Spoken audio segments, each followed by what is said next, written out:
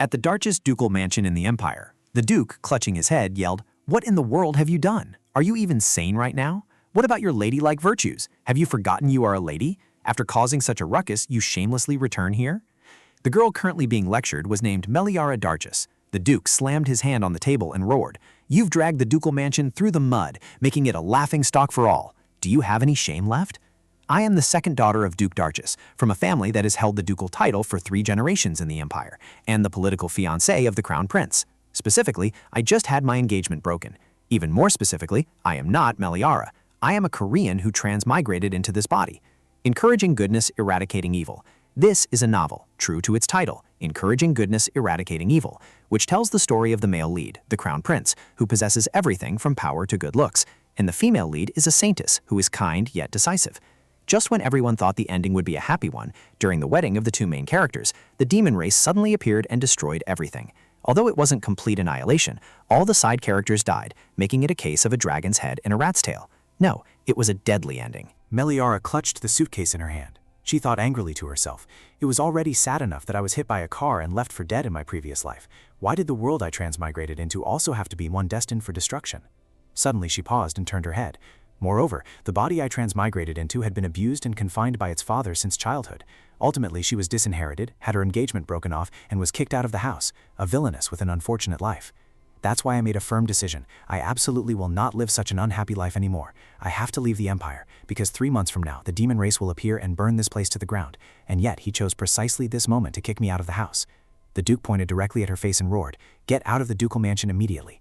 Meliara thought, "Okay, thanks a lot." I walked out really coolly, because I'm alive now after all. As for you, go fall into the hell that the demon race will give you, you abusive criminal. Running away from home requires cash, so where can I exchange money now? As the young lady of a 3-generation ducal lineage, I'd definitely be recognized if I went to a shop on the main avenue. I guess I'll have to go to the outskirts of the city. Suddenly, at this moment, a dog barked. Meliara immediately turned around. A dog's bark. Oh, I absolutely love animals. When she saw the dog, Meliara froze, her body rigid. A 3-headed dog looked incredibly grotesque. Meliara exclaimed in panic, "Oh, isn't that the hound guarding the gates of hell?" Before she could even think, the 3 heads lunged forward. Meliara clutched the suitcase in her hands, her face pale. This novel's worldview has that too? Oh no, don't come here. The 3 heads rushed at Meliara, leaping high. Meliara, terrified, covered her face. Oh, it's going to bite me. But the 3 heads' next action was something Meliara hadn't anticipated. This wet feeling. Instead of attacking, the 3 heads licked all over her. Meliara's face was soaking wet. What is this? It's just a dog with 3 heads. Immediately after, the 3 heads stretched out on the ground. Meliara smiled. "You want me to rub your belly? All right." At this moment, a man walked over. He called out, "Gelber." Then he approached the 3 heads. Meliara also stopped, raising her head to look at him. He approached and said, "Did you suddenly slip your leash?" "What is this?" Meliara's jaw dropped. "Wow, he's incredibly handsome. Is he even human? That face is totally my type. No, snap out at it." Then she asked, "Are you the master of these little ones?" He replied with his arms crossed, "Yes." The 3 heads seemed a bit timid and hid behind Meliara when they saw him. He continued, "Gelber is being friendly to a stranger? That's unusual." Meliara replied with a smile, "Haha, animals tend to cling to me a lot." In Meliara's previous life, she was constantly surrounded by a great many animals. Meliara stroked Gelber and said, "What a cuddly little one." All 3 of them have their own unique personalities, which is quite interesting. The white-haired man asked, looking puzzled, "3 little ones?" Meliara replied, "Because it has 3 heads, I called them the 3 little ones. Is that a bit odd?" Hearing this, he remained silent for a moment. Seeing this, Meliara immediately asked, "What's wrong, sir?" White-haired said nothing and immediately knelt on one knee. He pulled Meliara towards him, causing her hat to fall off, then lifted Meliara's chin. Meliara, before she could even process it, was bewildered. Huh? She thought. If he's suddenly like this, then I'm really getting a bargain. Meliara was stunned. No, we're on the street and he's suddenly doing this. In Meliara's heart, she was fluttering. Oh my goodness. White-haired began to speak. Could it be? Meliara was pouting her lips when suddenly someone ran up. "Sir, you found Gelber. So you're here." Meliara awkwardly stood up. The butler bowed and said, "Thank you for helping us find Gelber." Meliara, seeing the newcomer, exclaimed, "Wow, a handsome middle-aged man. Looking at his attire, he must be a butler, right?" Then she waved her hand and replied, No, I just happened to pass by and met him." She thought, "So that person must be a noble, right? Why does he look so elegant? Anyway, he's excessively handsome. The more I look, the more he's exactly my type." Suddenly, he looked over, making Meliara feel shy. It startled me completely. The butler offered 2 gold coins and said, Although it's nothing major, please accept this as a token of our gratitude. Meliara began to say, "Oh, a token of gratitude for what? At this point, Meliara saw the 2 gold coins, and her eyes lit up like car headlights. She thought, "It was just playing with a few dogs, and with this money I can sleep 10 nights in a luxurious place. How great!" Then she extended her hand and replied with a smile. "Yes, then I won't refuse," she thought. "Too much gratitude, so I've changed my mind. Better take it quickly and run." Well then, if you'll excuse me. After taking the 2 gold coins, Meliara immediately grabbed her sandals and ran off. The butler watched her, smiling, and said, "What a lovely person." Seeing Whitehair deep in thought, the butler asked, "Is something wrong, sir?" Whitehair replied, "No, I just have something bothering me." Then he called out to someone nearby, "Hey, you there." The young man startled and turned around. "Yes, sir, did you call me?" Whitehair pointed at Gelber and replied, "Yes, I have something to ask you. How many heads do you see on this dog?" Gelber stared at the young man with incredibly menacing eyes. The young man, startled, pointed at Gelber and replied, That, isn't it obviously one?" Gelber barked at him, making him panic. "Please don't bite me." Whitehair remained silent, pondering something. Then he said, "All right, you may go." The young man frantically ran off. I'm sorry." The butler turned and asked, "Why are you so troubled, sir? It's not like you at all. It's enchanted with a concealment spell, so ordinary people would naturally only see 1 head." He replied, "That girl, she saw 3 heads. She saw through Gelber's concealment spell." Recalling Meliara's earlier words, "Since it has 3 heads, I call it 3 pups. Isn't that a bit strange?" The butler asked in disbelief, "How can that be? Could she be a demonkin or someone with a contract with a demonkin?" Whitehair replied, "I don't feel that way at all." The butler hesitated. So, could it be that person? The white-haired man thought to himself, turning away coldly. No, absolutely not. That's right. Compared to the girl in my memories, her appearance is different, but then he sharply turned and said, "Tanma, you must investigate her." Tanma replied, "I understand, sir." He thought to himself, different appearances don't mean different souls. Who knows, maybe this time I can find her. Meanwhile, on Meliara's side, well, I've got my pay now. The first thing I have to do, of course, is go shopping. She quickly entered a fashion store. Oh my, it suits you perfectly. When she came out, her eyes lit up at the sight of an eatery. After eating her fill, Meliara delighted. "Ah, I'm so full. I've wanted to eat this ever since I appeared in the original story. I've got comfortable clothes and my stomach is full. So next, should I officially plan my escape? This place will soon be eliminated by the Demon King, so I need to escape as far from the Empire as possible. Next, I need to find the opportunities that appear in the novel." What is a fated artifact? It's a sacred item used for defense, mentioned in novels that encourage good and eradicate evil. Perhaps it's my lifeline, since it's used for defense. But the problem is that this fated artifact is right next to Grand Duke Arvis, probably in the Moon Temple. Why is that a problem? Because Grand Duke Arvis is the Demon King who will destroy the Empire. But Grand Duke Arvis has lived in seclusion for nearly 100 years, so why would he suddenly attack the Empire? Why did the Demon King initially live as a Grand Duke in the human world? At this moment, someone nearby noticed her and approached. He crossed his arms and asked, "What's a Demon King?" Meliara immediately turned around. He rested his arm on the chair, smiling, and said, "I didn't expect the lady to draw so poorly. Art is basic knowledge for a duke's daughter, isn't it?" Meliara immediately noticed his appearance. Wow, he was incredibly handsome. The cuteness on his handsome face stimulated her maternal instincts, exactly the face of an idol group's center. But who was he? She rarely saw a face like this here, so she unconsciously got excited. He pulled out a chair, sat down, and said, "It's my first time seeing a girl wearing pants, so I thought I was mistaken." Meliara stammered, "Oh, is that so? Why are you here?" Meliara wondered to herself, "Who is this? An acquaintance of Meliara's? Ah, I'm Meliara now, aren't I? I probably won't be exposed, right? She knows someone this handsome? I'm so jealous." Suddenly, he looked stunned. Meliara asked curiously, "Is something wrong, sir?" He replied, "No, it's just that you haven't dropped the honorifics all this time, but now you have." Meliara stammered an explanation. "Huh? Oh, that? It's been a long time since we last met, so I just forgot." She thought to herself, "Isn't this a relationship where honorifics can be dropped?" Next, he clasped Meliara's hand and said cheerfully, "No, it's fine actually. Dropping honorifics will make us feel less distant, won't it? It's good. Since we've already changed the way we talk, why don't we change how we address each other too?" Meliara asked, "Address each other? What should I call you then?" She blushed and thought to herself, "Absolutely adorable, top tier. That expression should be illegal." He said, "Calling me Your Highness is too stiff. Just call me Linden." Meliara secretly marveled. Amazing. So even the side characters in this fantasy romance world are handsome. Then she said, All right, Linden." Suddenly, Meliara's face darkened in shock. Linden Azasan van Bacarda, the second prince of the Empire, who encourages good and eradicates evil. And he's the novel's male supporting character after all. Linden saw her looking dazed and asked, "What's wrong with you?" Meliara pouted. "Oh no." Meliara forced a laugh and said, "Haha, it seems a bit hot here." Meliara thought in surprise. "I can't believe I ran into the male supporting character right away. Why is the second prince in a place like this, quite far from the capital?" But thinking about it, after his mother's suspicious death, it must be about the struggle for power, right? I heard that the head of the merchant guild, Aegison, his father, raised Linden outside the palace. Is that why not many people recognize him? Linden scratched his face and called, "Meliara." Meliara flinched. Linden worriedly touched her forehead to check her temperature. Then he said, "You don't have a fever. If you're sick, let's go home." Meliara, feeling like her heart was about to drop out, awkwardly said, No, I'm not sick."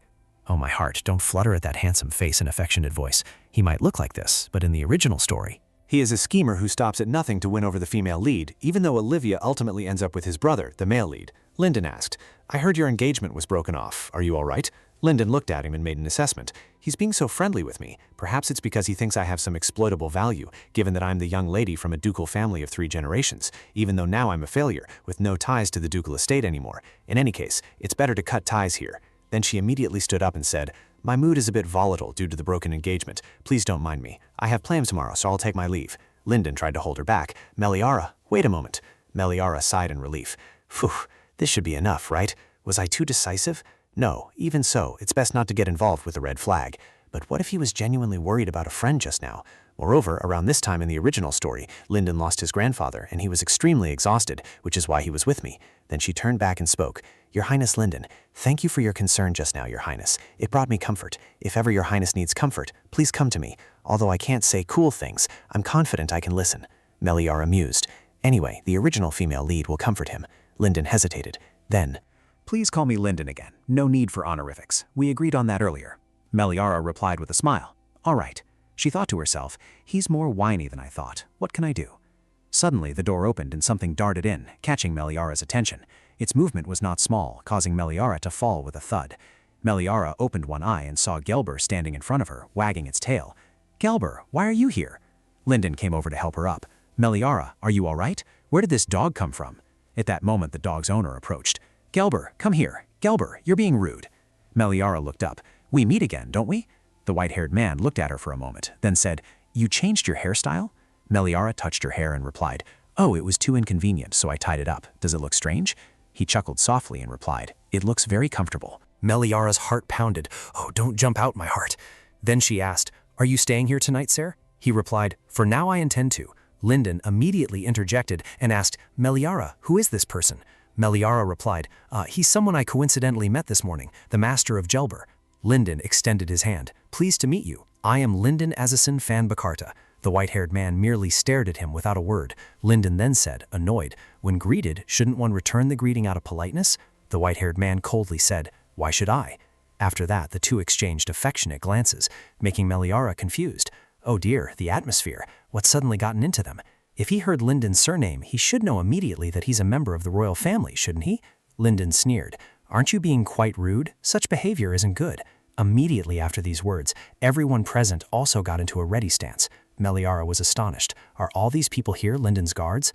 The white-haired man crossed his arms and said, "That's my line." His gaze turned cold, and in an instant, Linden's subordinates collapsed. Linden was astonished. "What is this?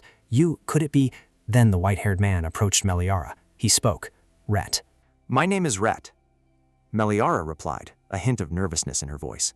"Oh, and I'm Meliara." Rhett said, "Ara." Meliara scratched her head, forcing a smile. "Haha, you can call me that." Meliara thought with a start. What a shock. I never expected to hear my past life's name here.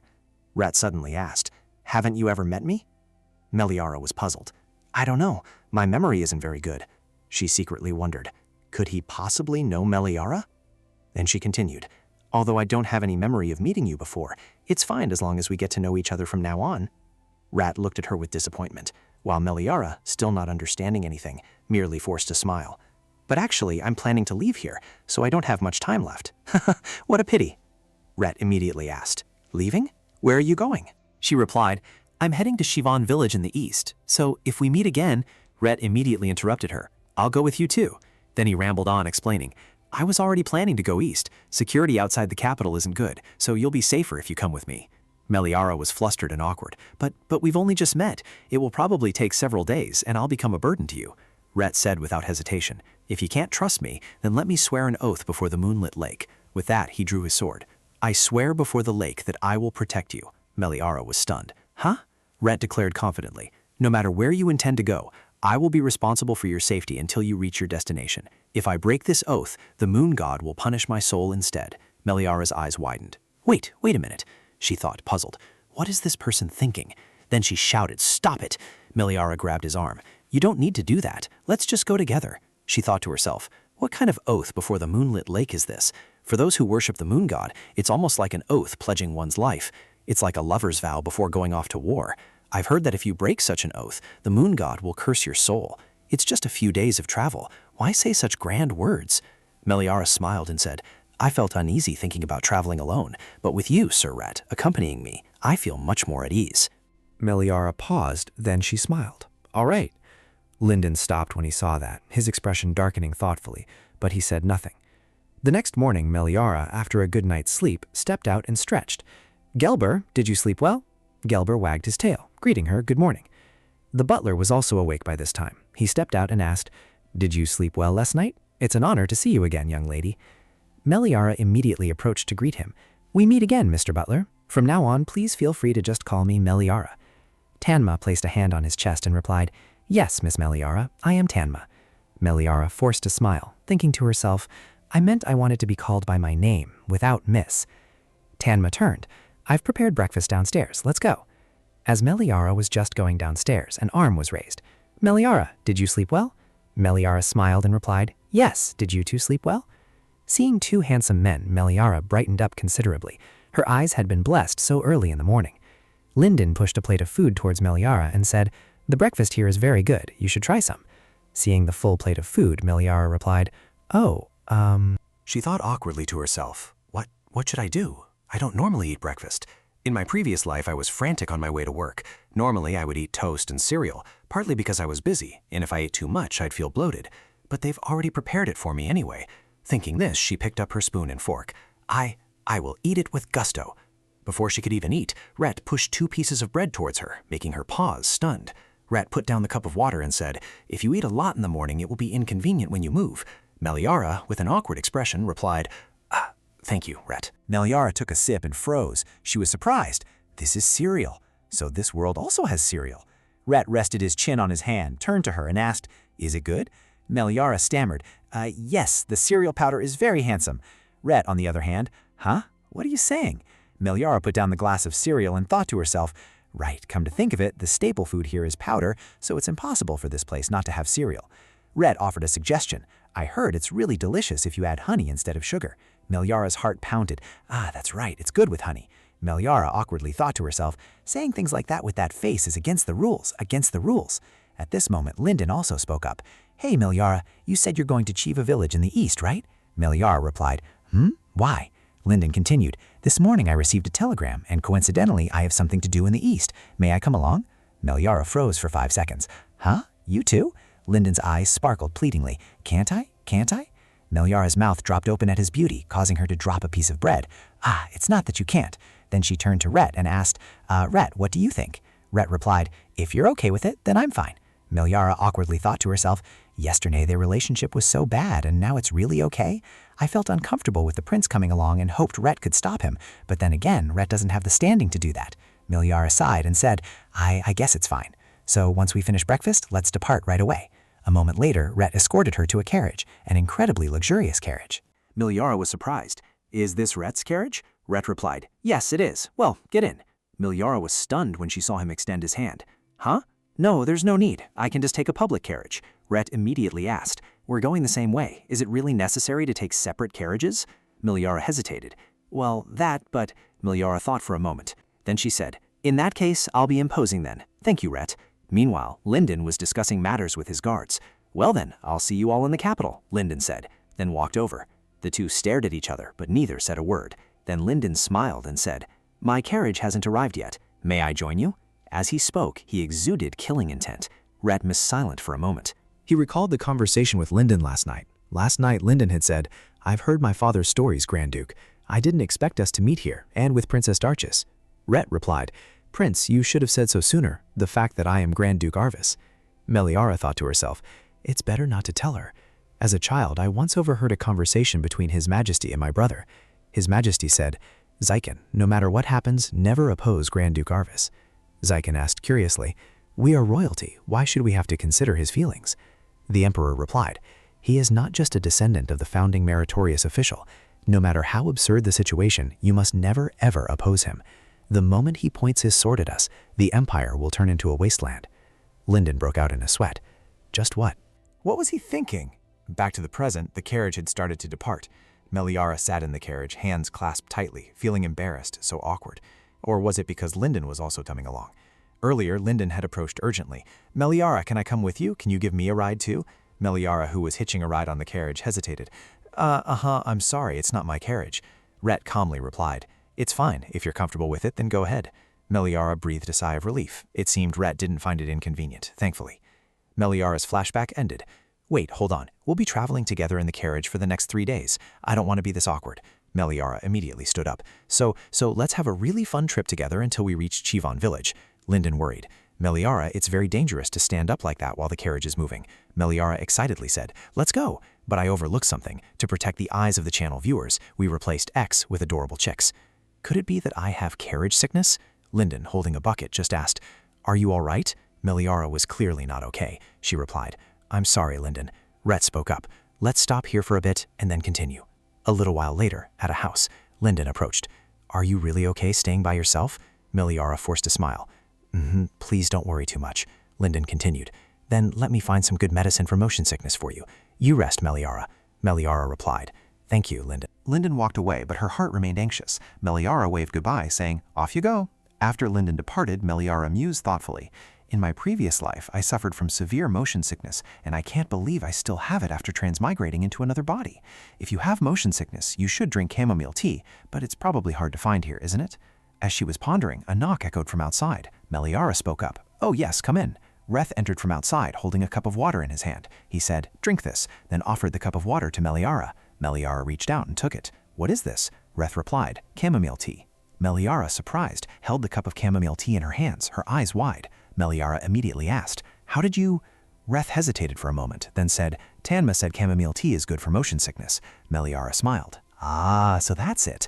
She thought to herself in surprise. They have that folk remedy here too? Meliara then took a sip and beamed brightly. Thank you, Reth. Reth, with his hands on his hips, said, I used magic to keep the tea warm. Just rest here today. We'll depart tomorrow. After that, he turned to leave when Meliara suddenly called out, Reth! She smiled brightly. Lord Rhett is truly very friendly. Rhett flinched and stopped. Then he also opened the door. He left, not forgetting to tell her, get some more sleep. Then the door slammed shut. Rhett stopped outside, thinking to himself, how could it really be her this time? Rhett's heart swelled. He recalled Meliara's words, which aligned with a certain image. Rhett is very friendly. Don't you recognize him? Rhett's heart pounded. This time maybe it's true. The next day, Rhett ordered, bring the palanquin from the Grand Duke's estate here. Tanma raised a hand and said, that will certainly help with motion sickness, but what if the young lady sees its true form? Rhett crossed his arms and said, if she can see its true form, then we will be even more certain. Tanma smiled and asked, aren't you already certain now, my lord? Rhett let out a sigh. Just seeing Gelbert's true form isn't enough to conclude anything. Tanma's next words made Rhett feel a bit chagrined. Is it true that you don't believe it, even though you searched the entire village just to find chamomile tea?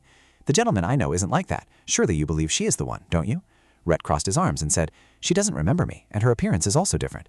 Tanma smiled. But you noticed that the way she smiles is exactly the same, didn't you? Rhett's gaze became serious. That's right. I know whenever she's stressed, she'll purse her lips. Whenever she looks at someone else's expression, her eyes will dart around. Also her kindness towards Gelber. Eating only a little in the morning, and looking for chamomile tea when she gets motion sickness. All of it I remember clearly. There's no way I couldn't recognize her. Tanma hesitated. Sir? Reth interrupted. Anyway, once we reach the temple, we'll find out. Tanma bowed and replied, I understand. Tanma looked up and thought to himself, is he hesitating because of that? 2 years ago at Duke Arvis's mansion, a sun Saintess once came to bestow blessings, but the Arvis ducal estate inherently worshipped the moon god and had already received countless blessings from the moon god, so there was no need for the sun god's blessings. Reth said, clearly annoyed, that's sun Saintess, she's truly irritating. Tanma spoke from behind. But sir, wouldn't it be better to be on good terms? If we lose to the Soul and Chalk factions, the situation will become more complicated. Reth ordered, we can't let that happen. Let her in. Because he didn't intend to contend with the Soul faction, he reluctantly allowed the girl into the Duke's mansion. However, she pointed at Gelber and said precisely that it was the three-headed dog. However, she was merely a contractor with the demon race, not the one he was waiting for. This time, hopefully, nothing will happen to disappoint him. While deep in thought, a shout rang out nearby. "Hey, you, snap out of it." Both of them immediately turned their heads. A black-haired young man was coughing violently. When he looked at his hand, he had coughed up blood. Reth was stunned. Blood, red. Not long after, Meliara, in a daze, heard someone calling, "Ara, Ara." Meliara broke out in a sweat. "Who's calling me?" The voice called out continuously, "Ara, open your eyes." Meliara wondered, "This isn't the orphanage, so who is it?" The voice continued, "Surely you haven't caught that disease, have you?" Meliara! A loud call startled Meliara awake. "Meliara, you all right?" Meliara looked bewildered. "Huh? What's wrong, everyone? Why are you all staring at me while I sleep?" She quickly wiped her mouth, thinking, "No, did I drool in my sleep?" Linden asked, "How are you feeling? You're not having trouble breathing or anything, are you?" Meliara replied, "No, I just woke up from a good sleep, so I feel very refreshed. What happened?" Linden looked up. "It's a relief you're all right. Well, about the village now." Meliara panicked. "Is there an infectious disease in the village?" Meliara quickly went outside. Linden spoke. "The situation seems more serious than I thought. Already half the villagers are infected, and there isn't enough space for patients. Even though we've set up tents in the square, it's still not enough. Although I've used my authority to seal off the village, it seems it will be very difficult for us to get out. I wanted to at least get you out of here, but..." Meliara raised her hand and replied, "No, I don't want to be the only one receiving special privileges. The situation seems very urgent. I'll help in any way I can." Linden continued, "Thank you, and wait a moment." Just then, his communicator beeped. A communicator can help contact people who are far away. Meliara looked at him, thinking to herself, although Linden doesn't tell everyone, in times like these, he steps up and takes responsibility as a prince. Then she clenched her fists in determination. "All right, I'll do what I can and help everyone, even with small tasks." With that thought, Meliara immediately got to work. "I'll move this, okay?" Suddenly, she saw Rhett talking to the doctors. She asked, "Rhett, what did the doctors say?" Rhett replied, "Without borrowing divine power and relying solely on medical skills, it will be somewhat challenging." Meliara put a hand to her chin in thought and said, "That's quite serious. Knowing the cause would certainly help." Rhett also put a hand to his chin and replied, "That I will take care of myself." Meliara replied, "All right, that's fine, Rhett." Rhett noticed the pile of things Meliara was holding and asked, "That's one thing. You said you were going to rest, but it turns out you're running errands?" Meliara smiled and replied, "I felt awkward resting by myself, and I'm feeling much better now. Oh, and most importantly, you said that without divine power it can't be resolved, so we have to contact the temple, right?" She thought to herself, if it's an urgent illness, the temple's power would... Wasn't this mentioned even once in the original work? She, the original protagonist, Olivia, is a Saintess. Nominally, I'm someone who transmitted into the novel, but the amount of information I know is far too little. Rhett spoke up. "It's not necessary to contact the temple." Meliara was stunned and asked, "What?" Reth shook his head. "No, it's nothing." Then Meliara turned and left. "I'll go deliver this quickly and be right back." Meliara thought to herself, puzzled. Strange. Everything Reth says is so vague. Meliara went to hand over the pile of things, saying, "Here you go. If you need any more help, just say so." Then she went to the sick people. "Are you all right?" Sunset finally fell. Meliara plopped down and let out a sigh of relief. "Now I can finally rest and breathe a little." Just then Reth approached and asked, "Are you only resting now?" Meliara saw him and asked, "You must be very busy. Why are you here?" Reth replied, "There was something I couldn't say earlier." Suddenly a scream nearby made Meliara jump. Damn it, these wretched bastards. Linden was panting heavily. Meliara ran over and asked, "Linden, what's wrong?" He said angrily, "I contacted the Royal Palace's magic tower, but they said they couldn't send aid troops." Meliara heard it as if struck by lightning. "What? What was that?" Linden's face darkened as he said, "Even though I've explained the situation, they said they can't send personnel here for such trivial matters." Meliara recalled the scene of the patients and their families crying and wondered, "Trivial matters?" Linden continued, "Even at a time like this, they're still engaging in political infighting." Meliara thought to herself, but then again, the Imperial Magic Tower is the Crown Prince's faction. Linden, to those who support the Crown Prince, he is like a thorn in their side, but he is a person of very high magical power, to the extent that he could endanger the position of the Magic Tower Master, which is why they make things difficult for him in everything. But compared to the safety of the Empire's citizens, is their own political standing still more important? How selfish. Linden stepped forward and made a suggestion. "Meliara, why don't you try contacting them?" Meliara was surprised. "Me?" She hesitated before replying. That's a bit difficult. When my engagement was broken off, rumors spread everywhere." Linden awkwardly said, "Oh, I'm sorry. You must still be very upset, and here I am talking nonsense." Meliara turned away and thought to herself, "What's there to apologize for? I'm the one who should be apologizing for not being able to help, because now I have absolutely no connection to the Crown Prince anymore." Then she held out her hand and offered her own opinion. As I see it, the only place we can truly rely on is the temple. Meliara pondered. But the problem is, before I transmigrated into this body, Meliara was suspected of poisoning the Saintess. How dare you? I wonder if they'll grant my request? But there's no other way. Meliara sighed and said, people really shouldn't bet their lives on this new power struggle. Suddenly, Meliara remembered something and her eyes lit up. That's it. Besides the Sun Temple and the Imperial Magic Tower, there's still one more power that can help us. Linden gloomily asked, besides those two places, is there anywhere else we can count on? Meliara immediately replied, no, think carefully, both of you. Linden, Rhett, there isn't just one sun god in this empire. If there's a sun god, then… The two seemed to realize her intention. Meliara, don't tell me… Meliara smiled and replied, exactly. The lunar cult worships the moon god. She thought to herself, because from the very beginning, the lunar temple was the place she chose to hide herself. Then she spoke up, the lunar sect has a bad relationship with the soul sect, so on the contrary, they would welcome us, wouldn't they?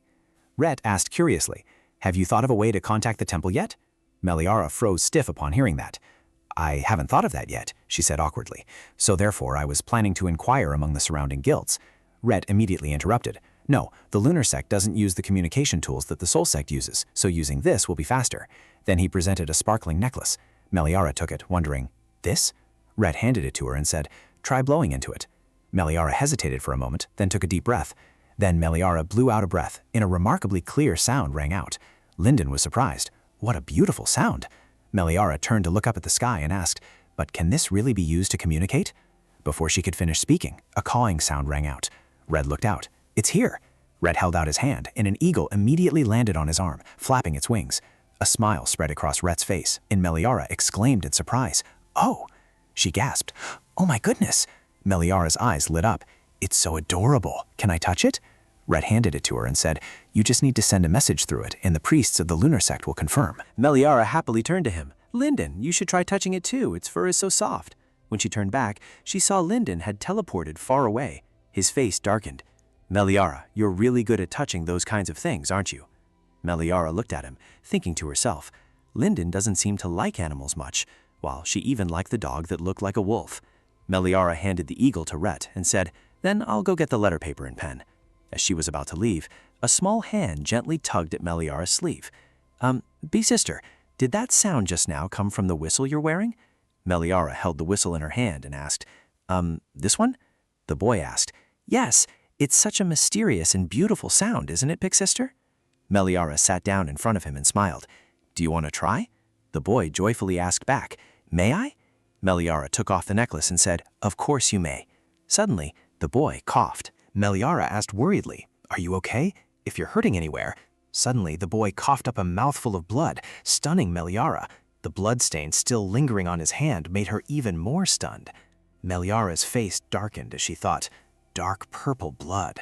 Meliara immediately sprang up. Everyone, stay away from me. She was aghast and worried. To be vomiting blood means the illness is quite severe. I was close to the boy, so it's already too late for me. But I must do something to prevent the spread until the priest arrives. Until then, it's enough for me to bear the pain alone. Suddenly, Rhett walked over and took her hand. Rhett, please step away. What if you get infected? Rhett said nothing and immediately pulled up the boy's sleeve. On the boy's arm was a dark red mark. Rhett said, this is a symptom of an infectious disease. Meliara worried. No, Rhett. What if Rhett gets infected because of me? Meliara shouted, I don't want that. Suddenly, her hand glowed, and the golden light on her hand astonished her. Linden exclaimed in surprise, This is… Rhett braced himself and stood up.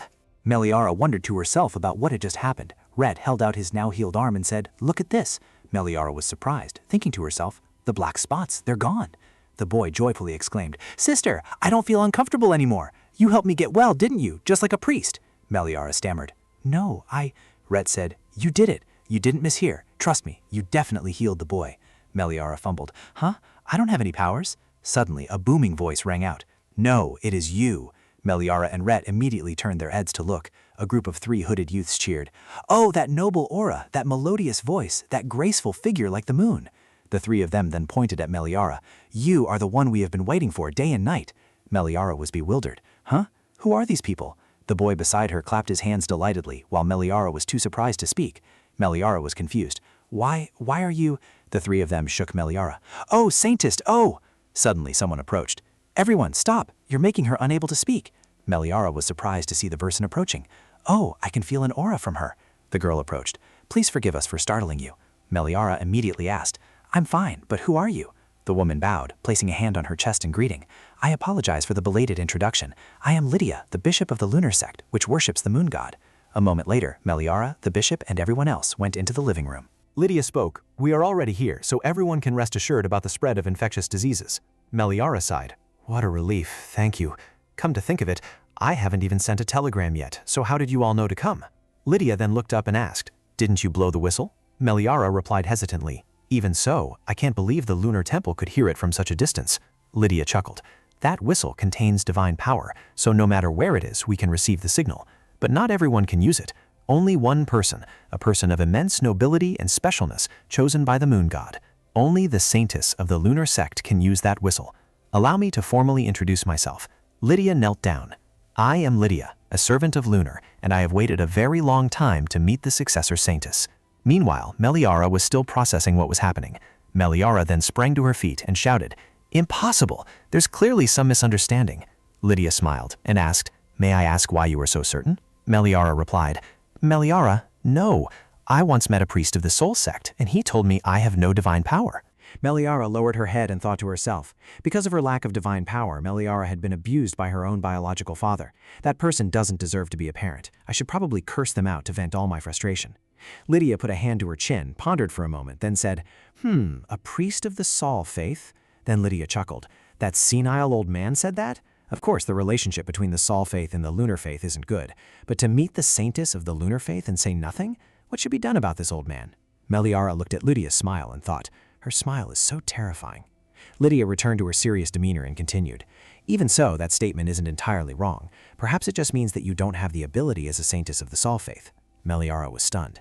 "So you're saying—" Lyndon also jumped to his feet. "So Meliara is truly the Saintess of the lunar faith?"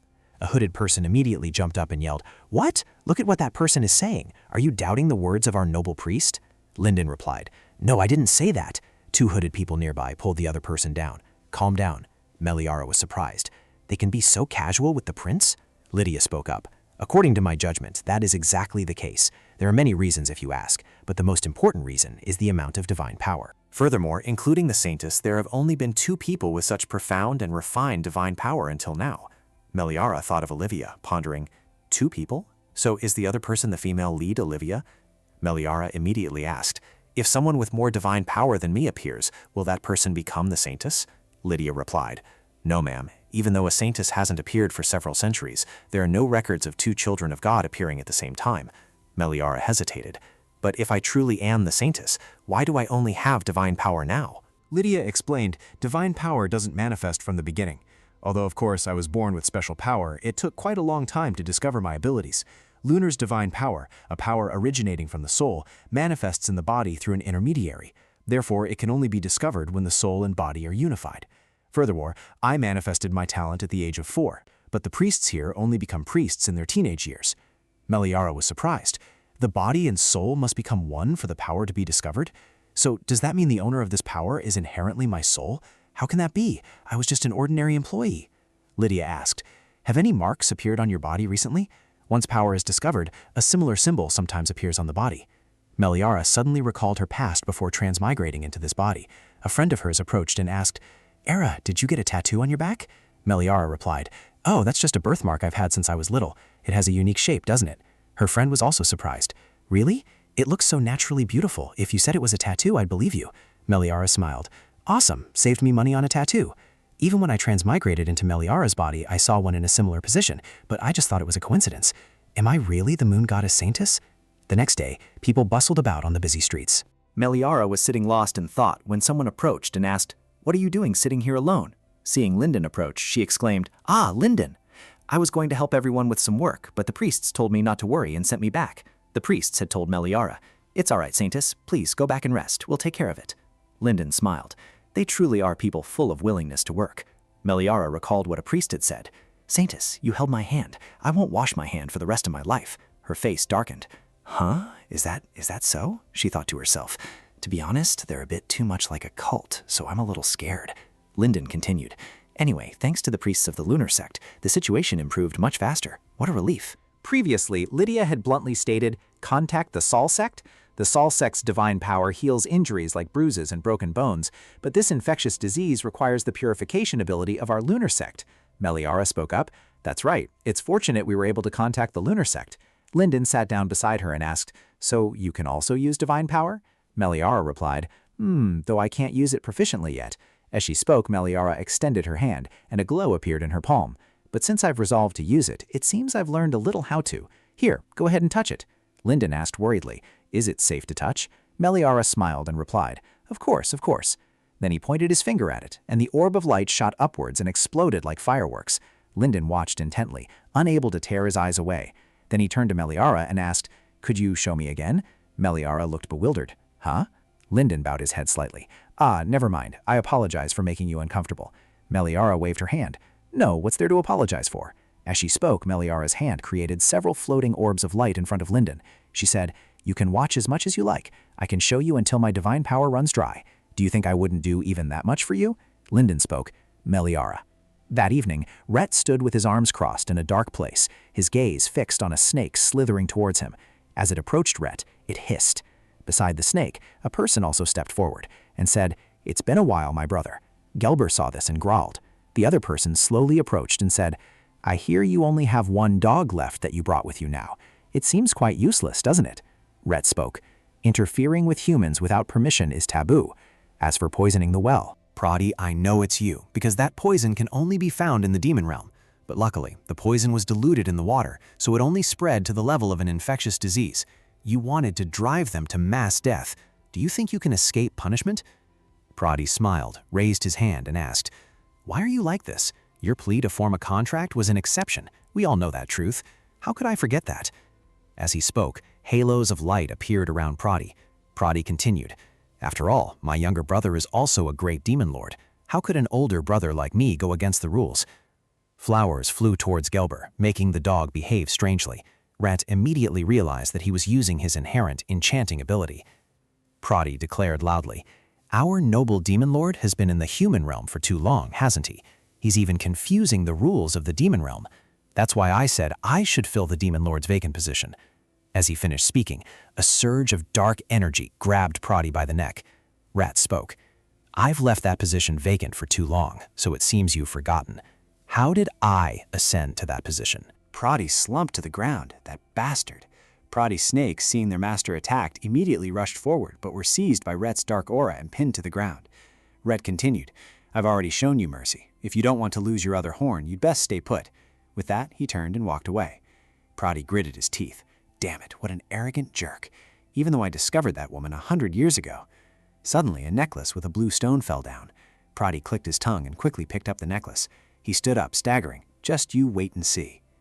Not long after, on the priest's side, the priests arrived and the infectious disease gradually subsided. But there was another problem. Even though the illness had improved, there were still external wounds, so the help of doctors was greatly needed. But in this village of Jabashe, there were only 2 doctors. Meliara volunteered, I'll help too, let me go gather herbs. So I volunteered to help them. Oh dear, my hands have no strength at all. Although I helped because I noticed I was the only one doing nothing, medical work is truly not easy at all. I had been running around day and night for 4 whole days. As a result, yesterday I fainted right after returning to my room. Meliara shuffled to the door, pulled it open, and was surprised. What is everyone doing here?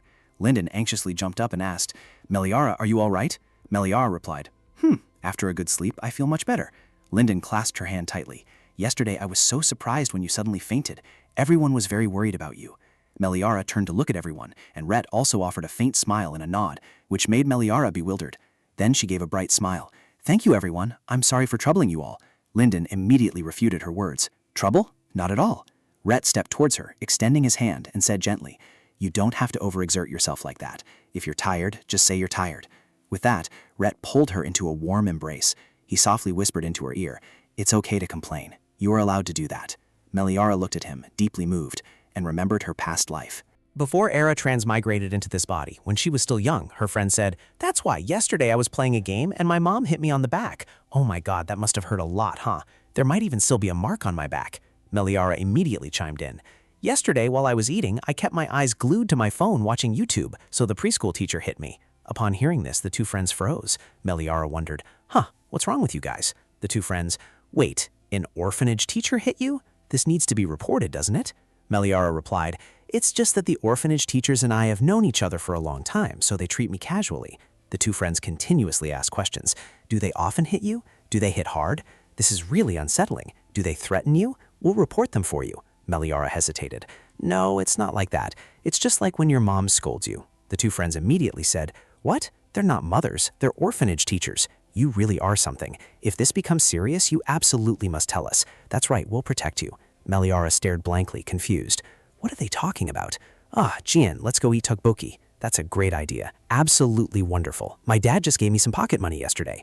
Meliara thought, what I went through was no different from what you guys did, yet my childhood complaints have been turned into a serious societal issue. Ever since then, I vowed to myself not to complain about anything.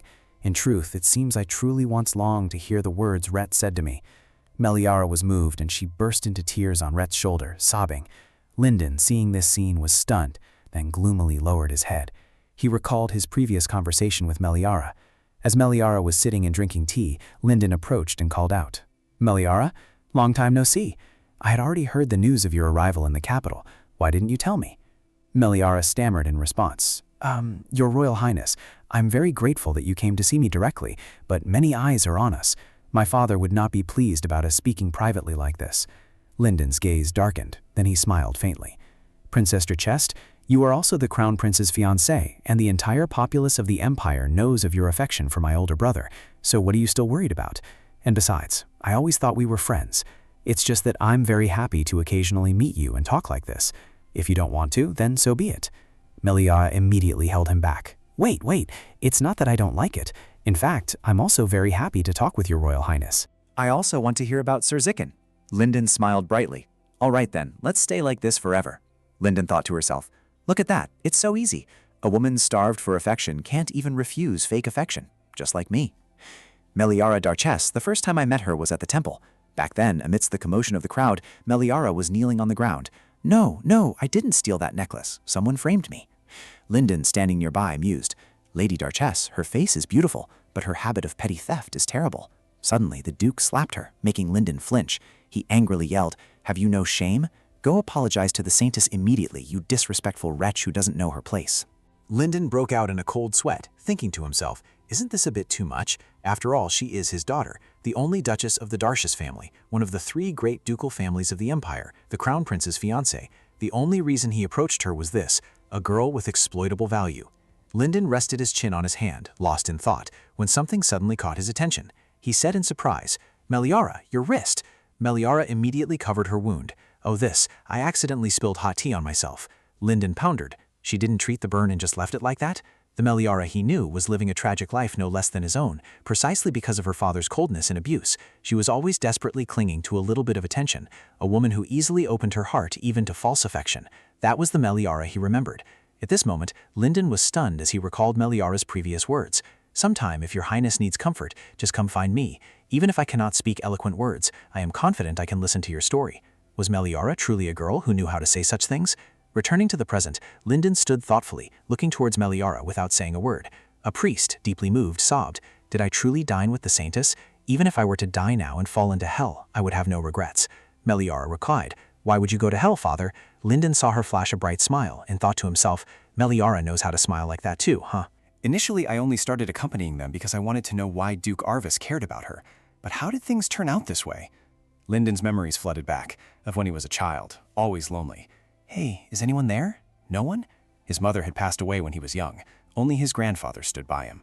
When someone approached, Lyndon turned around. Grandfather. A boy walked up and said, the concubine's son. A man also approached. Be sensible, that's your place. Lyndon sobbed uncontrollably, rushing away. As he ran, he wiped away his tears. Unfortunately, he bumped into someone. That person asked, what's wrong? Hearing the voice, he peeked open one eye to look and was stunned. Before him was a beautiful girl who gently repeated the question, what happened to you? The girl extended her hand towards him and softly said, don't cry. Would you like me to show you something interesting? Then, from the girl's hands, countless sparkling bubbles appeared and floated into the air, making Lyndon so astonished that he completely forgot he was crying loudly. At this moment, the beautiful girl sat down opposite him, and he looked up into the air with her, admiring the beautiful scene she had just created. Then she smiled brightly and asked him, "What do you think? Isn't it beautiful?" She took his small hands and said, "I'll show you as much as I can. I can keep showing you until I run out of things to show." Hearing our words, Lyndon looked at her with teary eyes, deeply moved, a feeling he had never experienced before. Ending the stream of memories, Lyndon lowered his face. Then he walked towards Meliara. Meliara sensed someone approaching and turned her head. Seeing that it was Lyndon, she waved and called out, "Lyndon!" But unexpectedly, Lyndon collapsed to the ground, covering his face and laughing heartily, which left her bewildered. After laughing until both his cheeks were red, he opened his eyes. He turned to Meliara and asked, "How are things going?" Returning to the present, a table laden with food had been set.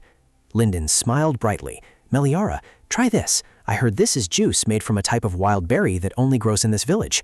Rhett, who was nearby, also urged her, "Drink this tea, and your body will feel more comfortable." Meliara felt awkward. "No, you too." After that, the two young men exchanged truly affectionate and warm glances. Meliara awkwardly said, "I'll drink it myself." Suddenly, a priest sprang forward, holding a plate of pastries in his hand. "Saintess, you should try this too." Another priest also approached. "No, Saintess, please eat mine." Meliara awkwardly thought to herself, "I wonder if it's because of the large crowd, but I don't feel any spirit at all." Then Meliara offered a smile. "Even so, everyone is thinking of me, so it's not bad, is it?" Meliara laughed out loud. "Ha ha! Thank you, everyone. I'll enjoy it heartily." Everyone saw her smile and stopped their activities, looking bewildered. She worriedly thought to herself, "But it looks like my stomach is in for a rough time." Everyone kept passing food over. "Drink this too. Here, have some more." Not long after, the servants arrived to clear things away. Meliara said, "I'll head back to my room to rest for a bit. See you all later." Rhett replied, "Get some rest, Ara." Lyndon smiled, "See you later, Meliara." As the room door closed, the smiles on Lyndon's and Rhett's faces vanished. Both turned away coldly. The priests murmured amongst themselves, "Why are those two just standing there pining away like that?" Well, we'll be leaving too." The door opened, and by then the priests had also left, leaving only Lyndon and Rhett. Rhett turned to him and said, "Say what you want to say. Your face looks like you're bursting with questions." Lyndon glanced over, then approached Rhett and said, "Then I'll ask you directly. Why are you so concerned about Meliara? The Duke is known to be someone who doesn't care about politics or power. If your intention is to exploit her, then now—" Rhett immediately cut him off. "That's not your concern." Lyndon, having been hit where it hurt, grew angry. It's true it used to be that way, but not anymore." Rhett glanced at him for a moment, then said, "I have something I need to confirm with Ara." Lyndon, puzzled, immediately asked, "Confirm? Is that so? Do you mean the matter of her being the Saintess of the lunar sect?" Rhett turned away. "That has nothing to do with you." Lyndon flared up in anger. "Seeing you constantly concerned about Meliara, I have a duty to ensure the Saintess's safety." Meliara and I are friends. Before I could finish speaking, a surge of dark energy from Reth caused Lyndon to float in the air. Reth said, "Protection? Then first, you must get rid of that unpleasant aura within you." Suddenly, something caught Reth's attention. Lyndon shone as if blessed by the Saintess behind him. Reth continued, "It seems you've received the blessing of the blonde Saintess, haven't you? That's not Soul's power." Lyndon was stunned. "What are you talking about?" Reth replied, "I don't hate Soul's power, it's just different from Lunar's, as is the power of the gods. However, that unpleasant aura in your body is a counterfeit from the Soul cult." Lyndon was confused. "Are you saying the goddess's blessing is fake?" Reth replied, "If you believe it's fake, then so be it. What you choose to believe is your decision." Lyndon was speechless after hearing that. He watched Reth walk away and asked, "Why are you telling me this?" Reth turned his head sharply and said, "Because compared to that deluded emperor or crown prince who can't distinguish right from wrong, your mind seems sharper. If you want to know more, this infectious disease outbreak could very well be a clue." Lyndon stood rooted to the spot after hearing that. That evening, a bonfire was lit, and everyone gathered around. Meliara smiled as she gazed at the peaceful scene. At this moment, Lyndon approached and said, "It's hard to believe we have to leave tomorrow already, isn't it?" Meliara replied, "Yes, having to leave so suddenly makes me a little regretful, doesn't it?" She let out a sigh, thinking that ever since she entered this body, these had been the busiest days. Anyway, it was fortunate that the village had returned to its original state. Lyndon stared. Then he turned to Meliara and suggested, "Meliara, would you like to dance too? Dance with me?" Meliara looked bewildered. "Huh? Dance?" She waved her hand. "Oh, I can't dance." Lyndon asked curiously, "Is that so? But I thought I heard you say you liked it before." Meliara was startled. So Meliara liked dancing. Then she stammered, Liking it and being good at it are two different things." Lyndon replied, "Well," he gazed at Meliara intently for a while. Lyndon spoke, "Meliara, are you originally from the lunar sect?" Hearing this, Meliara spat out the mouthful of water she was drinking. She gave a wise smile and said, my family follows the soul sect. As for me, it turns out I don't follow any religion at all. Linden was surprised. You don't believe in any deities? Is that even acceptable? The question made Meliara think anxiously. Is it really that rare to have no religion in this place? But what if it's not true? That there are no gods? Then she awkwardly said, so I'm not exactly an atheist. I believe in agnosticism. It's not that I don't believe in deities, but rather that I haven't been able to truly comprehend the divine. Let me explain agnosticism. Agnosticism is when one cannot understand the nature of the divine, lacking the ability to perceive the existence or nature of God. Therefore, we cannot define God by our own standards. I believe that is not a realm that humans can presume to understand. Meliara sulked. What am I even saying? Oh, I don't know. Then Meliara tried to explain again. What I mean is, all the deities in this world are truly magnificent. Linden was dumbfounded after hearing that. Huh. Meliara covered her face. What a stupid thing to say. A wave of embarrassment washed over her. Suddenly, something caught Meliara and Linden's attention, making them look up, to see Rhett sitting next to Meliara, stroking his chin and saying, "You're right, all deities are great." Hearing him say that, Meliara blushed deeply and said, "Don't tease me, Rhett." Suddenly, Rhett took a strand at her hair and continued, "Remember this, whether you believe in gods or not." As he spoke, he placed a kiss on her hair, and then continued, "You are the Saintess." Amidst the warm and cozy gathering of everyone, Rhett spoke, "You are receiving boundless love. All you need to do is believe in that." Meliara looked at him blankly. She was about to say something, but then scratched her head awkwardly. "Reed, honestly, it's not that serious. Don't worry, I won't say I doubt my faith in front of priests or anyone else." Reed replied, "That's not what I meant." Meliara stood up to leave. "Well, I'll head back now. I think I'm tired, maybe from drinking too much beer." I'll go ahead. Have a good evening, everyone. With that, Meliara left, leaving Rhett bewildered. Meliara walked to her room and opened the door. She stood rooted to the spot for a moment, then plopped down. Rhett, really. Saying something like that out of nowhere made her heart want to leap out of her chest. Rhett must have said that to comfort her because he saw she was worried, as a devotee of the lunar faith, right? It was the same last time. Normally, when comforted, one's heart should calm down. But why is her heart beating so fast? Rhett, he only treats her affectionately because he believes she's the Saintess, right? Just like how the priests were initially fond of her because she was the Saintess. That's why Rhett said she was chosen by Lunar. How can he be so sure? Anyway, don't flatter yourself too much. At this moment outside, everyone was still milling about. Linden silently called her name, Meliara. Suddenly, someone approached and called out, "Your Highness." He whispered, "It's the news you asked me to look into. The intelligence just arrived. Let's move somewhere else for now." Upon hearing this, Linden stood up and turned away. When they reached a secluded spot, both stopped. Linden crossed his arms and asked, "So, what about the movements of the Saintess of the Soul Faith these past few days?" The young man stammered, "About that. According to sources from the Holy Temple, a few days ago, Miss Olivia, who was hiding in the Holy Temple, was found unconscious not far from there. Your Highness, how did you guess that Saintess Olivia had been here?" Linden thoughtfully recalled Rhett's earlier words. "The disgusting aura in your body is a counterfeit from the Soul Faith, because compared to the Emperor or that deluded crown prince who can't distinguish right from wrong, your mind seems sharper. This infectious disease incident could very well be a clue." Not long after the moon waned, the sunlight of a new day shone through. Meliara exclaimed, "Oh, what is this? What's going on? Am I dreaming?" Tanma approached with a sparkling smile on his lips. "It seems the young lady gets very severe motion sickness from carriages, so I've prepared a slightly more comfortable mode of transport." Meliara shuddered upon hearing that. A comfortable vehicle that? Here, colossal snails like that are considered a means of transport, huh? Tanma cut off her train of thought. "Oh, this must be the first time you've seen this kind of carriage. It's a famous specialty of my land. Don't let its appearance fool you. It's very fast." Meliara thought to herself in disbelief. "But it's a snail." Tanma pointed at the snail and said, "If you can see it, just take a look before we set off. It's good to greet it and ask for its help first." Meliara's face darkened. "Huh?" Her hand trembled as she reached toward the snail. I really hate slimy things. But because she was the type of person who couldn't refuse others, Meliara had no choice but to touch it. When her hand touched it, she flinched. "Oh, I touched it." Meliara slowly opened her eyes. "Oh, it's not what I thought, is it? It wasn't sticky at all. On the contrary, it was clean and dry, just like a freshly washed plate. It's incredibly cute. I like snails now." Linden, who was observing nearby, was also bewildered. Meliara seems to really like horses. Wait, pause for about 2 seconds. Why did Linden see the snail monster as a horse? The reason was the illusion spell on it. What is an illusion spell? It's a type of magic used to make ordinary humans see monsters, whether they have 3 heads or are extremely large, as just normal animals. For example, Geber looked like a dog. This spell is only effective on ordinary humans.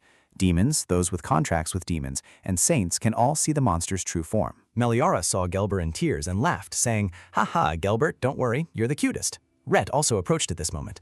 "Ara, let's depart now." Meliara turned back and replied, "Ah, Rhett, I understand. But what about Lydia and the priests?" Rhett answered, "The The priests have the ability of instant teleportation, so they don't need to travel by carriage. Meliara then realized, so that's how it is. Meliara wondered, I heard that the temple in Tree Van Village is a ruined temple. Isn't there anyone managing it? Is it all right for us to go without contacting the temple beforehand? After sitting properly, Red explained to her, it's simply because there's a shortage of priests, so no one has been sent there. The temple isn't actually closed. Meliara replied, I see. Then she turned outside the carriage and called, Linden, we're about to depart. Linden was fiddling with his hand, then smiled brightly and said, I'll be right there. Meliara felt a little wistful. It seems I have to say goodbye to Jaboke Village now. Although I was devastated by the infectious disease incident, fortunately everything has been resolved. Now I suppose we can go straight to Tree Van Village, right? Suddenly someone ran up, shouting, Your Highness. Linden immediately turned around and asked, What's wrong? The person, panting heavily, said, Your Highness, the matter.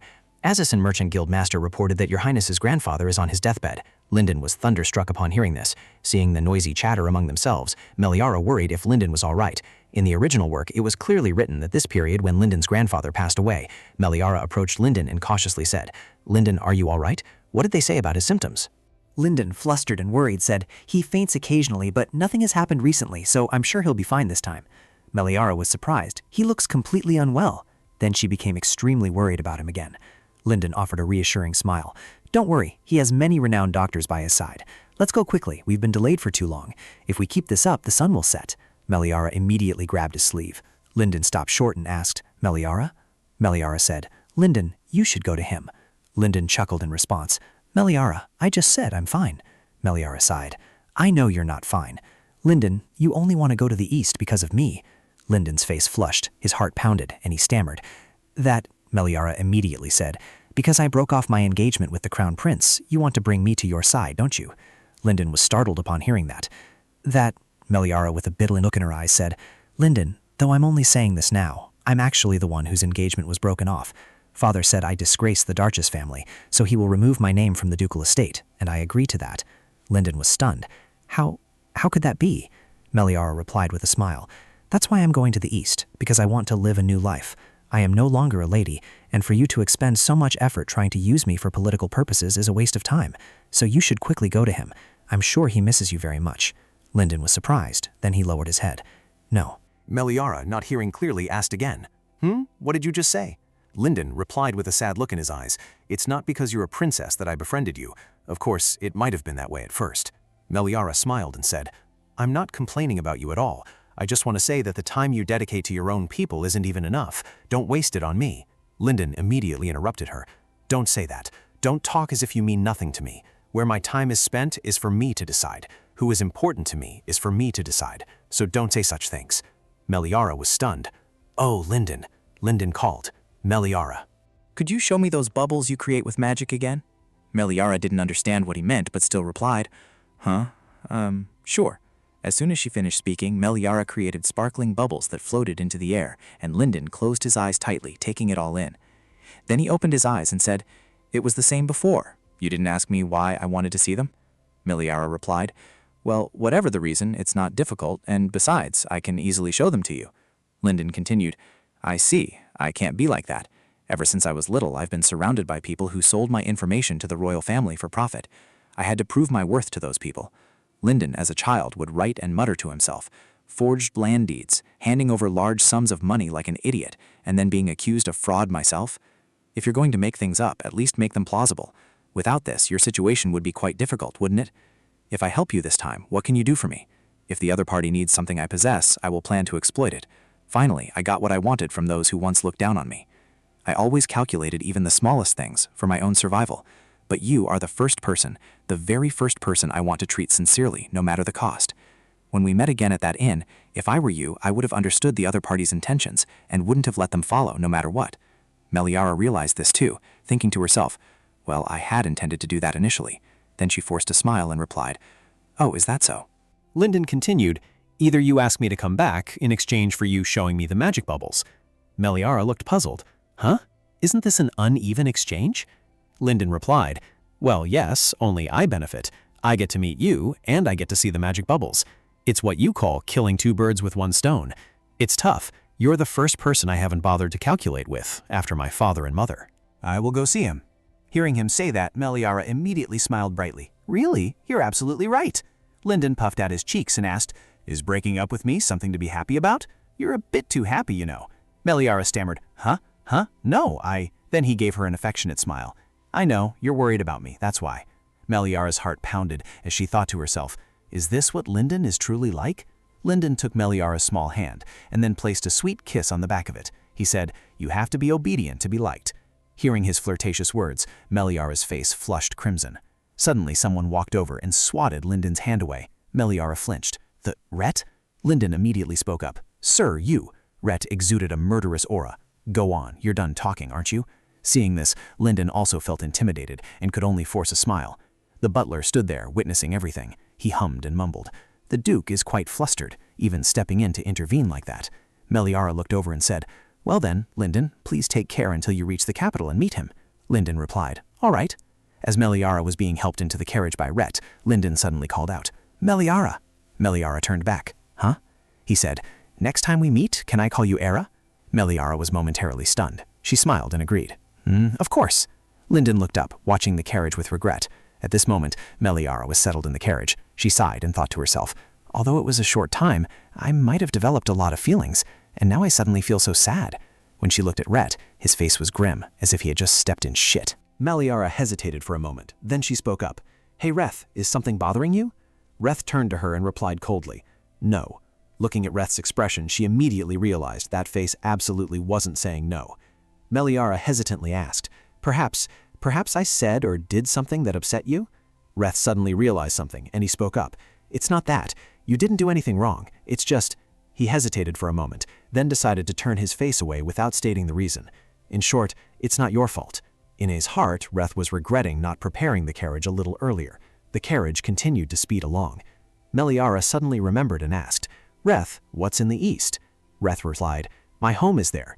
Meliara asked with surprised delight, so you live in the east? I heard the east is quite vast. What's it like there?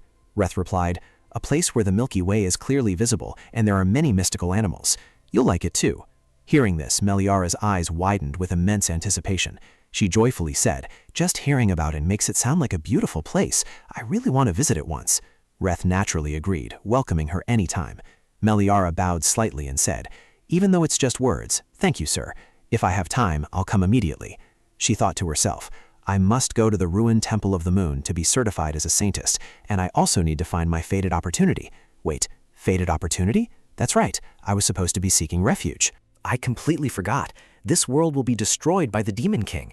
Suddenly, Meliara called out, Ara, are you all right? Meliara wondered what Rhett would say if she revealed she was going to seek an opportunity for refuge. In Meliara's imagination, she said, Rhett, actually, this place is a world from a novel, and the Demon King is about to invade. At that time, all of us will be wiped out, so we must quickly flee to another empire.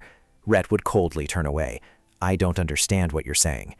Meliara's head throbbed. It's true. Who would believe it if she suddenly said the Demon King was invading and the world was ending? She probably wouldn't believe it herself. But she couldn't pretend not to know everyone, including Rhett, Linden, Tanma, Gelber, and then run away by herself. Or perhaps after her certification as a Saintess, she could tell Lydia. If she said that God had sent down a message, maybe everyone would believe her. Meliara spoke, interrupting her own thoughts. Was she hesitant about becoming a Saintess? Meliara quickly denied it. Huh? Oh no, that's not it at all. She thought to herself, although at first I found the idea of becoming a Saintess a bit stressful, I could use this to persuade people, so it might actually be a good thing. I'll give it a try. Rhett looked at her for a moment, but said nothing. Then he asked, where do you plan to live after becoming a Saintess? Meliara replied, I don't know yet. Perhaps I'll live in the Grand Temple. I heard Lydia lives in the temple too. Rhett said, the Grand Temple is fine, but Saintesses usually live in parish houses. He offered a suggestion. How about coming to my house? Meliara froze. Rhett's house? Rhett continued. The estate and mansion are spacious, and there are enough servants, so there won't be any inconvenience living there. The garden is also full of flowers, and if you need anything else, it can be brought to you. Meliara thought to herself, so he's trying to persuade me to come to his house now? Thinking this, she burst out laughing. Then Meliara replied, all right, after I'm certified as a Saintess, I'll come to Rhett's house. In Meliara's imagination, Rhett was like a little boy saying, come to my house, there are puppies, beautiful flowers, and juice too. She smiled, thinking, he's really trying hard to entice me, isn't he? This man has a hidden adorable side. Actually, no one has ever taken care of me like Rhett, to the point of swearing to protect me. Suddenly, she realized something and immediately stood up, calling out, Rhett! Even after I'm recognized as the Saintess, will you still swear to protect me? just like the oath before Moonlight Lake, before we came here, swearing that no matter what unexpected danger arises, no matter if the world turns upside down, you will still protect me. She pondered. With someone as trustworthy as Rhett by her side, what more was there to fear about invasion? Although she felt a little guilty for constantly relying on him for protection, it was only natural for a Guardian to protect the Saintess. Rhett smiled.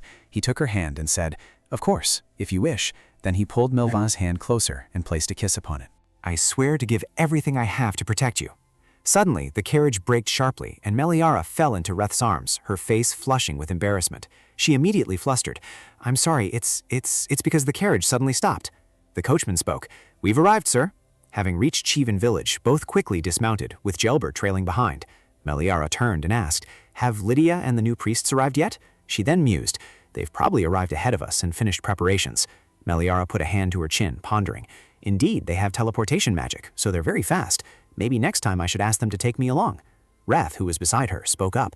Oh, Ara. Meliara turned and asked, Yes? Reth asked worriedly. That thing earlier in the carriage, when you asked me to protect you no matter what danger arose. Are you worried about something? Meliara broke into a sweat, stammering with a nervous laugh. It's just because I'm afraid something might happen once I become a Saintess. She thought to herself, I can't tell him that the destructive ending is approaching. Reth continued seriously. No matter what happens, my vow will not change. No one can harm you, because I will always be by your side. A gentle breeze swept past, and Meliara smiled brightly. Thank you, Reth. Her heart fluttered. This feeling was like... Reth then placed a kiss on the back of her hand. Meliara exclaimed, I have a trustworthy knight protector, just like in a fantasy romance novel. A moment later, 3 priests burst with joy. The Saintess? Has the Saintess arrived? Meliara smiled brightly. Everyone arrived safely, didn't they? The 3 priests rejoiced. Because we arrived quite a while ago, we've been eagerly awaiting the Saintess, practically worn out from waiting. We've already rented the best room, cleaned it, and blessed it. We've also prepared fresh fruits. Meliara awkwardly said, Thank you, everyone. You must all be hungry by now. Let's eat together. Let's quickly head inside. Suddenly, she stopped short. Now that I think about it, what are all your names? It feels strange to keep calling you Reverend Father. I apologize. I should have asked sooner. Meliara worriedly thought, Will they be annoyed that I'm only asking now? Sobbing, The Saintess asked for our names? I will absolutely never forget this moment. A red-haired priest stepped forward and removed his hood. Everyone calmed down. The Saintess is asked. Shouldn't you be answering quickly? Meliara was at a loss for words. Please calm down. A black-haired, black-eyed priestess introduced herself. My name is Urin Equitom, and I'm 22 years old. That tall young man over there is Peter, a few years younger than me, and this red-haired person is Uncle Zion. We are all priests of the same rank, so we don't strictly differentiate by age. Meliara replied, I see. Urin continued. Actually, because I heard that the lunar sect hadn't had a Saintess appear for a long time, when I was first appointed as a priest, I was worried I wouldn't get to meet one. But to meet the Saintess directly like this, it's truly a very fortunate event, and those two feel the same way, don't they? Meliara said hesitantly and worriedly, but I haven't been officially certified as the Saintess yet. Urin tilted her head, thought for a moment, then spoke. Well, but Lydia was so certain, and besides, I can feel a special aura from the Saintess. Even if it's not true, it doesn't matter. When the infectious disease spread through the village, I saw it myself. The Saintess tried so hard to help the villagers that she even fainted. Even if you are not truly the Saintess, the fact that you are a good person remains unchanged. Meliara couldn't help but be surprised by these words of praise. Urin coughed once and continued, And honestly, I really hope someone like that becomes the Saintess. While she was rambling, someone called out, Urin, come here quickly. Urin immediately turned and said, Yes, coming. Before leaving, she brightly turned back to Meliara and said, Saintess, let's go eat. We need to eat quickly so we can go to the temple. Meliara unconsciously smiled. She then went inside and replied, Okay. Sunset had now fallen. On a dirt path, one side was a cliff face and the other was an abyss. Meliara, panting heavily, asked, Is it still very far? Lydia pointed to the peak and said, Just a little further and we'll be there. It's the place right up there. Meliara's jaw dropped upon hearing this. Lydia explained, Because it's a place that has been abandoned for a long time and become a ruined temple, the path is a bit rough. Meliara painfully collapsed. A bit? Well, if they built the temple all the way up on the mountaintop from the start, it's only natural that no one would come. If it were my original body, I don't know how it would be, but how could the noble Lady Meliara walk on such a dangerous mountain path? She has no physical strength. Just then, Meliara slipped, having tripped over a rock. She stumbled and fell, but fortunately, Reth arrived in time to catch her. Meliara, embarrassed, said, Reth, thank you. Reth asked worriedly, Are you all right? Meliara replied, Oh yes. Reth said nothing, staring at her intently. Immediately after, Reth stepped in front of her and knelt down. Reth said, Ara, I'll carry you on my back. Meliara immediately shook her head, refusing.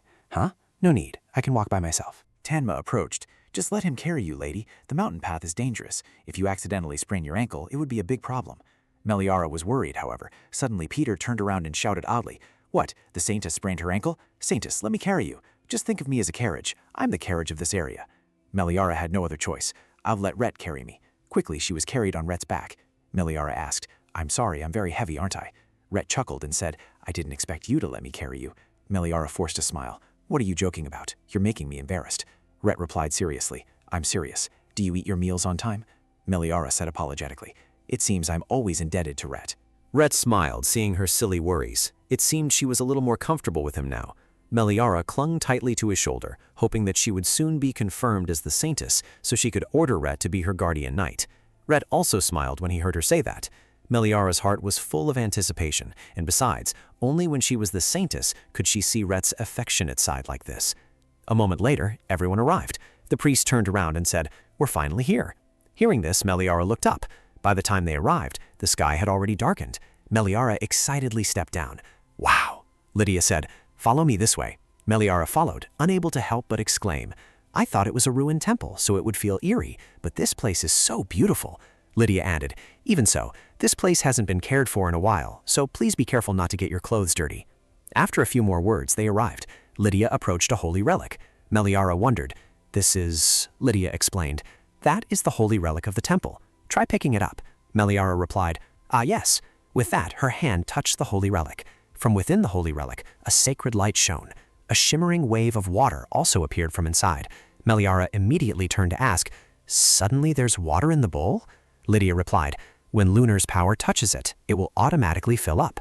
Lydia turned and said, Take the bowl and follow me this way. Hearing this, Meliara slowly picked up the holy relic and followed. Lydia stopped at a stone pedestal and said, This is the support pedestal found in all temples.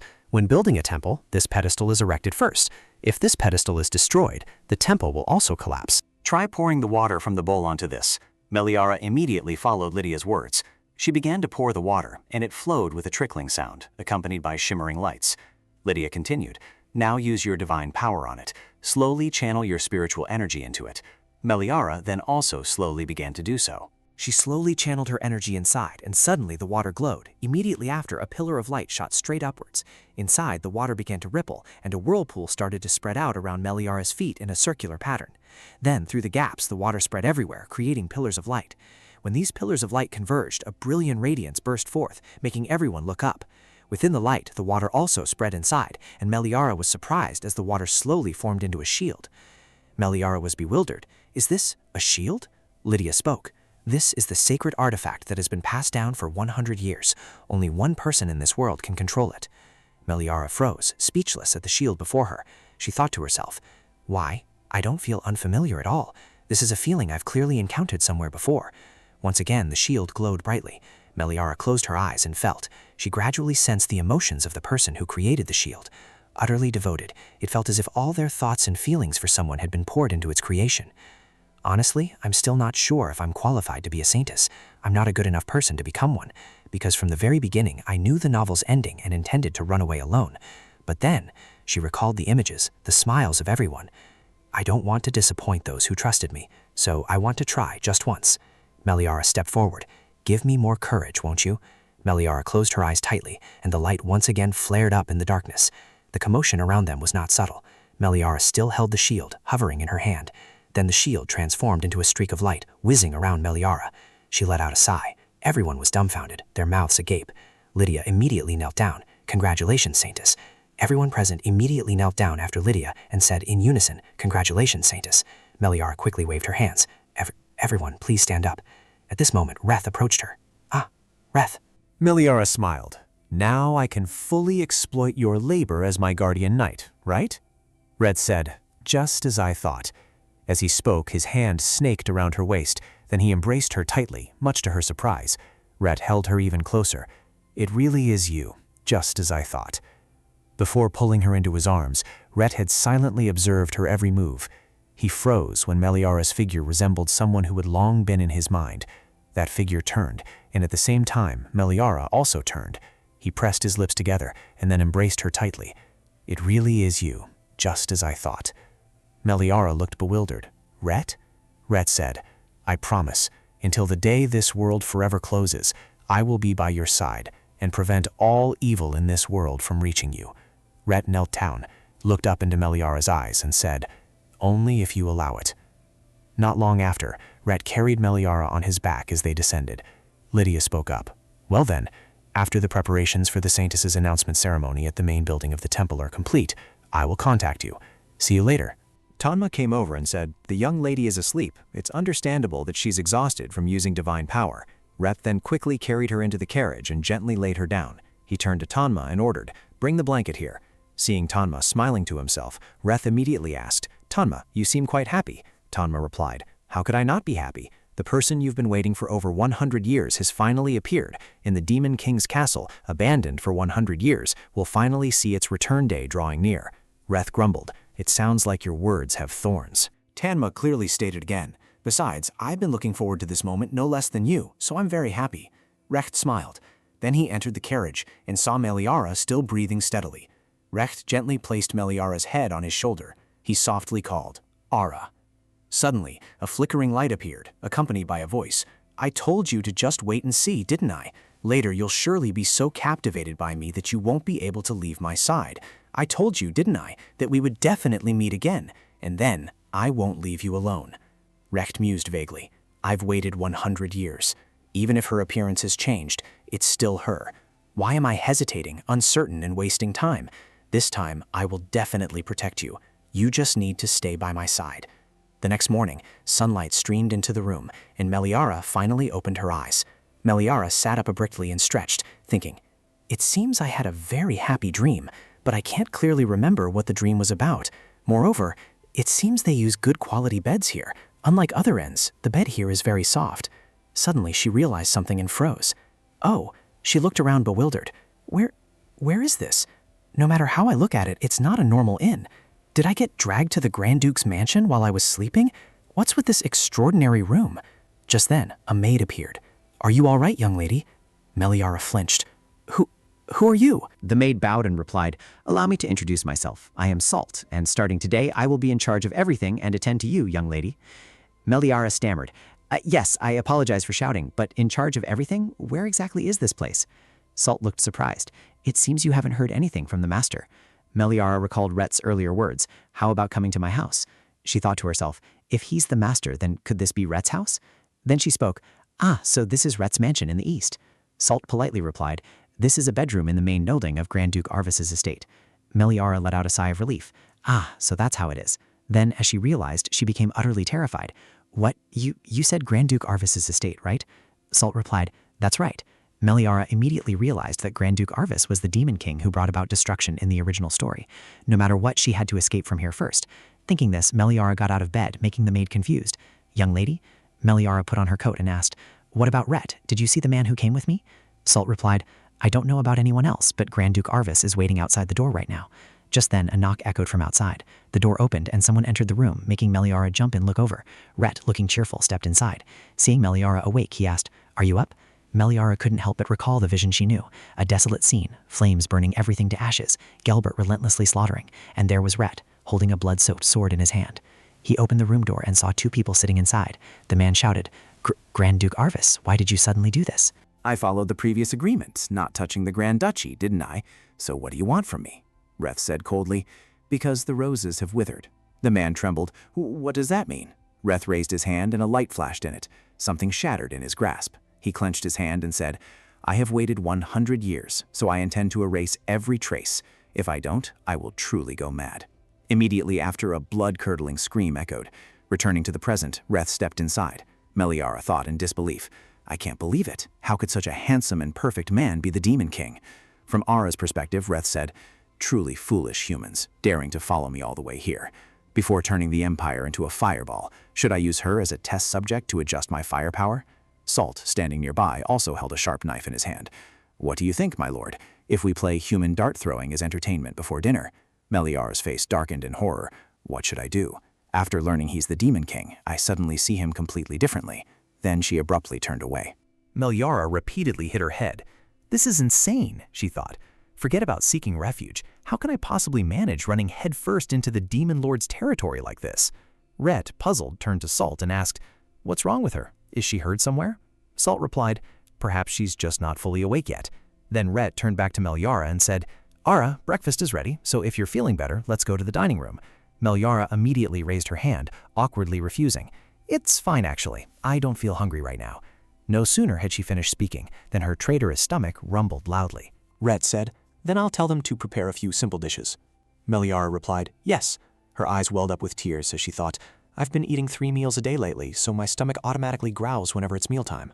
A little later, Meliara followed Rhett down to the dining room. Tanma saw her and called out, "Ah, young lady, did you sleep well last night? To ensure you don't feel uncomfortable staying here, I am currently renovating every part of the mansion. After your meal, you can take a stroll and explore the surroundings. There's a beautiful garden that His Grace the Grand Duke personally tends to." Meliara replied, "Thank you, sir." She thought to herself, "Butler Tanma, now is not the time for a leisurely stroll. Wait, does the butler know that Rhett is the Demon King? And the servants here too? Could it be that they—" Tanma spoke up. "Ah, I've kept you too long. Please go to him quickly. If he doesn't see you, young lady, I don't know what he might do. I'm just kidding, of course, but he truly considers you that special." Before he could finish speaking, Meliara had already vanished. Meliara ran off quickly, saying, "Yes, I'll go straight to the dining room immediately." Meliara, bewildered, murmured, Little lady." Meliara quickly ran to the dining room. "I just thought everything would be all right once I became a Saintess." When she arrived and saw Gelber, she exclaimed, "Ah, Gelber!" She immediately sat down and stroked Gelber, saying, "Although my mind is in turmoil, touching you still brings me comfort. Pet therapy is truly the best."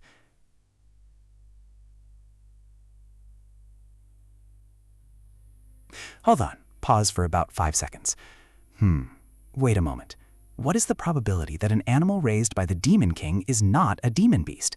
The answer? 0%. Gelber really is a demon beast, isn't he? I thought he was just some kind of mystical animal companion from a fantasy world. This is too surreal. So this is what reality is truly like? So all this time I've been sleeping while hugging at Demon Beast? Meliara immediately stood up and slowly backed away, saying, "Haha, sorry, I'll treat you better from now on." Still backing away, Meliara wasn't paying attention and bumped into Rhett. He asked curiously, "Meliara, what's wrong with you?" Seeing Rhett's cold gaze, she stammered, that... In her heart, she also felt a chill. It was so scary. Meliara immediately bit her tongue. Rhett asked, "Are you all right? Yesterday, the cold wind blew a lot, so it seems you're not feeling well." Meliara tried to suppress her thoughts. "No, it's because of you. Because you are the Demon Lord that I'm like this." Rhett raised his hand towards her. Meliara fearfully squeezed her eyes shut. She thought he was going to do something, but it turned out he gently caressed her and rubbed her back. Rhett said, "If I had known you were still unwell, I would have suggested we dine in your room."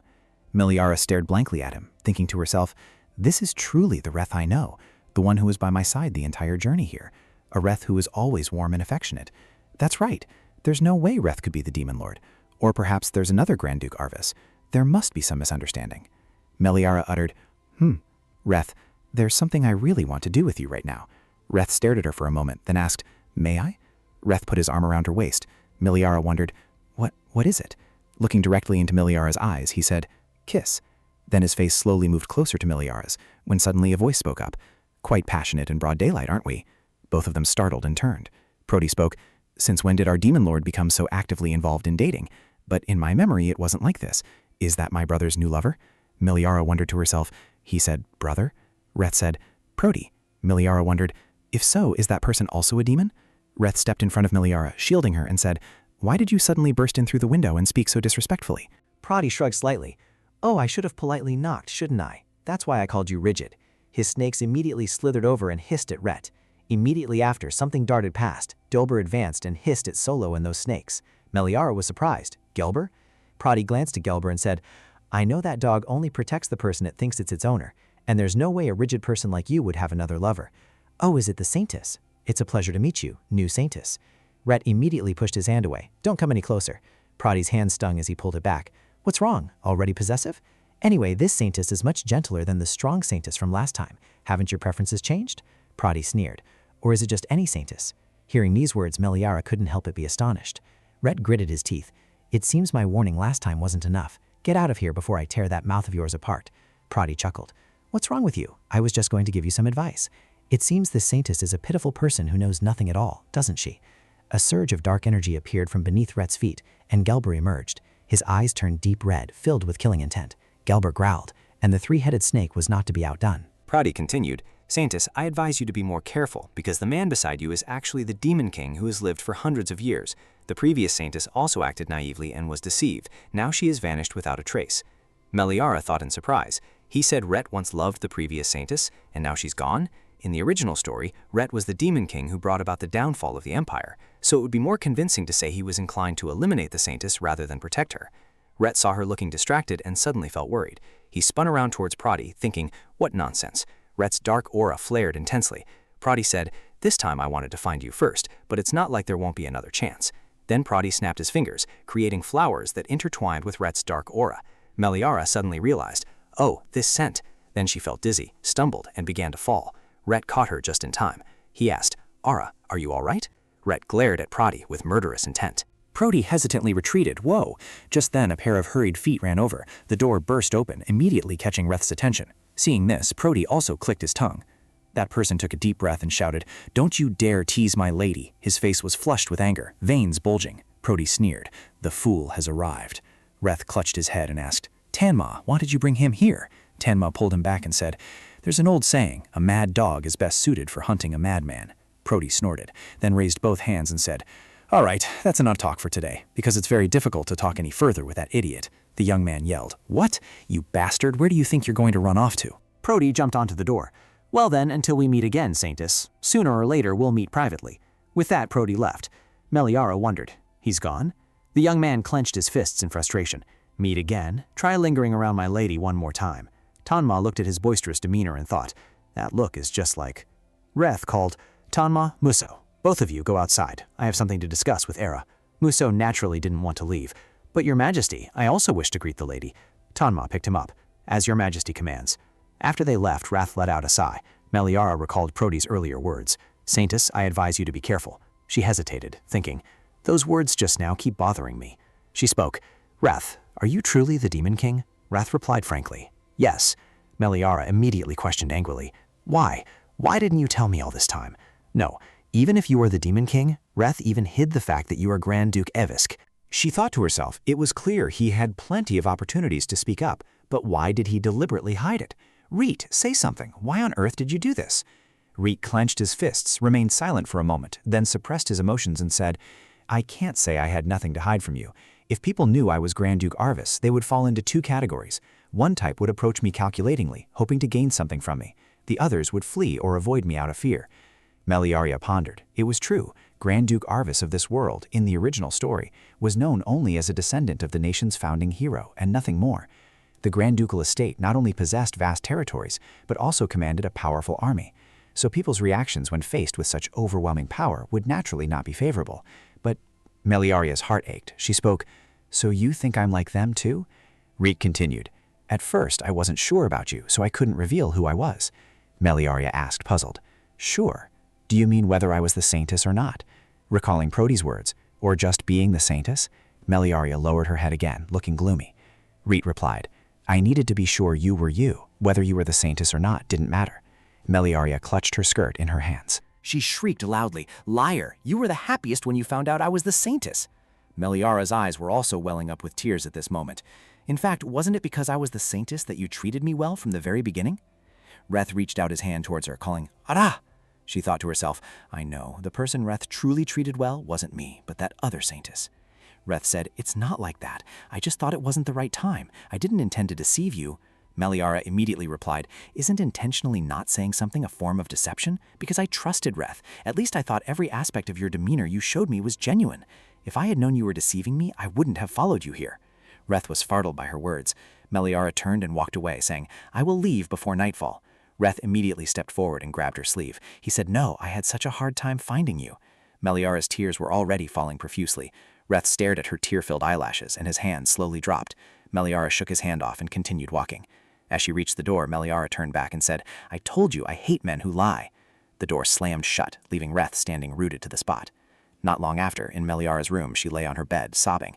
She had loudly declared she would leave, but she had neither a carriage nor travel expenses, so she couldn't leave immediately. She just kept crying, wasting the entire afternoon. Is Reth okay? He must be very angry because I yelled at him so much and then left. The words that man once said echoed in her mind. The previous Saintess also acted naively and was deceived. Now she has vanished without a trace. Although she didn't entirely believe all those words, the fact that Reth was the Demon King who would bring about the world's destruction was true. But why did the Demon Lord suddenly want to destroy the Empire? She recalled Reth's words when he destroyed everything. Because the roses have withered. Meliara mused. Destroying the world just because a rose had withered was truly too strange. Reth, the Demon Lord, his relationship with the previous Saintess. Why did that truth make her heart ache more than his deception? Suddenly, a knock came from outside. Meliara was startled, wondering if it was Santa. She said, "Come in." The door opened, and someone stepped in from outside. The person you entered was not Santa, but Reth himself. He hesitated. "Wait, do you have time? I have something I want to show you." With that, Reth led her somewhere, a flower garden full of flowers and beautiful lights. Meliara looked around and exclaimed, "Wow." It turns out there's a place like this in the Grand Duke's mansion. Suddenly she paused. Rhett walked forward, and when he arrived, he stopped, his hand reaching out towards a rose. Then Rhett turned to Meliara and said, "Ara, come here." Hearing that, Meliara immediately approached. She stared in wonder, light emanating from the rose. A rose encased in glass emitted streams of light. Meliara asked, "Is this also a rose, or is it some kind of magic?" Rhett's gaze suddenly surprised her. Rhett replied, "Yes, that rose shines just like that." In a romantic setting, Meliara's hand touched the rose, and Rhett said, "This rose is a flower created from the remaining fragment of the Saintess's soul from 100 years ago." Meliara felt a pang of sorrow upon hearing that. The Saintess from 100 years ago. Sure enough, there was some kind of connection between Rhett and that Saintess. Rhett continued, "It's true that I've been waiting for the Saintess of the Moon God, and it's also true that I'm very happy to know you are the Saintess. But I didn't wait because you are the Saintess of the Moon God. I waited because it's you. I have been waiting to confirm your return." Meliara asked, puzzled, "What exactly do you mean?" Rhett explained, "You might find it very confusing now, but you are indeed the person I've been waiting for. We met 100 years ago." Meliara was utterly shocked and immediately asked again, "What? You said 100 years ago? How absurd! And besides, At this point, Meliara clamped her mouth shut. "I'm not the real Meliara. I just accidentally transmigrated into the world of the novel and took over Meliara's soul." She avoided Rhett's gaze and said, "In short, I'm not the person Rhett is waiting for." Rhett immediately interrupted, "No, it is you." Meliara immediately asked, "How can you be so sure?" Rhett extended his hand towards the rose, lifting the glass frame that enclosed it. He lifted the rose, making it float, and said, "The soul fragment nurtured within this rose only reacts to a soul similar to itself. Even if the appearance is different, if it's the same soul, it will assimilate with the original body of that soul and glow. Like this." Meliara thought to herself in surprise, "The same soul? So I have the same soul as the Saintess from 100 years ago?" Red continued, "You said that we would definitely meet again, and at that time, "You would absolutely never abandon me." With that, Rhett immediately walked towards her. He leaned his head on her shoulder and said, "I believed those words and have waited for 100 years. So now, can you stay by my side?" The next day, Muso was sweeping under the scorching sun. "Did everyone have a comfortable night? Are you asking who I am? I am the manager of this mansion in the absence of His Majesty and Sir Tanma, the talented servant Muso." At this moment, a maid from above shouted down, "Muso, you've been sweeping just that one spot this whole time." "Well, what can I do? Self-introduction isn't important, so I'll stop here. Today, I'm in an exceptionally good mood because Tanma finally introduced me to her ladyship. At that time, Tanma said, 'Milady, this is Muso. From now on, you can have this young man do the housework.'" Meliara replied, "It's a pleasure to meet you, Muso. We met once before, didn't we?" Muso beamed with joy. The day to meet her ladyship again and formally greet her has finally arrived. What an honor it is. Tanma smiled and said, "As you can see, though he's a bit noisy, he's very useful. This kid is so innocent, it's easy to tell him what to do." Hearing these words, Meliara pondered, why does it feel like he's publicly belittling the boy? Then she extended her hand. "I'll be relying on your help from now on, Muso." From Muso's extremely subjective perspective, he thought she was an angel. Back in the present, Muso's arm trembled. "That smile makes me marvel. It is truly an honor to serve someone so radiantly bright. I, Muso, swear that if your highness calls, even if it means going through hell and high water, I will rush to your side immediately." Unbeknownst to him, Meliara had been hiding behind him, watching Muso. She murmured, "It's true. It can only be that person." Earlier this morning, "I heard Muso has been waiting for me. Did you meet me 100 years ago?" Muso's eyes welled up with tears. "As expected, you don't remember anything. But it's all right, because I still remember, your highness. I remember it as clearly as if it happened yesterday." Just then, the butler approached. "Muso, stop making so much noise. Go sweep the courtyard." Back in the present, she thought to herself, Rhett said I was indeed the Saintess from 100 years ago, but no matter how much I think about it, I can't understand. First, I need to find out what kind of person I was 100 years ago. Muso's eyes lit up when he saw a flower. A flower! Your Highness would surely love it if I gave it to her, wouldn't she? Meliara, however, had her own calculations. To do that, I need to extract all the information from that person. She approached and called out, "Hey!" She accidentally stepped on a branch, and Muso, on alert, spun around. He shouted while using magic, "Who's there? An intruder!" Meliara screamed in fright. The violent commotion caused the branches to snap and crack as they broke and fell. Meliara gaped in bewilderment. When Muso saw that the person who arrived was Meliara, he was also startled. My lady, why are you standing there?" Muso immediately ran over. "Are you all right? I thought there was a thief hiding again." Meliara replied in a fright. "I'm fine, I was just passing by." She thought to herself, she looks innocent, but a demon is still a demon, isn't she? The scene shifted to the holy temple. At this moment, the Saintess was praying. Her face was slightly bowed, when suddenly something caught her attention. She spoke. "Look, what are you thinking about?" "Huh, Prody?" Prody was currently wearing a sinister smile, looking down below. The Crown Prince yelled, "Get out of the way!"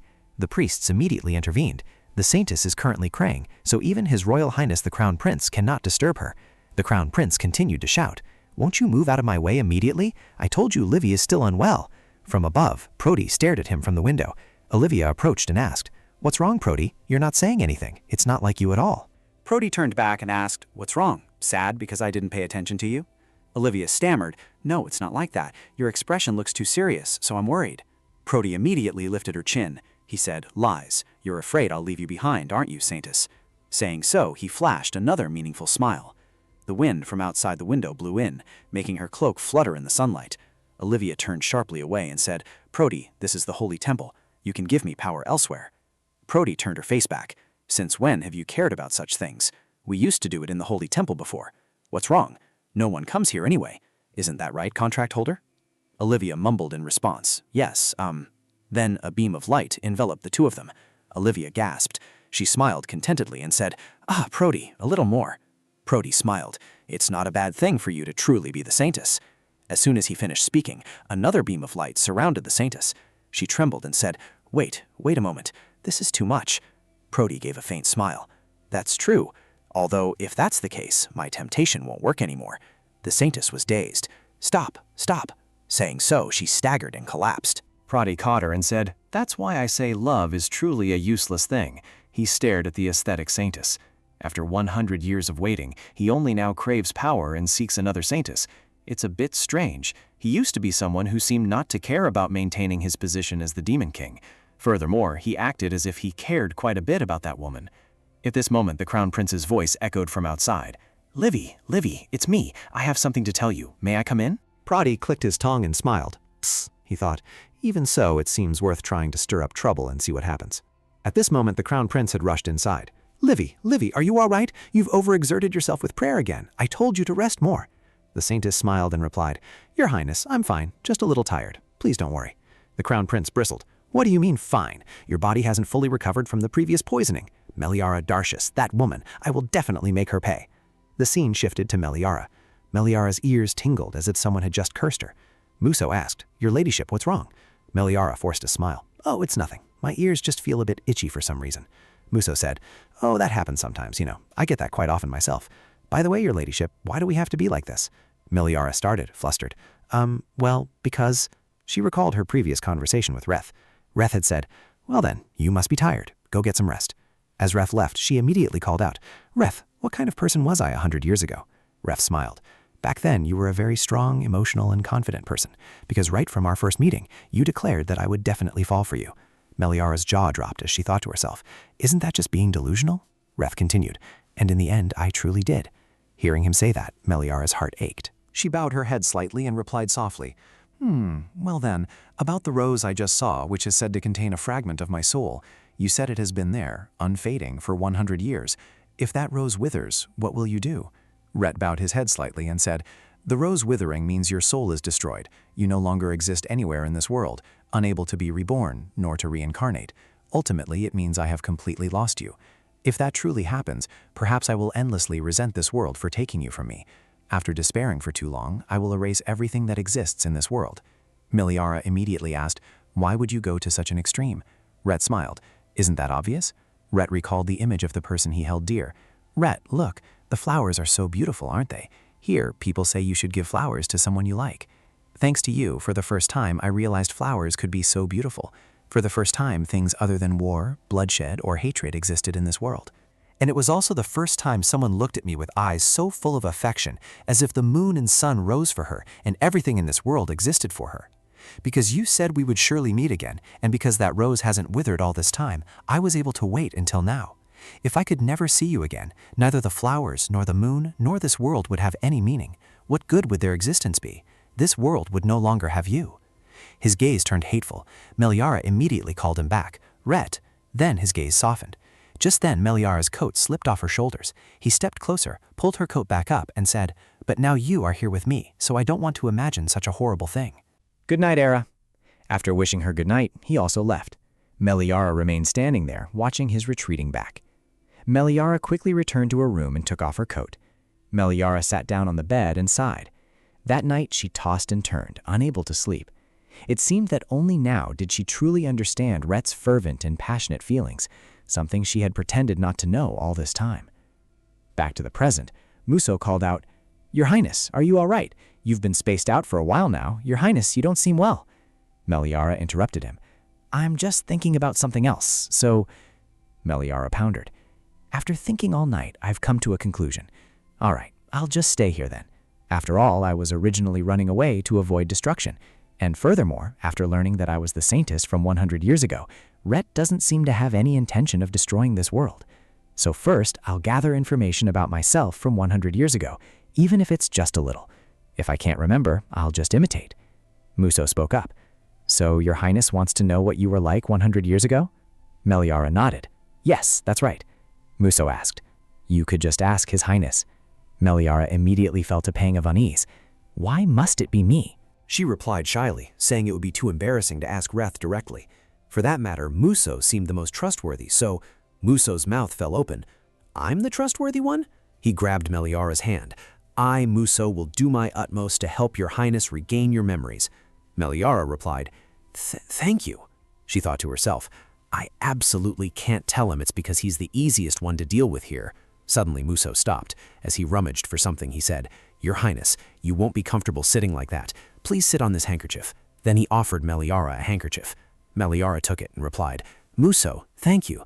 I'll wash it and return it." Muso smiled and replied, "You can keep it, Your Highness." Meliara wondered, "But why are you so kind to me, Muso?" The servants were always attentive to Meliara. "Your Highness is also very beautiful today. I'll bring some freshly bloomed roses to your room."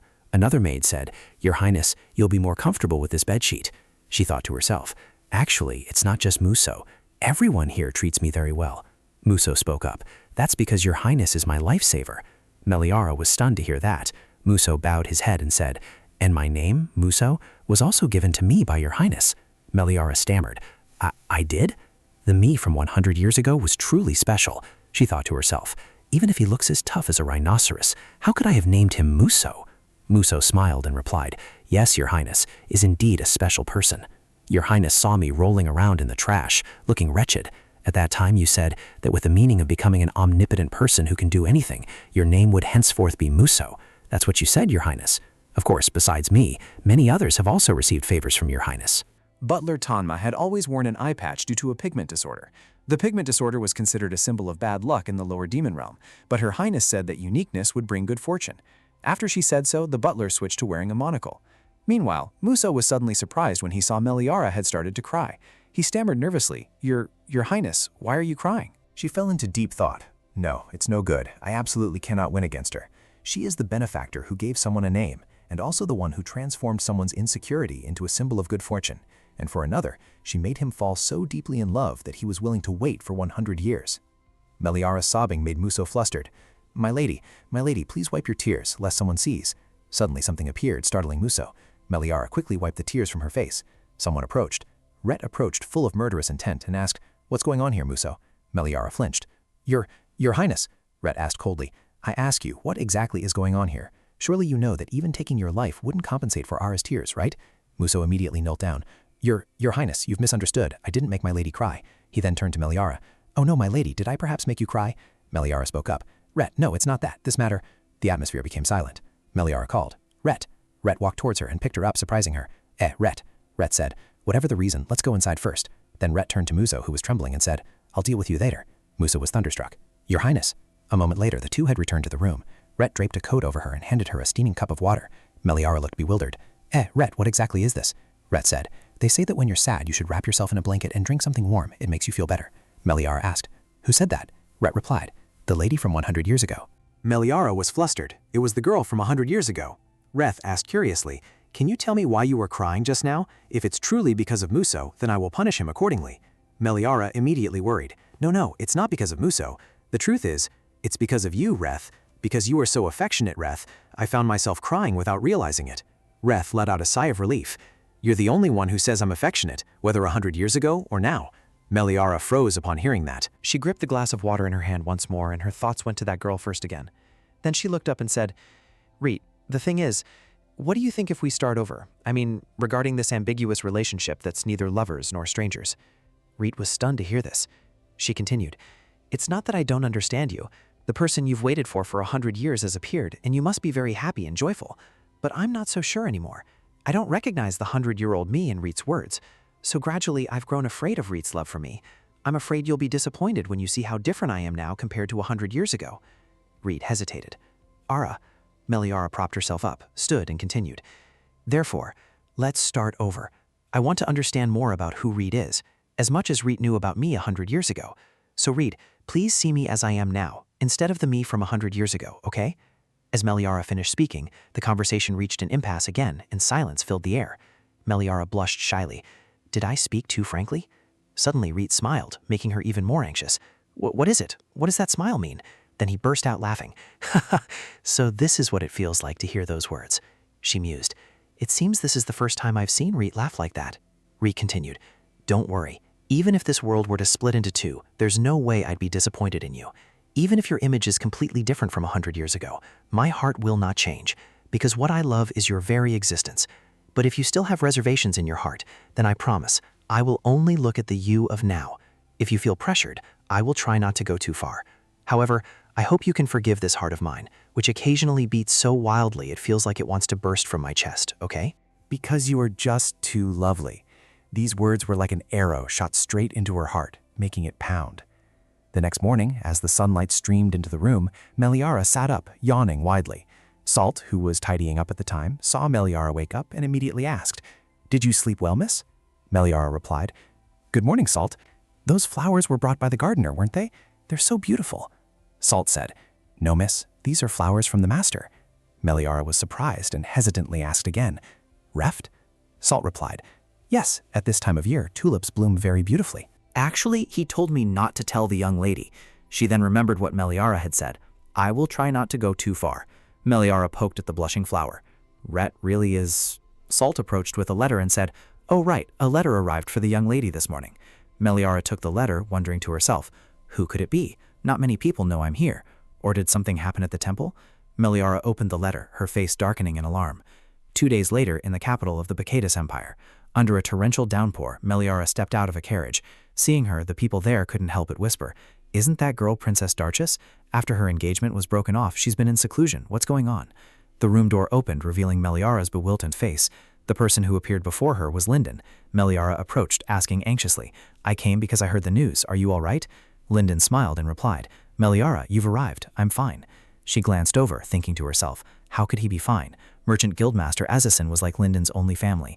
Linden said with a sorrowful gaze, He didn't have to suffer when he passed, as I had feared. Meliara continued, Even so. Suddenly someone approached and said, Who is this? Meliara flinched and turned around. Seeing the person who appeared, Meliara was stunned as she recognized the face. The story must go back to before she transmigrated into this body. At this moment, the pedestrian green light had clearly turned on, but the next scene was a car and a girl lying in front of it. Meliara in a daze. My body can't move. Am I going to die like this? At this moment, someone approached, grinding his teeth. Ace, what bad luck. Why is she wandering around at this hour? This is driving me crazy. If I cause another accident, my license will be revoked. Damn it! It seems there are no CCTVs or witnesses around here. As for the dash cam, I guess I can just burn it. That's why I said, why did you jump in front of my car? Back in the present, Meliara snapped out of her memories. This person? No, it can't be. The Crown Prince said, crossing his arms, If I had known you were here, I wouldn't have brought Livy. The words of the young man who hit her with his car echoed in her head. Whoever finds you will probably take you to the hospital, though it's not certain if you'll survive until then. Meliara pondered. The criminal who hit her in her previous life. How could he look exactly like that scoundrel? Or perhaps not. Besides, this is a character from a novel. But the male lead of the novel I like has the face of the person who killed me in my previous life? She felt betrayed. Zyken, seeing her staring at him, wondered in confusion. What is this? Why is she staring at me like that? At this moment, the Saintess also ran over. Your Highness, I'm fine. Meliara was taken aback when she saw her. A beautiful face. Her whole body seemed to glow. Meliara thought to herself, that person is the female lead, Olivia. She looks even more beautiful than I imagined. The Saintess, seeing Meliara also looking at her, quickly avoided her gaze. Meliara's mind supplied the Saintess's surprised voice. How can you look me straight in the eye after sending me poison? Meliara also felt guilty. That's right, in the novel, Meliara had intended to poison Olivia. Why would Meliara do that? At this thought, Meliara approached. She politely bowed and said, Your Royal Highness the Crown Prince, Saintess, have you been well recently? The Crown Prince crossed his arms, frowned, and snapped. Well? You ask if I'm well? How utterly shameless. Have you already forgotten what you've done? Meliara replied, No, that's not it. I'm not sure if I've angered your Royal Highness with empty words, but I sincerely apologize. She also thought to herself, although it was the previous Meliara who caused it, since I've already entered Meliara's body, I must take responsibility. She bowed her head even lower and said, I have absolutely no intention of pretending nothing happened. I will reflect on myself for the rest of my life for causing harm to the Saintess. The Crown Prince immediately yelled in anger. You committed such a terrible act and only offer an apology? Aren't you being too shameless? Even praying with both hands and feet wouldn't be enough. Meliara said worriedly, If the Saintess wishes, I am willing to do so. At this, Meliara glared. But does your Highness have the right to say such things to me? The Crown Prince, unable to believe it, asked again, You, what did you say? Meliara replied boldly, Didn't all of this happen because of your Highness's liberal views on love? Your Highness cheated on me, your fiancé, and furthermore, you made me a public laughingstock. I am not asking your Highness to forgive my actions, because it is your Highness's fault. However, just as I sincerely apologize to the Saintess, your Highness should also admit your mistake and apologize to me. The Crown Prince gritted his teeth. How dare a mere lady demand an apology from the Crown Prince? Seeing his brother grow angry, Linden quickly spoke up. Brother, Lady Meliara. At this moment, Rhett stepped forward from behind, truly unable to listen any longer. He then stood in front of Meliara, shielding her. Meliara was surprised. Rhett? Rhett replied, Forgive me for interfering, but I can't bear it anymore. Crown Prince pointed directly at Rhett and said, Who are you to dare interfere? Meliara wondered to herself, This person? Could it be that he doesn't know who Rhett is? Then she shouted, This is Arvis. Meliara then turned to Linden and called, Linden. Linden approached and whispered, There's no need to let the Crown Prince know the Duke's identity. Meliara looked bewildered, so Linden already knew Rhett was Grand Duke Arvis. Rhett crossed his arms and said, The fact that your Highness doesn't know me means that the king has not yet recognized your Highness as the successor emperor. The Crown Prince was still blustering. What nonsense are you spouting? Just then the Saintess arrived and quickly asked, You are Grand Duke Arvis? You are the Grand Duke, aren't you? Do you still remember me? 2 years ago I came to your territory to bestow a blessing. Rat replied, Yes, I remember, son Saintess. The Saintess smiled. That's right, you remember. She smiled and said, Everything was too chaotic back then and I couldn't properly bestow a blessing upon you. Meliara, not understanding, turned to look at Linden, only to see that his expression mirrored hers. Meanwhile, she continued to prattle on. I've always wanted to bestow a blessing upon you when we met again, and now we finally have. As she spoke, she reached out, wanting to touch Rhett's hand, but he suddenly pulled his hand back. Seeing this, Meliara also looked bewildered and called his name. Rhett's face, meanwhile, had darkened, and he said sharply, Let me tell you once more, as it seems you've forgotten.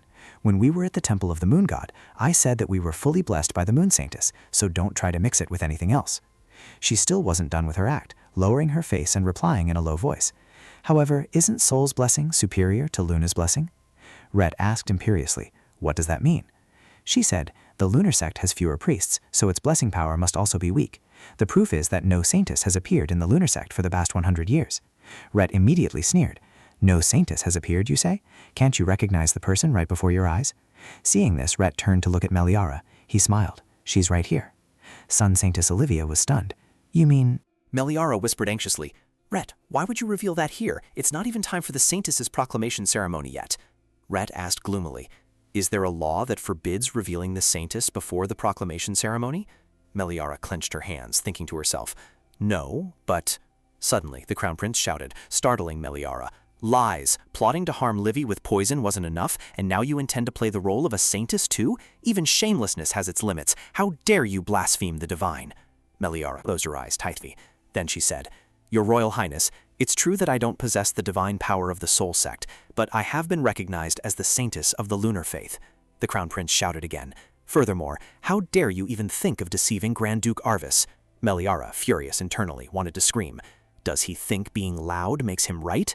The Crown Prince pointed at Meliara and continued, What kind of Saintess could an evil woman like you be? Who do you think would believe such a wicked lie? She immediately apologized for deceiving the people here, including Taddy. Meliara immediately replied, I never lie. Suddenly, Linden's voice spoke up. That statement, can you take responsibility for it? For saying Meliara is not a Saintess. I'm asking if you can stand by those words. Meliara turned anxiously. Linden, I'm sorry. The funeral became chaotic because of me. Linden smiled and replied, It's all right. I'm the one who should apologize, because my brother caused you trouble. Meliara looked towards everyone and thought to herself, But if Linden takes my side in front of everyone, his position will become awkward.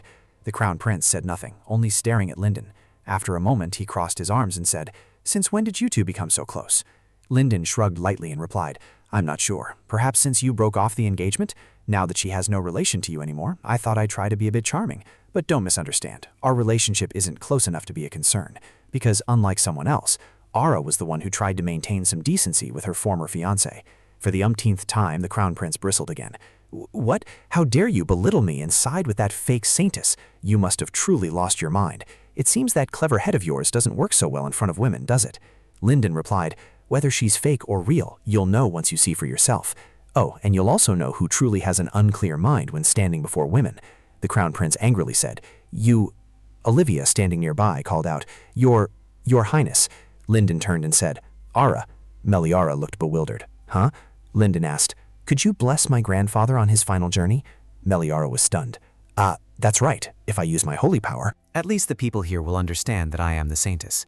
Linden continued, I had wanted to ask for your help from the beginning, but I didn't expect the situation to turn out like this. I apologize.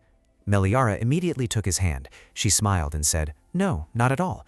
Even if you hadn't asked, I would have wanted to do something for you. Thank you for saying that, Linden. Meliara turned to look at Rhett, wondering, Rhett must agree too, right? Clearly, Rhett couldn't possibly refuse Meliara, so he gave a slight nod. With Rhett's agreement, Meliara immediately stepped forward. Upon reaching the place of blessing, Meliara stopped. She thought to herself, Linden's grandfather, thank you for always being there, giving strength to Linden all this time. From Meliara's palm, a stream of light began to emit. Then it became a pillar of light shooting high up. Meliara looked at the orb of light in her hand and prayed, May the sorrows you left behind here all vanish, for those sorrows are now a part of the living. May your final journey be peaceful, carefree, and without worries or concerns. Sparkling light emanated throughout the room. Everyone murmured, Are these rays of light Lunar's blessings? Is Princess Darchess truly Saintess Lunar descended? Meliara gave a satisfied smile. Both Linden and Varese also looked at her with satisfied smiles. Upon seeing this scene, Olivia gritted her teeth. A moment later, she rushed to the room and slammed the door shut. She angrily gnashed her teeth. Prody, up here. A stream of dark energy emanated from her necklace. Prody appeared and asked, What is it? What happened to make our contractor so angry? Olivia grabbed Prody's collar and asked, How? How could that woman become the Moon Saintess? Prody chuckled and said, Calm down, contractor. Olivia angrily clenched her fists. Why does that wretched woman have everything? Someone like Princess Darchess. I can't believe it. Hearing this, Prody also realized, Princess Darchess? Olivia's eyes widened. The High Priest clearly announced that she had no divine power, so what trick did she pull to seize the position of Saintess? Prody turned away, thinking to himself, It turns out the Saintess who was with Redland before was Princess Darchess. The woman who made Olivia determined to seek revenge is the new moon goddess Saintess? Olivia spun around. How hard I worked to bring her down. Or did she also sign a contract with the demon race like me? Suddenly a Saintess? How can that be believed? Prody replied, Not necessarily. The demon by her side is inherently very stubborn. It's not in his nature to make a contract with anyone. Moreover, if you hate seeing her that much, there's a way to eliminate her. As Prody uttered these words, he smiled. Meliara's eyes were dazed. Right, can I use that thing now? Prody replied, Of course, what the contractor wants is also what I want.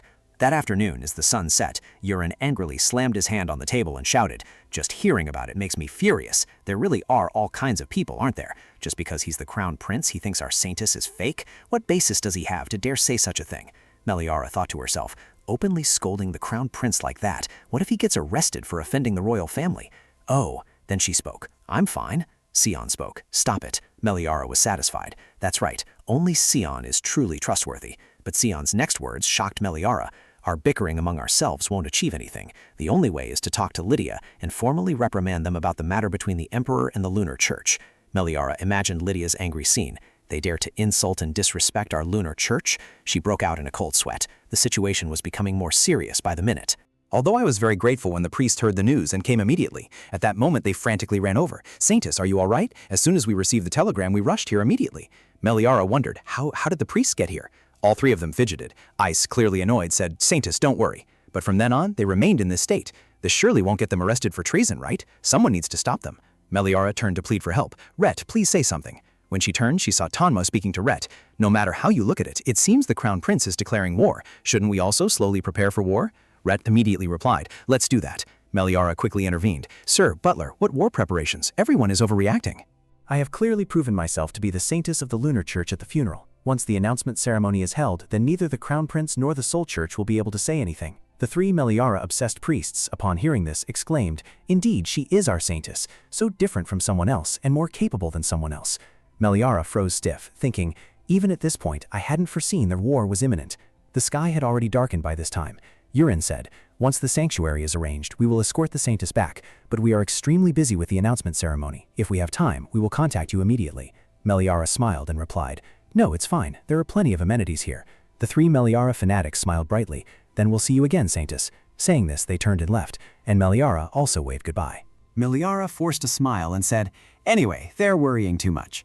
Red turned to her, his face content, and said, Because everyone likes you that much. Of course, I do too, so don't push yourself too hard. Meliara flinched. No, it's not like my divine power runs out just because I use it a little. I just felt dizzy for a moment earlier. Rhett works much harder than I do.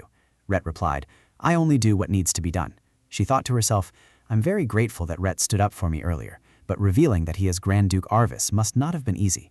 Then Meliara suddenly recalled, Speaking of which, I wonder if Lyndon is feeling better yet. He must be very lonely. He pretends to be fine on the outside, so it keeps bothering me. Rhett looked up at the night sky and replied, Perhaps I understand that feeling, because if he doesn't pretend to be fine, he will collapse. Knowing that the moment one admits to having lost oneself, a person will collapse beyond recovery, so it's better to endure, pretend to be fine, and let one's feelings show. That evening, upon returning to her room, Meliara pondered, It seems Rhett has also experienced something similar, which is why he understands Lyndon so well. I'm worried about Lyndon, but in the original story, Olivia would have already come to comfort Lyndon around this time. But what if Olivia doesn't show up? Lyndon following me on a pilgrimage to the east isn't like the original story either. Thinking this, Meliara sprang up. She quickly ran off, her heart still filled with worry. She couldn't just keep fretting like this. This was the turning point in the original story. Having lost his grandfather, Lyndon's life was like the last torch being extinguished. That torch, I'll turn it into a blazing bonfire. Upon arriving, Meliara paused. She wondered if Olivia had already come to comfort him. But just in case, I'll just confirm if Lyndon is all right and then leave. Suddenly, someone approached and asked, Where are you rushing off to in such a hurry? Do you have any idea how much you've embarrassed me today? Meliara saw the Crown Prince and immediately flared up. He just spoke to her so rudely. What a temper. Then she spoke. How can that be my fault? I only spoke the truth. Didn't it happen because you denied the truth that I am a Saintess without properly verifying it first? The Crown Prince immediately asked, Do you think I don't know that you deliberately hid the fact that the holy power of the lunar religion and the soul sect are different? Meliara thought to herself, That's because you kept interrupting me, so I couldn't say it. Then Meliara said, It's over. Let's stop here. Now please get out of my way. The Crown Prince immediately asked, Where else do you plan to run away to? Because of you, Livy was shocked and immediately returned to the Holy Temple. Meliara was startled when she heard that and immediately asked again, What do you mean? Meliara worried, Olivia returned immediately? Meanwhile, Lyndon was sitting alone, sulking. Suddenly, someone approached and spoke. I always thought you were an idiot, but it seems you're quite capable. I didn't expect you to bring Lady Darches and Grand Duke Arvis to your side. I don't know about the lady, but have you forgotten that Arvis is a double-edged sword?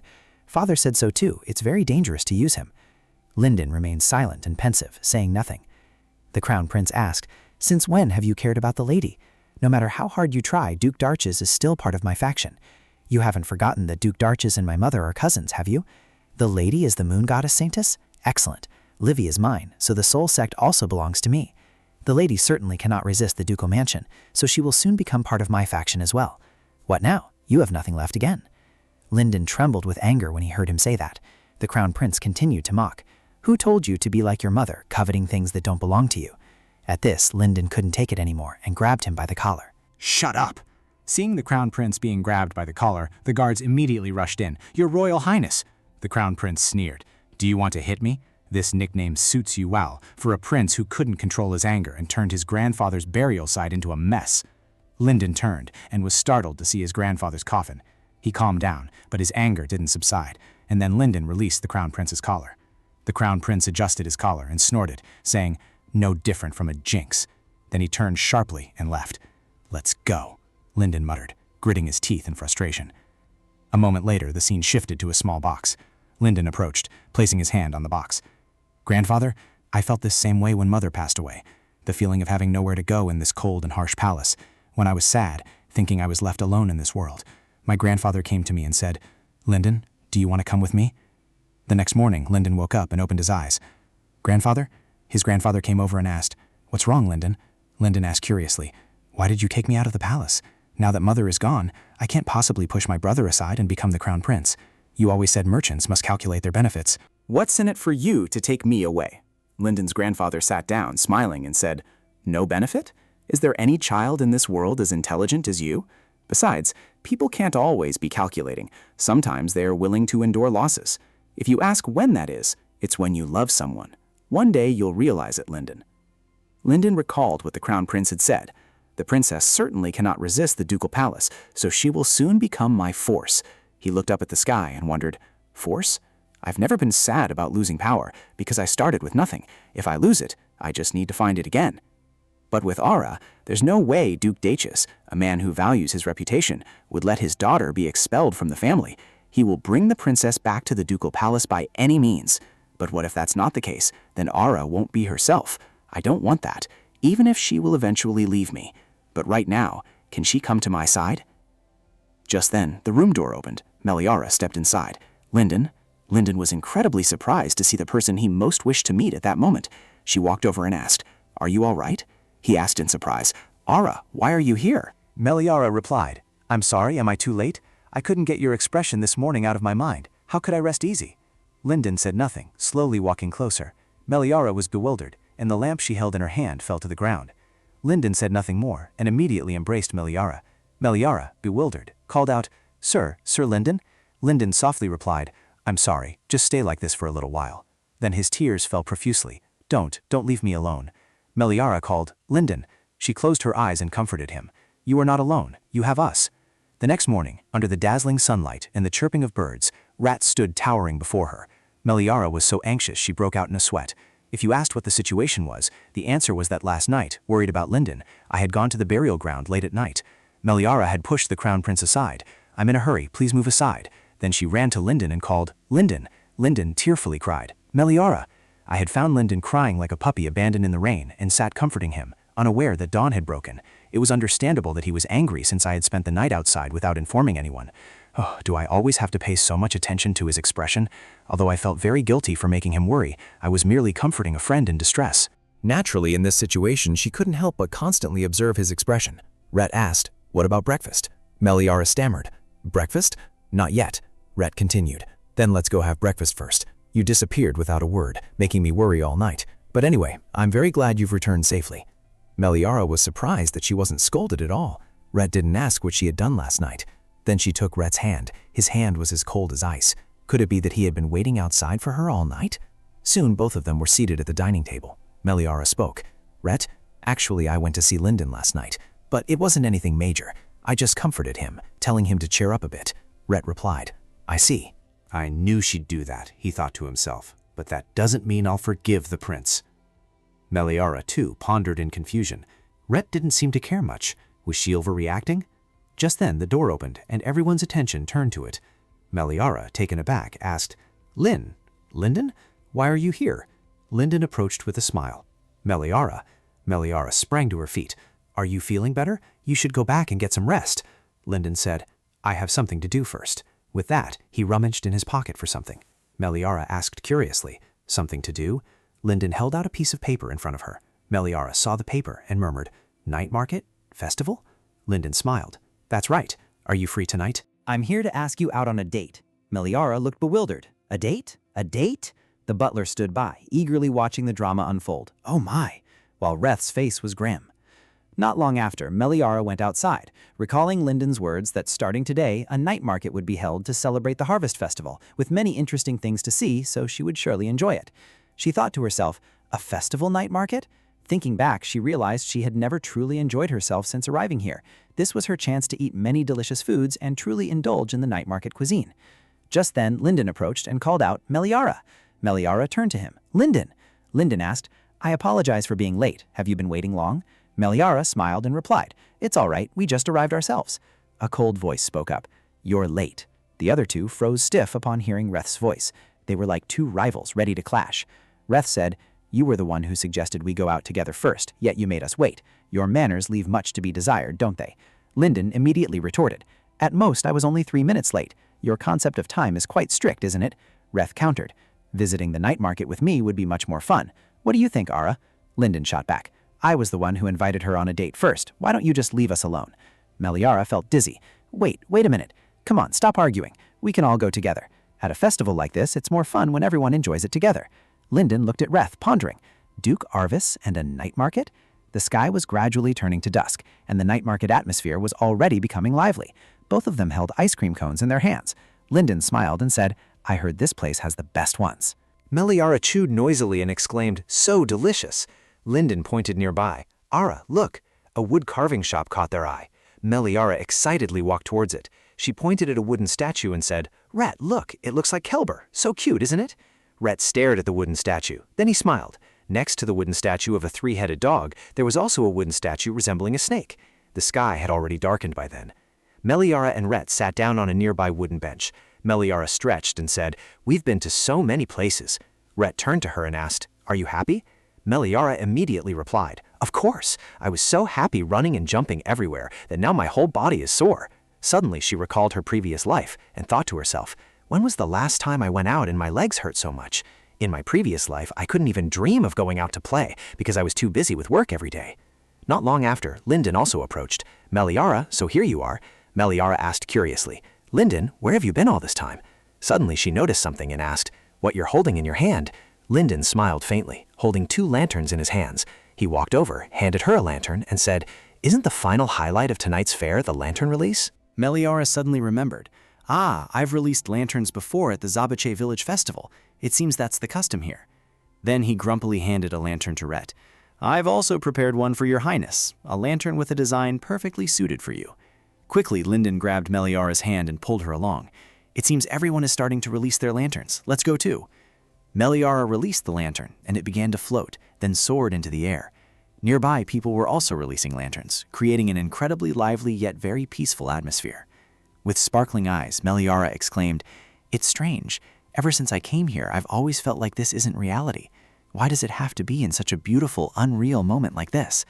Linden leaned close to her ear and asked, What did you wish for? Meliara smiled and replied, It's a secret. Meliara looked up at the sky and smiled. I find myself truly existing here again, even though I'm a little worried. But today, I think I can enjoy this moment a little longer, can't I? While Meliara was enjoying herself at the festival, back at the Grand Duke's mansion, I want to go to the capital with her ladyship too, Salt said. It's not like we're going for something fun, Muso whined. But the Duke is only taking Tanma along. That's so unfair. I can protect her ladyship well too. When Muso wanted to follow, Meliara refused. I'm really sorry, but there's no more room in the carriage for Muso. Muso collapsed. I can't believe my status is even lower than Gelber's. Salt handed him a mop and said, You can't transform into a human, so you'll just have to accept it. You can't appear in front of others with those horns. Stop crying and go to the rose garden. The gardener isn't feeling well today. Muso dejectedly left. The blonde maid said, Now that you mention it, the number of sick people has suddenly increased lately, hasn't it? Salt agreed. Yeah, is there an infectious disease going around? On Muso's side, he recalled Salt's words. You can't transform into a human, so you'll just have to accept it. Muso Salt. No matter how hard I try, I can't transform into a human. What am I supposed to do? Muso raised his hand, and his hand emitted a glow. I wish I could transform into a human just by trying, just like how I can control the wind. While looking at the wind in his hand, something suddenly startled him. Muso immediately looked around. This scent is osmanthus. The scene shifted to another location. What do you mean, father? Meliara left home? The Duke replied.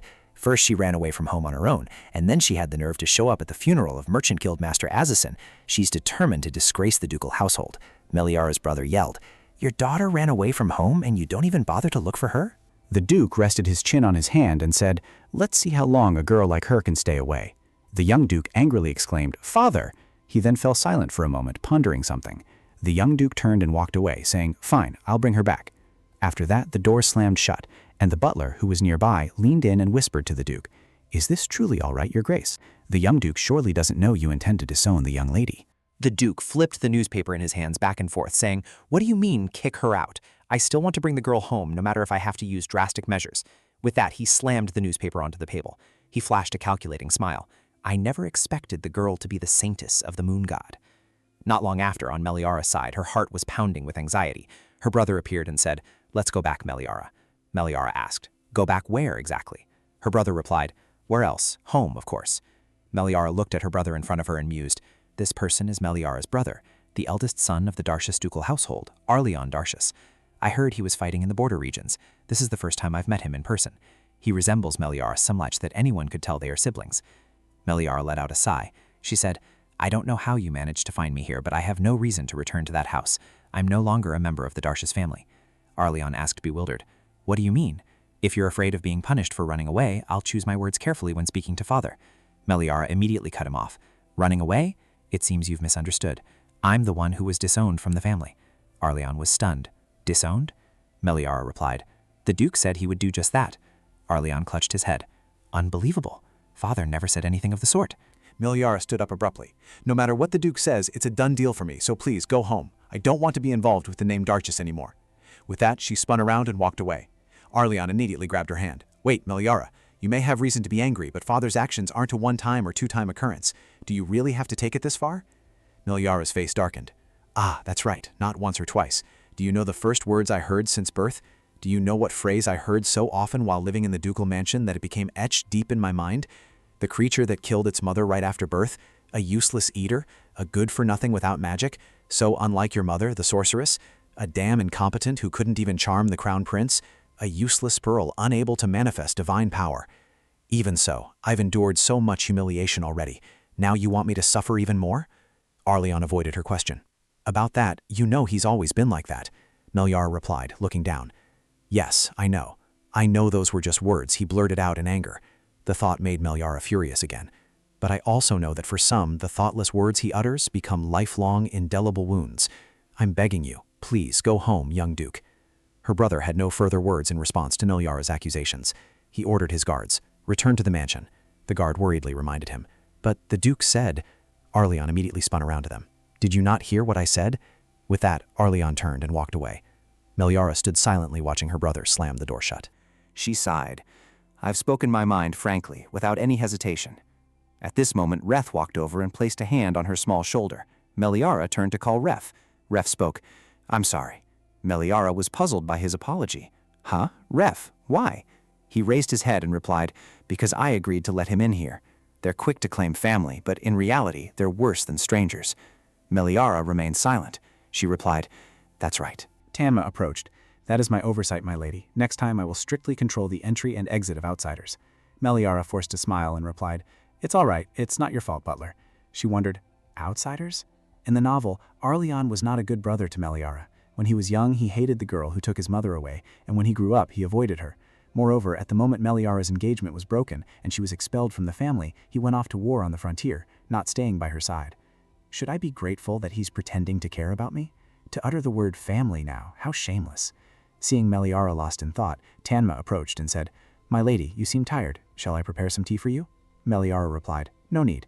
Rhett, standing nearby, spoke up, "But first, Tanma." Tanma immediately replied, "Yes, sir." Lyndon burst through the door from outside, beaming, "Meliara!" Rhett pointed at Lyndon and said, "While you're controlling entry and exit, can you also take care of him?" Lyndon paid no mind to the comment. He ran over to Meliara with a bouquet of flowers and said, "Good morning, Meliara. This is for you.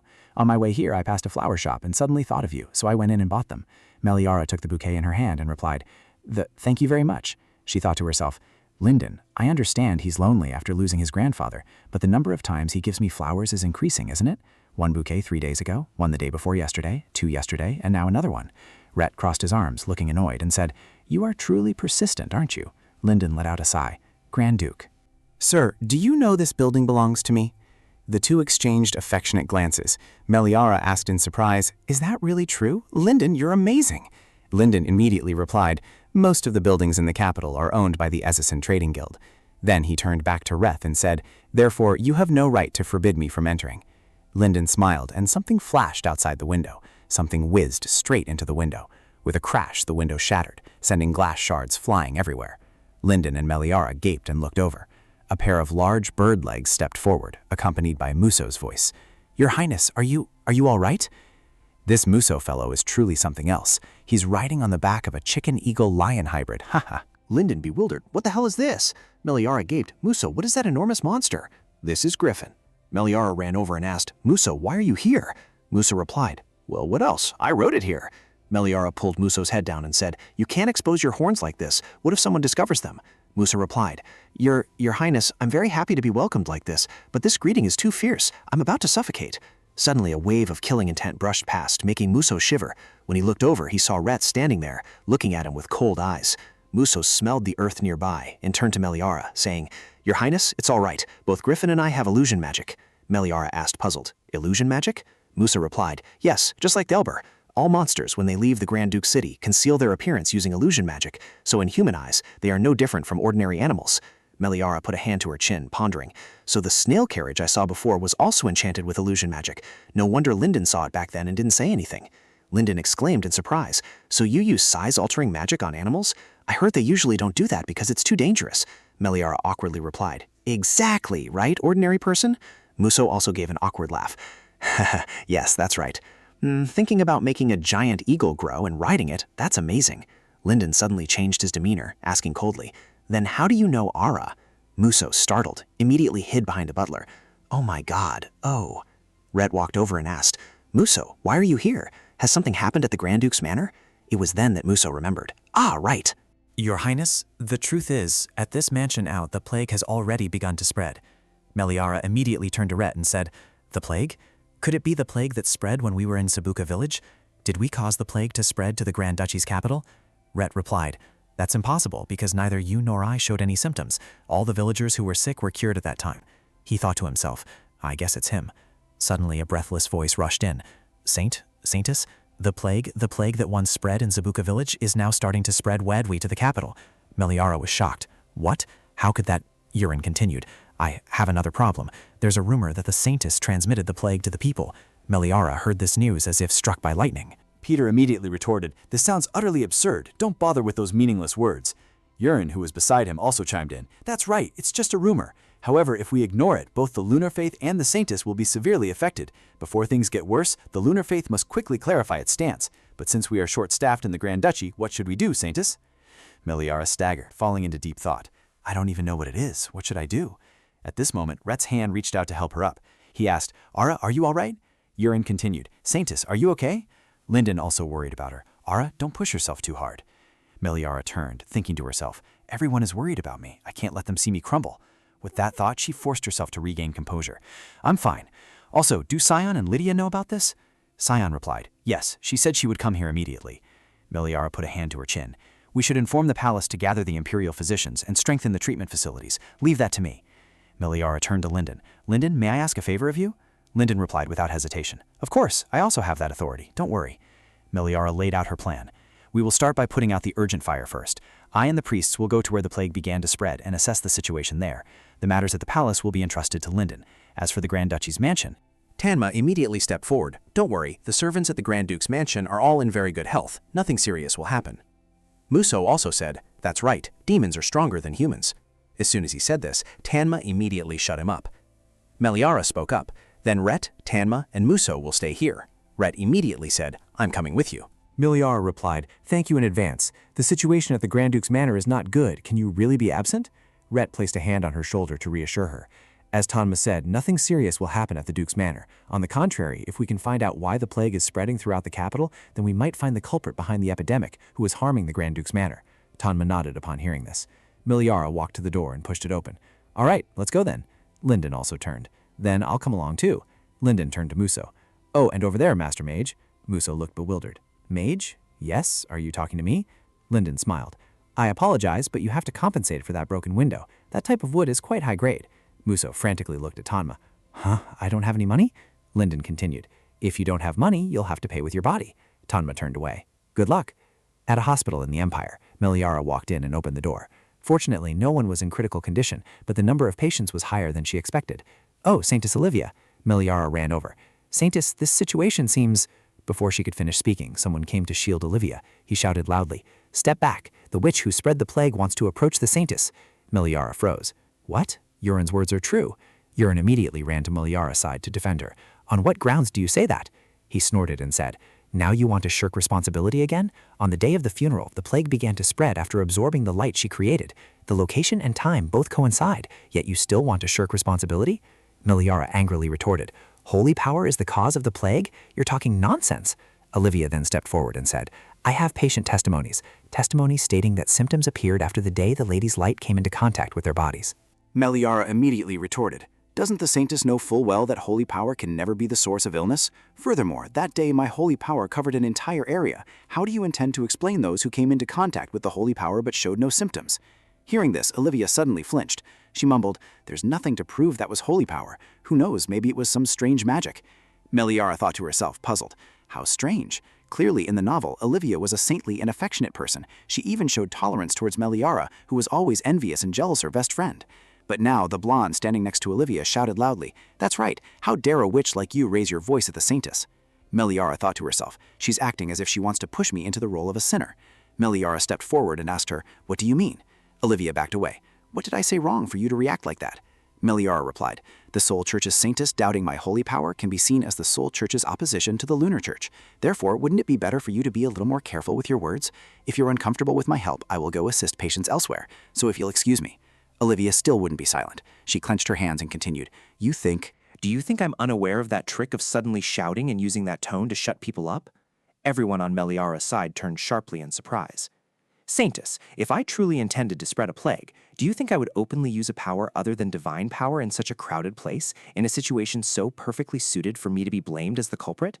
It would be more reasonable to say that someone already infected was present there.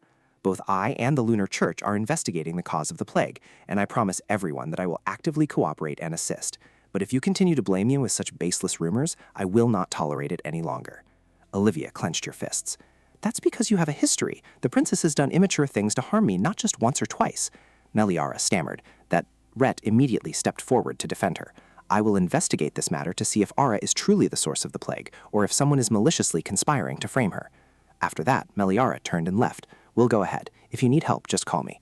With that, the room door slammed shut, and Olivia stumbled. She mumbled, Not again, then recalled her past. Back then, she was little, holding something in her hand. Her eyes widened, looking towards Meliara, who was gently approaching. Olivia stood bewildered before Meliara. Meliara saw Olivia walking barefoot, so she took off her ring and slowly approached Olivia. She gave Olivia a ring, then turned towards the two waiting servants. After that memory, Olivia mumbled, It took so much effort. Only now do I have everything. Just you wait. I won't let you look down on me a second time. The scene shifted to Meliara. Linden rushed over. Meliara! Meliara immediately stepped forward and asked, Linden, has everything at the palace been settled? Linden replied, Father and my brother are away, so I left a message beforehand. I came thinking perhaps there was something here that needed help. Was it a wasted trip? Meliara immediately replied, No, Linden, you've come at just the right time. I have a task that needs more hands. Could you help me? Not long after, everyone was bustling about, working.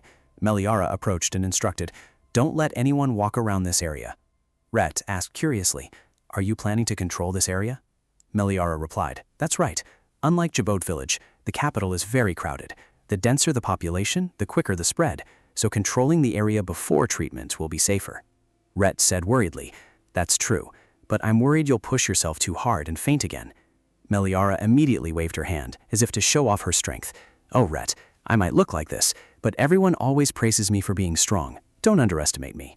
Rhett said, That's not underestimation. I trust your abilities more than anyone, but my job is to worry about you and protect you, no matter what happens. Meliara was touched. Her face flushed red. Her heart felt like a lion dance was happening inside her chest. Rhett? Suddenly, a voice shouted, What are you doing? Meliara turned around. That voice. Ern resisted and shouted, We just want to treat them. Why are you stopping us? Let me go. Meliara immediately stepped forward. What is going on here? At this moment, someone approached and said, "Are you still asking what's going on?" Meliara helped Ern up. "Are you all right?" The Crown Prince stepped forward. "That's what we want to ask. Who gave you permission to take control of this area on your own?" Meliara stepped forward and replied, "My apologies, Your Highness. In a situation like this epidemic, the most important thing is to act quickly. Furthermore, this disease spreads very rapidly, so it's necessary to take control before the outbreak spreads further." Zekin glared. "What gives you the right to make such a judgment? Who gave you permission? Control of this area is decided by the royal family. What the princess is doing now is nothing short of an insult to the royal family." Meliara lowered her head. She thought to herself, "They've been beating around the bush for over half a day without coming up with any treatment, yet they talk like that." At this moment, Linden walked over to defend her. "I gave permission. If you want to assign blame, then question me." Meliara was surprised. "Linden," Zekin sneered. "Responsible? What right do you have, you illegitimate child of a concubine who hasn't even been permitted by your father, to dare claim responsibility for controlling an area within the capital? So, between the two of you, who is responsible, Linden? The punishment will vary depending on your answer, so you'd best think carefully." Meliara thought to herself, "From the very beginning he intended to corner them like this. If I say I'm responsible, he'll criticize me, saying I'm just a young lady daring to trifle with royal authority. If Linden steps forward, he'll use every means to attack Linden, claiming he's trying to challenge the Crown Prince's position. I can't cause trouble for Linden." Meliara thumped her chest. "I am the one responsible." At that moment, Rhett stepped forward to shield her. He said, "The main person responsible here is me. Whatever you want, speak to me." Zekin saw Rhett and recoiled. Grand Duke, why would you?" Rhett said, "It seems the Crown Prince here lacks the ability to discern the importance of matters, considering you're fixated on finding the main person responsible, rather than recognizing the gravity of the situation." Zekin's face darkened and he stammered, That matter." Meliara stepped forward to explain. "Your Royal Highness, this matter concerns the Empire's most precious asset, the safety and well-being of its people. Your Royal Highness, do you truly believe that the royal family's prestige is more important than the safety and well-being of the Empire's citizens?" Everyone heard Meliara's reasonable words and began to murmur amongst themselves. Zekin saw that the situation was unfavorable. Tsk, public opinion is turning this way. He clenched his fists in anger. Meanwhile, a priest was whispering something to Olivia. Olivia smiled and said, "Lady Darchis, your concern for the safety and well-being of the Empire's people is truly admirable." Meliara was utterly taken aback. "Huh? A priest gave Olivia something." Meliara immediately took it out and said, "But isn't this attitude too contradictory for someone who spread the plague? Not long ago, we found this vial in the lady's handbag, and after investigation, we discovered that the liquid inside the vial was the cause of the plague." Meliara yelled, "What is this? I've never seen it before, and furthermore, who gave you permission to enter my room and search my belongings?" Zekin said smugly, "We were merely trying to learn more about the recent rumors, and now that we have the evidence, you can't deny it anymore, can you?" Then he ordered, "Seize Lady Darchis immediately." Linden and Rhett immediately stepped forward to shield her. Zekin turned to Olivia and said, "Livy, let's go back now." Olivia left, and even bid Meliara farewell with a sneer. Meliara snapped, "Wait a minute, you said you took that vial from my bag, right? So after using it, I would always have to keep the empty vial on me. Isn't that a bit strange? There's no way I would do something so obviously incriminating unless I were an idiot. Someone must be trying to frame me." Zekin immediately interrupted. "Do you think no one knows you're playing games to get out of this?" Meliara immediately replied, "Whether I'm lying or not will be clear with a quick check. If you're not trying to force me to be the culprit, then investigate properly." Olivia clenched her fists and said, "You've caused trouble this way before, haven't you? You once sent me tea on my birthday, and that tea contained poison." Meliara, also aware of this incident, thought to herself, although that was something the original Meliara did, an excuse probably wouldn't do any good. She stammered, "That—" Zekin yelled loudly, trying to corner Meliara. "Exactly. You knew very well that Livy always drinks chamomile tea in the evening. You deliberately gave her chamomile tea." Hearing these words, Meliara suddenly realized something was wrong, and she immediately asked, "What did you just say? Chamomile tea?" Meliara pondered. It was clear that Meliara had deliberately chosen peppermint tea to send to Olivia, because Olivia hated that type of tea the most. No, that's not right. All the events that had occurred were similar to the original story, but it was chamomile tea, not peppermint. She recalled a detail from the original story. The priest called out, "Meliara Darchis, do you admit to the accusation of poisoning the Saintess?" Meliara immediately denied it. "It wasn't me. Someone must have framed me. The Saintess knows the truth. How could I have put poison in it? It's true that I'm jealous of the Saintess, but I swear I wouldn't do something so terrible. Saintess, please say something." Meliara was astonished. Could it be that all the malicious acts Meliara committed were related to Olivia? Every time Meliara would scream proclaiming her innocence. In the original story, Meliara's tears streamed down. What do you mean? Me steal the Saintess's necklace? When I read the novel, I just thought that whole display was too ironic. What if someone really did frame Meliara? Could that person be? What if all those malicious acts were actually Olivia's plan? Why would she do that? Returning to the present, Zekin spoke. There's enough evidence now. You probably have nothing left to say, do you? Don't make a big deal out of this. It would be better to come along quietly. Meliara hesitated, waiting for something. Then she said, No, I can't go. There's still no clear evidence that I did it. Zekin yelled, What more certain evidence could there be than the glass vial in your bag? Rhett immediately spoke up. Bag? That's quite specific. But has anyone seen it with their own eyes? I ask, has anyone actually seen Era use that glass vial? Zekin immediately froze. That...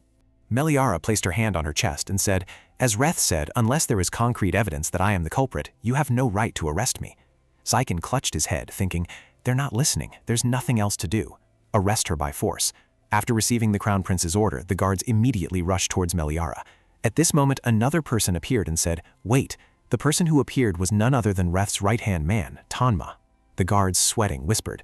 All the passages were clearly blocked. How did he get in here? There's no trace at all. Meliara gasped. He truly is the Demon Realm's genuine assistant. Tanma stepped forward, placed his hand on his chest, and said, By order of the Grand Duke, I have found the source of the rumor. Meliara was extremely surprised to hear this. Zyken immediately turned sharply. What? What's going on? You found the culprit? Olivia looked as if she was about to collapse upon hearing this news. Tanma smiled confidently and said, Combining the accounts of the people in the area, it's clear that all these rumors originated from one man. His skin is pale and greasy, his eyes are sky blue, and his hair is silver. The locals say his appearance is unusual, hard to find around this area. A picture of the man flashed in Meliara's mind. If he had such an appearance, then the culprit wasn't Olivia but Brodieu. Suddenly, Olivia sensed something unusual. Meliara looked at her, puzzled. While Olivia was restless and uneasy, Zekin asked, So where is that man now? Tanma replied, Unfortunately, his whereabouts are currently unknown. According to witnesses, he appears and disappears like a ghost, as if he possesses teleportation magic. And they also said that if he's nearby, one can smell a rather strong floral scent. Olivia gasped in alarm. Zekin immediately turned to ask, Olivia, what's wrong? Are you hurt somewhere? Tanma immediately asked, Could it be someone you know? Olivia hesitated. No, it's not. Why would it be? Zekin immediately turned to his guard and ordered, That's it then. Bring him back here. Interrogation will reveal everything. Then he pointed at Meliara and said, Don't get too comfortable too soon. You're still under suspicion. Olivia immediately turned and gripped Zekin's hand. Your Highness, there's no need to go that far, is there? Zekin smiled. Livy, are you trying to ask me to forgive that woman again? Your problem is that you're too saintly. Don't worry, this time I will investigate thoroughly and make that woman disappear from our sight forever. Meliara stood in thought, her brows furrowed in annoyance, while Olivia turned away abruptly, still worried in her heart. Meliara asked, So, can you two leave now? Many patients are waiting for treatment over there. Zekin crossed his arms and asked, Who gave you permission to continue treatment? Meliara snapped, What are you saying? Are you telling me to let everyone die? Zekin continued, How can I believe you can truly cure this plague? Who knows, perhaps treatment is just an excuse for you to use tricks to harm others. Suddenly, a teleportation portal appeared nearby. A person stepped out from within. I will take responsibility for that. The person who appeared was Lydia, who pulled down her hood, revealing her face. Lydia approached Meliara and asked, Saintess, have you been well all this time? I apologize, I had to prepare for the proclamation ceremony, which is why I'm only arriving now. Then Lydia bowed to the Crown Prince. It's been a long time since I last saw you, Your Highness. Zekin said, Long time no see, High Priest. Lydia asked with a smile, Yes, are you still well? But Your Highness, why do you respect an insignificant priest like me, yet disdain the Saintess, the child of God? Zekin flinched immediately. That... Meliara, also furious, internally wanted to scream, See, even after being told that, he still wears an expression that says he'd rather die than apologize, huh? Lydia continued, Perhaps Your Highness still doesn't trust the Saintess. In that case, I will stake my honor as a high priest to guarantee it. The Saintess is absolutely not someone who would harm others. If anyone dares to falsely accuse the Saintess, our lunar sect will contribute our efforts to help everyone find the culprit. Therefore, I request permission to escort the Saintess back to our holy temple. You have no further dissatisfaction regarding this matter, do you, Your Highness? Zekin gritted his teeth, thinking to himself, even the royal family isn't allowed to casually enter the holy temple, much less anyone else. Lydia turned towards the people. Furthermore, if anyone is ill or feeling unwell, please come to the holy temple of the lunar faith. Princess Ara, the Saintess of the moon god, will heal everyone. That evening, in the great hall, she thought to herself, It's too cold, so I should change clothes. Is it because this is called the Grand Temple that its scale is much larger than the ruined temple in Chiban? Lydia spoke up. It's late, so please rest comfortably tonight. Shall we receive the villagers starting tomorrow? Meliara replied, Yes, of course. Lydia said worriedly, Actually, not everyone who comes here believes the Saintess is innocent. There will be some who come here just to be healed. But don't worry too much. We will deal with those rude people. Meliara became even more worried upon hearing this. Thank you, Lydia. A moment later, Lydia led Meliara around while introducing, "This is the grand hall of the temple. Over there is the living room, and this will be the Saintess's bedroom from now on." The door opened, and Meliara gasped in surprise. Lydia said, "Although it has been thoroughly cleaned, I'm still worried the room is too simple for the Saintess." Meliara replied blankly, "Simple? It's incredibly luxurious and magnificent. It's even bigger than a duke's room." Lydia turned and left. "Please rest now, Saintess. I'll take my leave." Meliara turned to Reth and asked, "That's right, Reth is also staying at the Grand Temple, isn't he?" How could Reth be far from his love? He replied, "Of course, I'll be in the room right next door. If you need anything, just call me." Meliara was overjoyed. "Really? That's great." Suddenly realizing she might have overreacted, she paused. "Oh, no, actually, because it's the temple, it's very safe. But if Reth is by my side, I'll feel even safer." Reth crossed his arms, bowed his head slightly, and said, "I am your guard, after all. Of course I must be by your side." Meliara's face flushed. She shyly scratched her head and replied, "Thank you, sir. Actually, when the Crown Prince and the knights burst in earlier, I was a little scared. Luckily, Reth was here, and I felt more at ease." Reth smiled and replied, "Ara, it's natural for me to protect you. You don't need to keep thanking me." Meliara's eyes widened. She awkwardly bowed. "Even so, gratitude is still gratitude. I must express it." At this moment, a voice echoed from outside. "Sir, may I come in?" Reth asked. "Tanma, what's wrong?" Tanma entered, hesitating. That thing." Meliara's heart was pounding at this moment, her chest feeling like it would burst because of Reth's words. "Of course I must be by your side." She wondered, "Since when? It seems Reth considers being by my side obvious, so why do I—" Meanwhile, Tanma was reporting something to Reth that seemed tense. Reth suddenly turned to look at Meliara. She asked curiously, "Oh, what's wrong?" Tanma asked, "My lady, do you still remember the description of the rumor monger I mentioned earlier?" Meliara replied, "Ah yes, that man, Prodi, right?" Tanma said, "Indeed, you recognized him.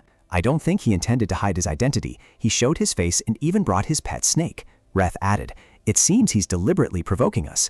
Meliara asked, puzzled, "Provoking? What's the benefit of provoking Reth?" Tanma replied, "Perhaps he had a previous grudge with the Duke, which is why he's intentionally causing trouble." Reth thought to himself, "That's true. They didn't seem very close before." Suddenly, Meliara realized something.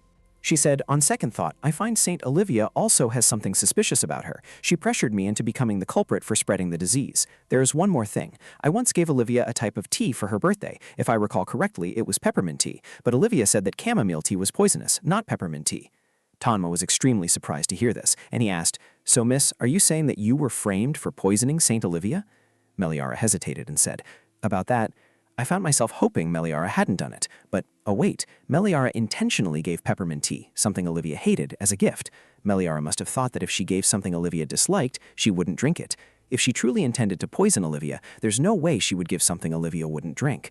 Meliara then stated confidently, "Yes, that's certainly the case.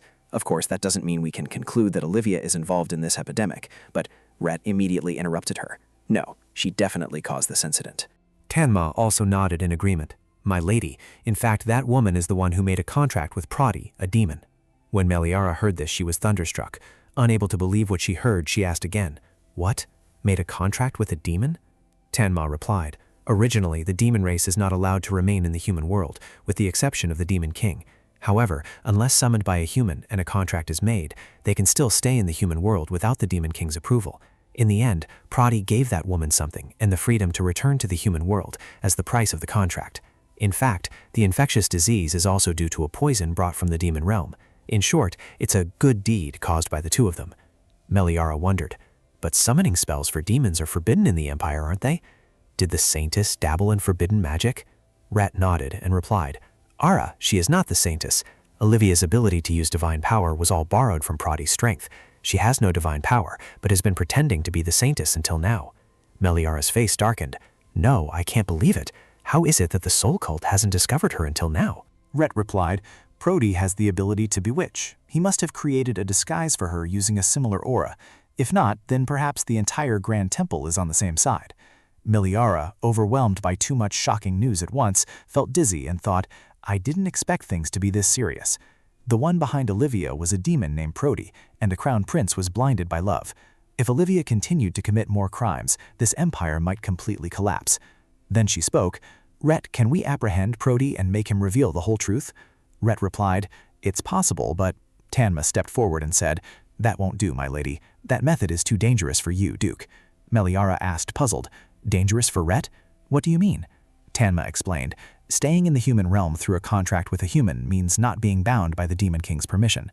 Therefore, forcibly imposing power on him is a violation of the Demon Realm's rules. The rules of the Demon Realm inherently possess immense power, so even the Demon King will face consequences if they violate them. Reth brushed these concerns aside and said, I don't care. If you wish, I will have someone summon Brody and interrogate him. Tanma interjected worriedly, This cannot be, Your Majesty. You know well the price of breaking rules, even in the human world. The more Meliara heard, the more confused she became. The price to pay? What will happen if he breaks those rules, Reth? Reth pondered for a moment, not daring to tell her the full truth. So Tanma said, stripping him of his title as Demon King would be a given. If he's careless, he could even be banished to a place of infinite space and time. Reth sighed. It won't necessarily be like that. What Tanma said is just an exaggeration. Meliara shouted, No, absolutely not. I cannot push Reth into danger just to clear my name. Reth replied, Oh, I'm not. Meliara immediately cut him off. I said no. Her lips trembled with worry for him. Reth was startled by her attitude. Unable to resist her, he said, Understood. I'll find another way then. Meliara clenched her fists. There must be another way. Deceit and cunning will eventually be exposed. She thought to herself, that's right, now I should focus on healing the people rather than clearing my name. As she looked up at the sky, Meliara also realized it was dark. It had gotten dark so quickly. It's getting late. Let's continue our discussion tomorrow. The scene shifted to another location. A priest knocked on the door and called out, Bishop? I apologize for the intrusion, Bishop, but I have an urgent matter to report. It seems I'm disturbing you while you're resting, the priest added. Lydia replied, It's all right, come in. It seems that a blood moon will appear during this Saintess declaration ceremony. The priest was surprised. A blood moon? Isn't that a rare phenomenon that only occurs once every 30 years? Isn't it too much of a coincidence for a blood moon to appear at the same time as the declaration ceremony? Lydia chuckled. I'm not sure, but I suddenly have a premonition it will happen. It seems everyone wants to talk to Miss Era before the ceremony begins. The priest smiled. Oh, the lunar faction has been talking a lot about her. Lydia said, That's true. It's been 100 years since the two sides last met. The priest asked again, puzzled. 100 years? Lydia continued, So there must be a lot to talk about. Anyway, is there something you wanted to tell me? The priest nervously held a stack of papers in his hand. About that. How should we respond to the correspondence from the Imperial Palace? Lydia looked up and asked, Respond? She recalled holding a letter in her hand at that time, her eyes thoughtful as she looked at the letter. Beside her, Yurin said, Aren't they too shameless, using the excuse that the Saintess and the Crown Prince were once betrothed in the past to connect the lunar sect with the Imperial family? Lydia sighed.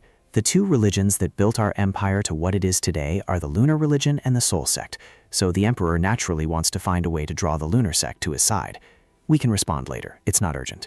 Yurin replied, Yes.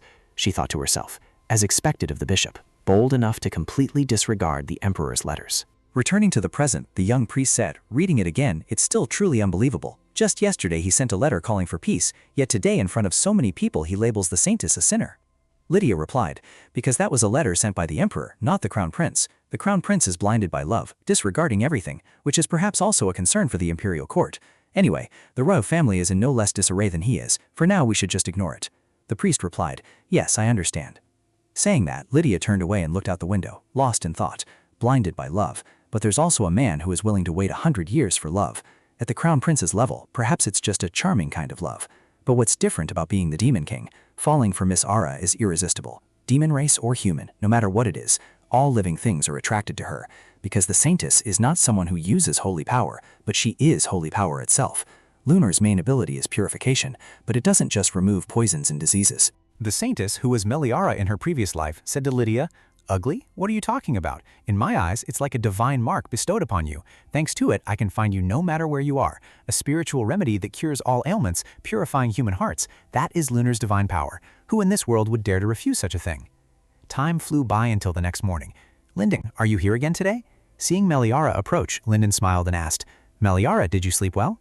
Meliara in turn asked him, Were you tired from staying behind yesterday to organize the restricted area? Linden replied, Tired? I didn't do much at all. On the contrary, I'm worried that you'll overexert yourself constantly caring for patients. You even fainted from exhaustion last time in Shaban village, remember? Meliara placed a hand on her chest, smiling confidently. Hee, you don't need to worry, she thought to herself.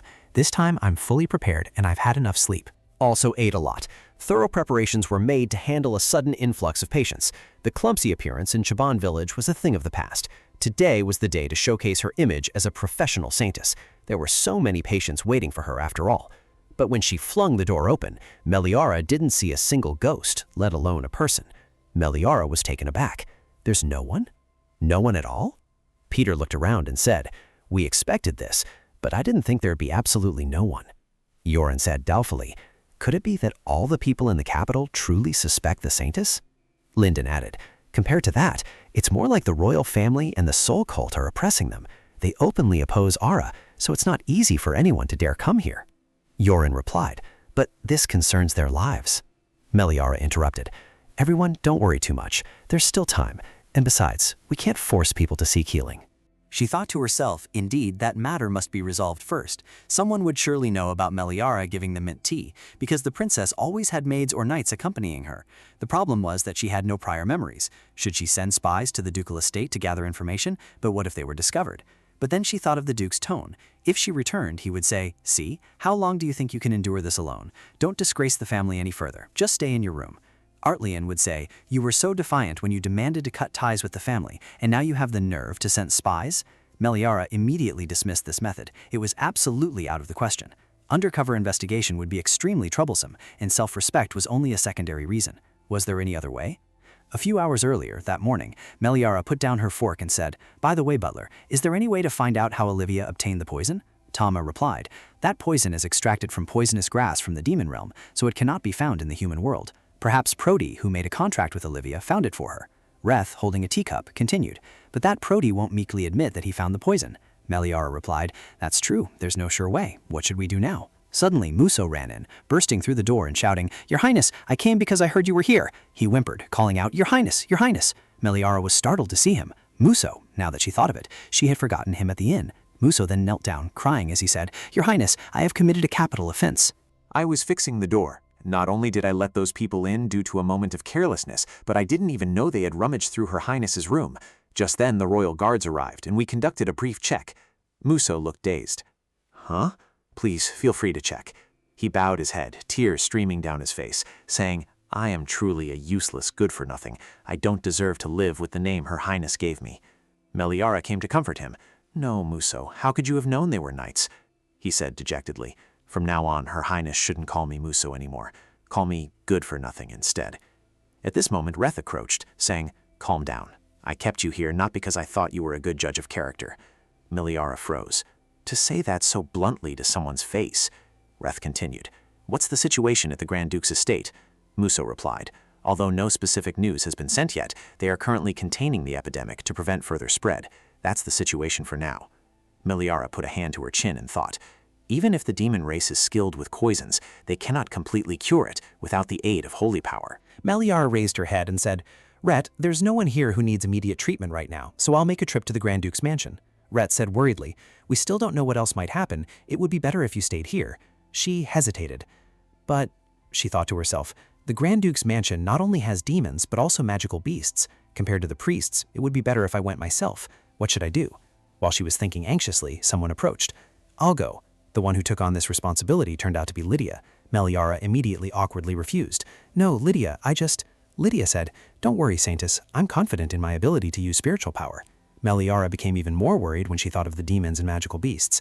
That's not it, she thought. Even a bishop would be terrified upon arriving at a place full of demons and magical beasts. Rat stepped towards her and called, "Ara." "I haven't told you yet. That bishop is a demon hybrid." "Huh? What? What do you mean?" Meliara's mouth fell open. She looked over and saw Lydia smiling faintly. Meliara was stunned, unable to believe it. Lydia chuckled and said, "It's because I didn't tell you." Meliara asked, "So when Lydia looks at Gelber or Muso, she—" "Yes, I can see their true forms." Gelber and Muso looked bewildered, not understanding why they were suddenly being talked about. Lydia created a teleportation portal and said, "Well then, let's get going. I'm not familiar with the way. Could you lead me?" Muso immediately replied, "Yes, yes." Seeing Muso's awkwardness, Eliara wondered to herself, why is he so shy? This isn't like Muso at all. Something's up, something's up. Meliara perked up her ears to listen. Muso, his face flushed, asked, "Have we met before?" Meliara was surprised. "Muso, have you read romance novels?" Lydia smiled. "I'm not sure." Muso scratched his head. "No? That's strange, isn't it? Why do I feel so familiar with you?" Meliara secretly cheered him on. "Go on, be a man and push a little further." Muso turned to Meliara and said, "Then I'll be going, your ladyship." Reth's face darkened, and he said, "Going where? Protecting the Grand Duke's mansion is your duty." Suddenly Linden approached. Meliara, could I have a moment of your time? Let's go somewhere else. I have something to discuss. A moment later. What? Olivia already knew about the spread of the plague? Linden replied, but she didn't know from the very beginning. The Grand Duke gave me a hint previously. Previously, Reth had said, the disgusting fortune within you is a fake from the soul cult. If you want to know the full details, this plague might very well be the clue. Linden continued, when the plague was rampant in Shivan village, did you know Olivia was found in the neighboring village? The situation was too suspicious, so I investigated a bit then. At that moment, Linden went to a tavern, thinking to himself that although it was true the Saintess of the Soul Cult had too many suspicious points, that didn't make it conclusive evidence proving she was the one who caused the plague to spread. Suddenly, someone shouted, "No, I'm telling the truth. Are you accusing my young lady of poisoning someone? I just received the tea leaves from the store and delivered them straight to the temple. Who could have poisoned them during that time? Someone must be trying to frame Lady Darchess." Linden was astonished, his mouth agape upon hearing this. Back in the present, Meliara suddenly stood up. Linden asked puzzled, "Meliara, are you all right?" Meliara replied, I'm just a little surprised. She thought to herself delighted. Thank goodness, I didn't expect to find a witness so quickly. Suddenly she froze. She asked, Linden, did you already know I was framed? Linden replied, well, actually, not long ago I used to think that if it were the former Princess Darchess, she might have been capable of doing such a thing, because I too only believed the rumors about you in high society. But after traveling with you all the way to Chiban village, I truly learned what kind of person you are. The Meliara I know would absolutely never harm anyone else. Meliara was so moved she almost cried. Linden continued, that's why, after hearing what that man said, I became even more certain that there was something hidden. Initially, I thought I needed to get to the bottom of it, so I arranged to meet him. Linden asked, I have something I want to verify, so come to Ishison Manor early tomorrow morning. The young man nodded and replied, yes, as your highness commands. Rhett immediately asked, and then what? Did you find out anything? Linden said, about that, the next day, I waited until the afternoon, but that man never showed up. I don't know if it was because he was afraid of being questioned by me, the prince, or due to pressure from the ducal estate. After that, I couldn't find him anymore. Meliara was stunned. How could that be? Linden raised a hand and said, that's not all, Era. Now comes the important part. According to an urgent report just now from one of my knights, someone has already found and taken that errand boy away, one step ahead of us. Hearing this news, Meliara was shocked and sprang to her feet. Could it be Olivia? Linden replied, no, not the Saintess of the Soul Sect. It's Arleon Darchess, your brother. This was another shocking piece of news for Meliara. She felt as if she'd been struck by lightning. What? Arleon Darchess? Why, after all? Linden said, Meliara, this is just my thought, but what if Arleon already knew you were framed and wanted to help you? Meliara clenched her hands. Impossible. I can't believe it. Suddenly, a sound startled Meliara. She quickly spun around. Who's there? Linden asked, puzzled. What's wrong, Meliara? Meliara looked around, saying, I just heard something. Did I hear wrong? Anyway, it's not what you think, because the young duke and I don't have a close brother-sister relationship. Linden bowed his head slightly. Of course I know that.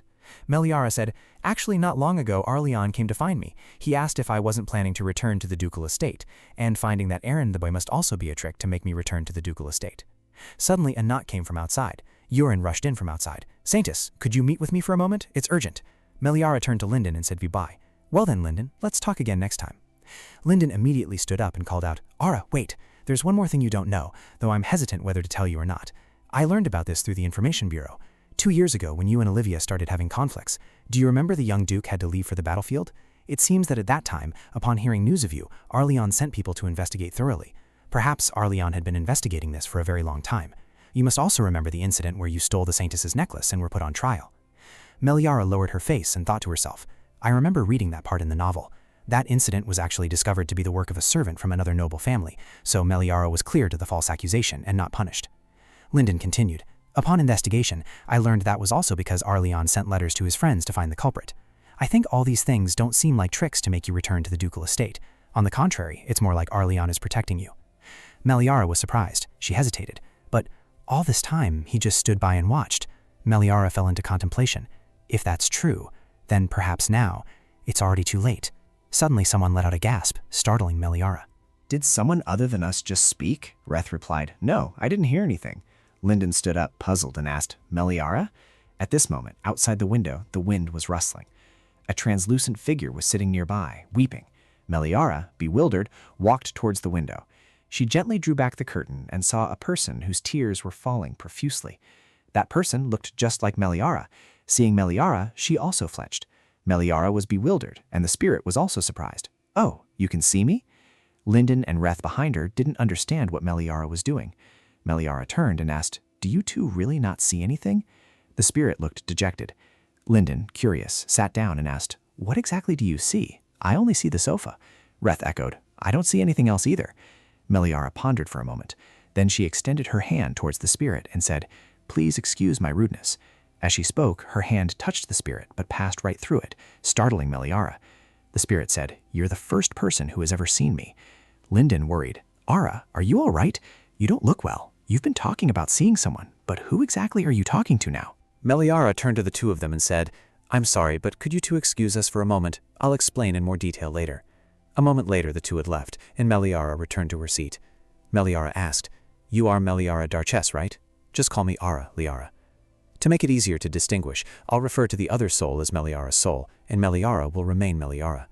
Meliara continued, "You might find this confusing, but not long ago I was from another world. However, when I opened my eyes after the accident, I had transmigrated into Meliara's body.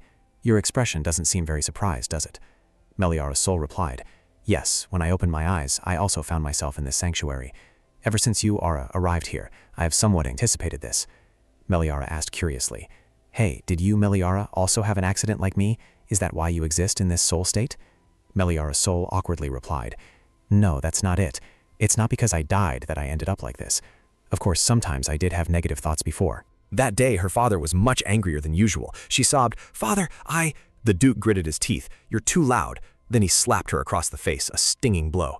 "How dare you disgrace me, you insolent wretch, trying to poison the Saintess. Not only did you fail to secure a marriage alliance with the royal family, but you also dared to defy the Holy See. Get out of my sight, you disgrace to our family. From now on, don't even think about stepping half a foot out of your room." With that, he slammed the door shut and left.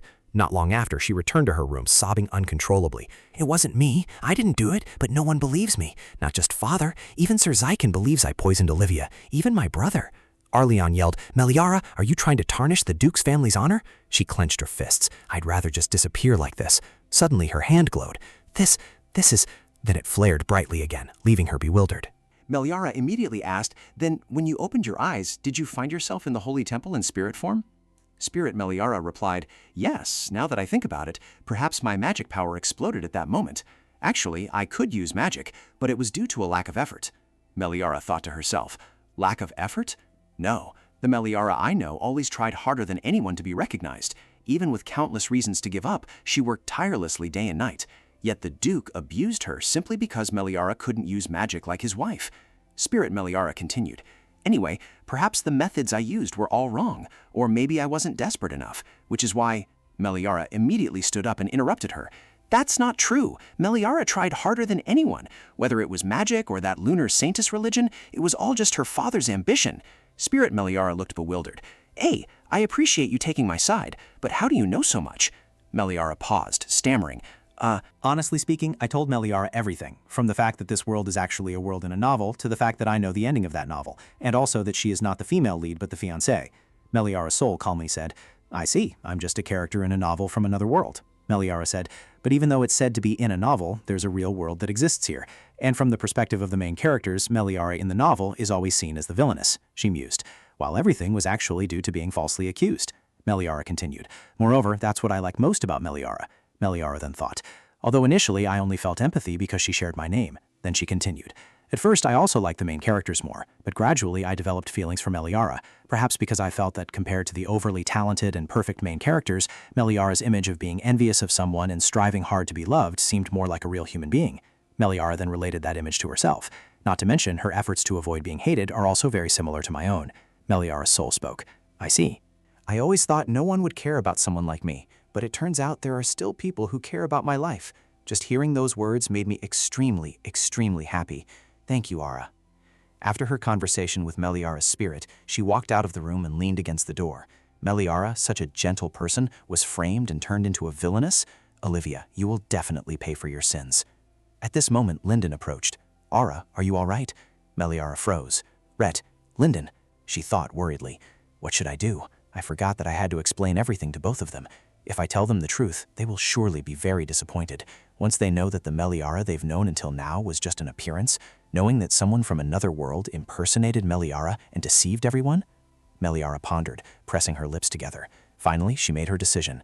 I have something to tell you both. Could I have a little time? No, this might take a very long time. A moment later. I explained everything to Reth and Linden, from the fact that I was originally from another world to how for some unknown reason I woke up having transmigrated into Meliara's body in this world. It must be hard to believe. If it were me, I'd also think it was a wild story. Linden mused.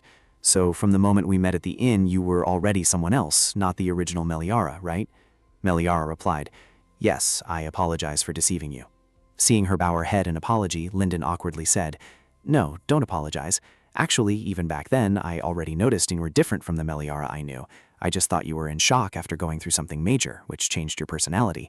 It seems I didn't truly understand the Meliara from before. I feel so guilty towards the original Meliara. If only I could apologize to her.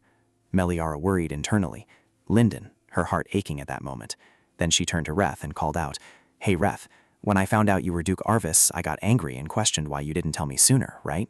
I apologize for getting angry when I was the one hiding such a big secret myself. Reth walked over to Meliara, extended his hand, and gently stroked her face, saying, You don't need to apologize.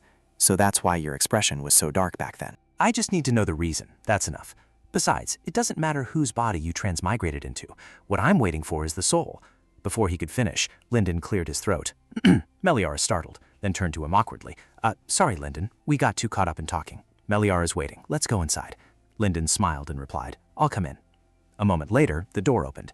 Meliara walked in and said to Meliara's soul, Meliara, you've been waiting a long time, haven't you? I've explained everything to them. It's all right now. Linden walked in, his face bewildered as he saw no one there, only a sofa. Linden stepped in and looked around. Meliara, puzzled, called out, Linden. Linden turned to her. Ara, could you tell me where Meliara is? I have something I want to say to her. Meliara then realized, that's right, Linden can't see her. She spoke up. She's sitting on the sofa opposite. Linden smiled and replied, Thank you. Linden sat down and said to Meliara's soul, Meliara, I apologize. In name, I am your friend, but when you face difficulties, I couldn't give you strength. Instead, I only thought of taking advantage of you. I know it's too late now, but I, Linden Iserson von Bacarda, pledge my honor as a prince to do everything in my power to clear your name. Of course, I'm not asking for forgiveness lightly. I'll let Ara slap me a few times if it helps you vent your anger. Meliara from behind was like, What now? Who asked for that? She pointed to herself. Huh? Me? Meliara looked at Reznor with a bright smile. Meliara spoke. Linden, Meliara doesn't want that. Meliara's eyes turned bitter as she thought to herself what she truly desired was just a sincere and warm word of comfort, like this one now. At the same time, at the Grand Duke's mansion, someone was being healed by a priest. This healer was none other than Lydia. A maid approached and said, It turns out that not only saints possess healing abilities. Lydia turned and replied, Because all priests possess divine power. Of course, only the saint's divine power is significantly greater. The maid put a hand to her chin in thought and said, Now that you mention it, Miss Lydia said you're also part of the demon race like us, right? If a demon becomes a priest, can they use both their inherent abilities and holy power? Lydia replied, Because I am a half-demon, a hybrid between human and demon, unfortunately I don't possess the inherent abilities of the demon race. The maid nodded. I see. But I think we also have a demon hybrid in our mansion. The maid next to her chimed in, That's right. That person is, suddenly Muso ran over. Me, it's me. I'm also a hybrid between a demon and a human. Everyone froze upon hearing that. Lydia smiled and said, I see. It's rare to meet someone with half-demon blood, so we're comrades. Muso's face turned red upon hearing that, probably from being flustered. And so for the rest of that day, he stood behind, observing Lydia and everyone else, following Lydia wherever she went. The two maids immediately started whispering, Hey, Muso seems to have fallen for the bishop, hasn't he? The other maid replied confidently, It's obvious just by looking, but if he keeps trailing after her like that, when will she ever fall for him? The blonde maid sighed. She had already told him he was quite foolish. It was a while later, and Muso was still trailing behind her. Lydia stopped and turned to ask, Do you have something else to say? Muso flinched, stammering, Huh? Huh? Lydia said, You've been following me this whole time. Muso scratched his head and replied, Well, I have something I want to ask. Lydia wondered, Ask something? Are you perhaps going to use a pickup line like, Have we met before? Muso's face turned red like a tomato. What pickup line? You really look a lot like someone I know. Lydia interrupted him. That's right. Muso froze for 5 seconds. Yes, that's right. Huh? Lydia smiled. How disappointing. I can't believe you don't remember. You used to always run after me, calling, Sister, sister. Muso's eyes widened as if he had realized something. Could it be? He immediately remembered a childhood image of Lydia. He shouted, You're the masked sister from back then? Lydia covered her mouth and said, Oh my, you finally remembered. Musso immediately asked, "Then why have you been pretending not to know me all this time?" Lydia replied, "I don't know. I wanted to see how much you'd remember." Musso recalled the past. When he was little, he had said, "Sister, I think you'd be prettier if you took off that mask." Lydia had said, "Kids really do say anything." He stammered, Back then, I'm sure you were wearing a mask. Actually, I thought you had died, because I thought you were human." Lydia touched his face, wiping away tears. She smiled and said, "Still a crybaby, just like before, huh? When Musso was little, he'd also tag along behind. Boo-hoo, big sister." Lydia said, "Long time no see, kiddo." Meanwhile, on Meliara's side, Linden said, "Perhaps the best way is to find Arlian and ask him to provide a witness. Since it's his sister's matter, he will provide one. Better yet, we should strengthen our physical condition to confront Olivia and Zyke." Meliara pondered, thinking to herself, "But can Arlian be trusted? What if he again wants me to return to the ducal mansion like last time?" Meliara's soul then spoke up.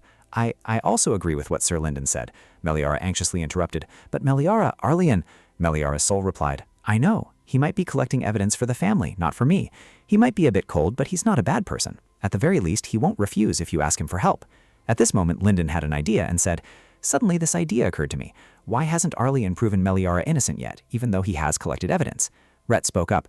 "Well, perhaps he thinks there isn't enough evidence to reveal yet, because if he's careless, they might counterscheme." Meliara's soul spoke. "Miss Ara." Would you mind going to see my brother and talking to him again? He's not the type of person to act without a clear reason. For Miss Ara's safety, I think you should ask for his help." Meliara pressed her lips together. Having no other choice, she said, "All right, since all our heads put together still haven't come up with a good solution. So first, I will send a request to visit Arlian. After that, go find a priest and give him a letter saying, 'Please deliver this letter to Duke Darcius for me, as soon as possible.' I dismissed him too casually last time. I wonder if Arlian will agree this time." Not long after, Arlian immediately came to the sanctuary, so quickly that my worries were all for naught. Arlian entered with his guards. Meliara, now dressed in a pure white gown, came out to greet her brother, saying, "It's a pleasure you've come, Duke. Shall we go inside?" Quickly, both of them went inside. Arlian looked around. "It's just you today, isn't it? Where's the Grand Duke who usually accompanies you?" Meliara replied, "He had some business and has gone out." She thought to herself, while I meet Arlian, Linden and Rhett have gone out to quietly investigate Olivia and Prody. I feel a little worried meeting Arlian without Rhett by my side, but... Meliara's spirit was also by her side at this moment. She turned and said, "This is the first time I've seen him this close, so I'm a little embarrassed." Meliara thought to herself, "I'm just as embarrassed as you are." Then Meliara spoke, "You arrived quite quickly, didn't you?" Arlian continued, "Because I've always been late before. Now I'm just trying to make amends. You could have called me for tea, but it seems that's not the case. I heard you and His Royal Highness the Crown Prince had an argument, so there must be only one reason, for you to call me Duke instead of brother, and for you to stubbornly refuse to go home and invite me here. You need my help, don't you?" Meliara replied, "As you said, I invited you here because I need your help. But is that all you're curious about regarding me?" Arlian asked, puzzled, "What do you mean?" Meliara then stated clearly, "You must have heard the whole story by now. I thought you would wonder if I really did it, or if it was just a misunderstanding." Meliara's spirit sitting beside her was deep in thought. Arlian replied, "About that, you said you didn't do it." Meliara was surprised and awkwardly replied, "Yes, that's right, I didn't do it." Arlian said, "Then that's fine. If you say you didn't, then you didn't." Meliara hesitated. "So from the very beginning you believed I was innocent, even with the previous necklace incident. That's why every time something happened you secretly went to investigate." Arlian said in surprise, "I thought this was done quite discreetly. Turns out you knew everything. It's not that I specifically believed you were innocent, but that I believed you, and you said it wasn't you." Meliara was puzzled. "What do you mean?" Suddenly Meliara's soul shot up. "Wait, he believes me? No way, he's always hated me. Why?" Meliara looked over, thinking to herself. Her reaction was understandable, because only Meliara truly understood what kind of brother Arlian Darcius was. A brother who turned a blind eye to his abused sister and couldn't utter a single warm word. For such a person to now believe Meliara. Meliara was silent for a moment, contemplating. Then she spoke. "If someone heard that, they'd think our relationship was very good. Don't you hate me? It's strange. I didn't think you'd believe me so easily." Arlian clenched his fist. "It's not that I hate you." Meliara, For some reason, Arlian didn't continue. He let out a sigh. "All right, I want to know what you called me here." Meliara looked stunned, placing a hand on her chest. Meliara said, "I have a favor to ask of you. When the gift was given to Saintess Olivia, the person in charge of delivery was a servant. The young Duke took him away, didn't he? I need him. Additionally, I need information about the store that sold the poison or any evidence that can prove my innocence." Arlian worried. "Will that be all right? If you get involved with the soul cult, your relationship with His Royal Highness the Crown Prince will be beyond saving. Meliara immediately replied, "It doesn't matter. I don't intend to save it. Anyway, we can't go back to how things were before." Arleon scratched his head and replied, "Right, I can provide all the evidence." Meliara was startled.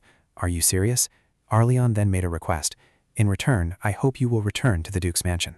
Meliara was worried about that. She thought to herself, I had actually anticipated this condition, because right now, the Darch's ducal estate only wants one thing from me. How can this family remain so unchanged? Just yesterday, they cast me out for being useless, and now that I've become a Saintess, they feel regret. In my previous life, at the orphanage, I had met people like this, wretches worse than beasts, who only brought the children they had abandoned back home for a few coins of allowance. How could such people be called family? Meliara slowly then replied, I'm sorry, but that's impossible. Our relationship ended the moment Duke Darchus cast me out. However, as the Saintess, if the ducal household needs help, I would be glad to help. Arleon immediately interrupted her. No, that's not it. You became the Saintess, and Father would naturally want you to come home. But I'm different. I truly wish for you to return to Meliara. Then he placed a gift box down. After the conquest, I brought this gift back. Will you accept it? Meliara and Meliara's soul exchanged glances. Then she picked up the gift box. When she opened it, she was surprised. This is a teddy bear? Why would you give me this? Arleon replied. Because I thought perhaps I had never fulfilled my duty as an older brother. Meliara secretly glanced at Meliara's soul and saw her tears falling. Arleon's face darkened as he continued. When Mother passed away after giving birth to you, I was just a 9-year-old kid, 20 years ago. Unlike our strict father, Mother was gentle and affectionate. She would smile and call, Arleon, come here. Isn't it wonderful? You're about to have a sibling. Arleon will surely be a good older brother. Her warm embrace, pleasant scent, and gentle voice like a song, I loved everything about Mother. Yet, that mother whom I loved so dearly, Arleon heard his father yell, Get rid of that child immediately. Don't let that thing that just killed its mother appear before me. The doctor who delivered the Duchess's baby said, The Duchess lost too much blood during childbirth. It's already a miracle that the baby is still alive. At this moment, a maid opened the door and poked her head in. Your Grace, we still haven't found a wet nurse. What should we do with the young lady? The Duke's face was filled with immense anger. He growled, asking, What are you doing bringing that child here? I don't want to see its face for now. Find just anyone and lock it away in the annex. Not long after that, Arleon heard people whispering to each other. So you brought that baby to the annex, even though it's a newborn? What else could I do? I just had to follow the instructions. Ultimately, only Madame suffered. To put it another way, wasn't it because of the young lady that Madame passed away? Shh, someone will hear us now. Arleon walked over. Hey! The two maids turned around and asked, Young master, you're awake? Do you need something? Arleon said. I want to go to the villa. And then he went to the villa. I knew Mother's death wasn't your fault. But at that time, I only believed what I heard and started to hate you, as if that was how I could console my grief. When they had both grown a few years older, the Duke's words still boomed. You can't even do such a small thing. You're nothing like your mother. Even after growing up, let alone helping you, I didn't even have the courage to defy Father, just like when Mother died, because I thought I couldn't do anything. Sometime later, as Arleon was standing, buttoning up his shirt, Meliara approached. Brother, do you really have to go to the academy? Meliara immediately noticed the bruises from where she had been hit. He stood in thought for a moment, then sat down.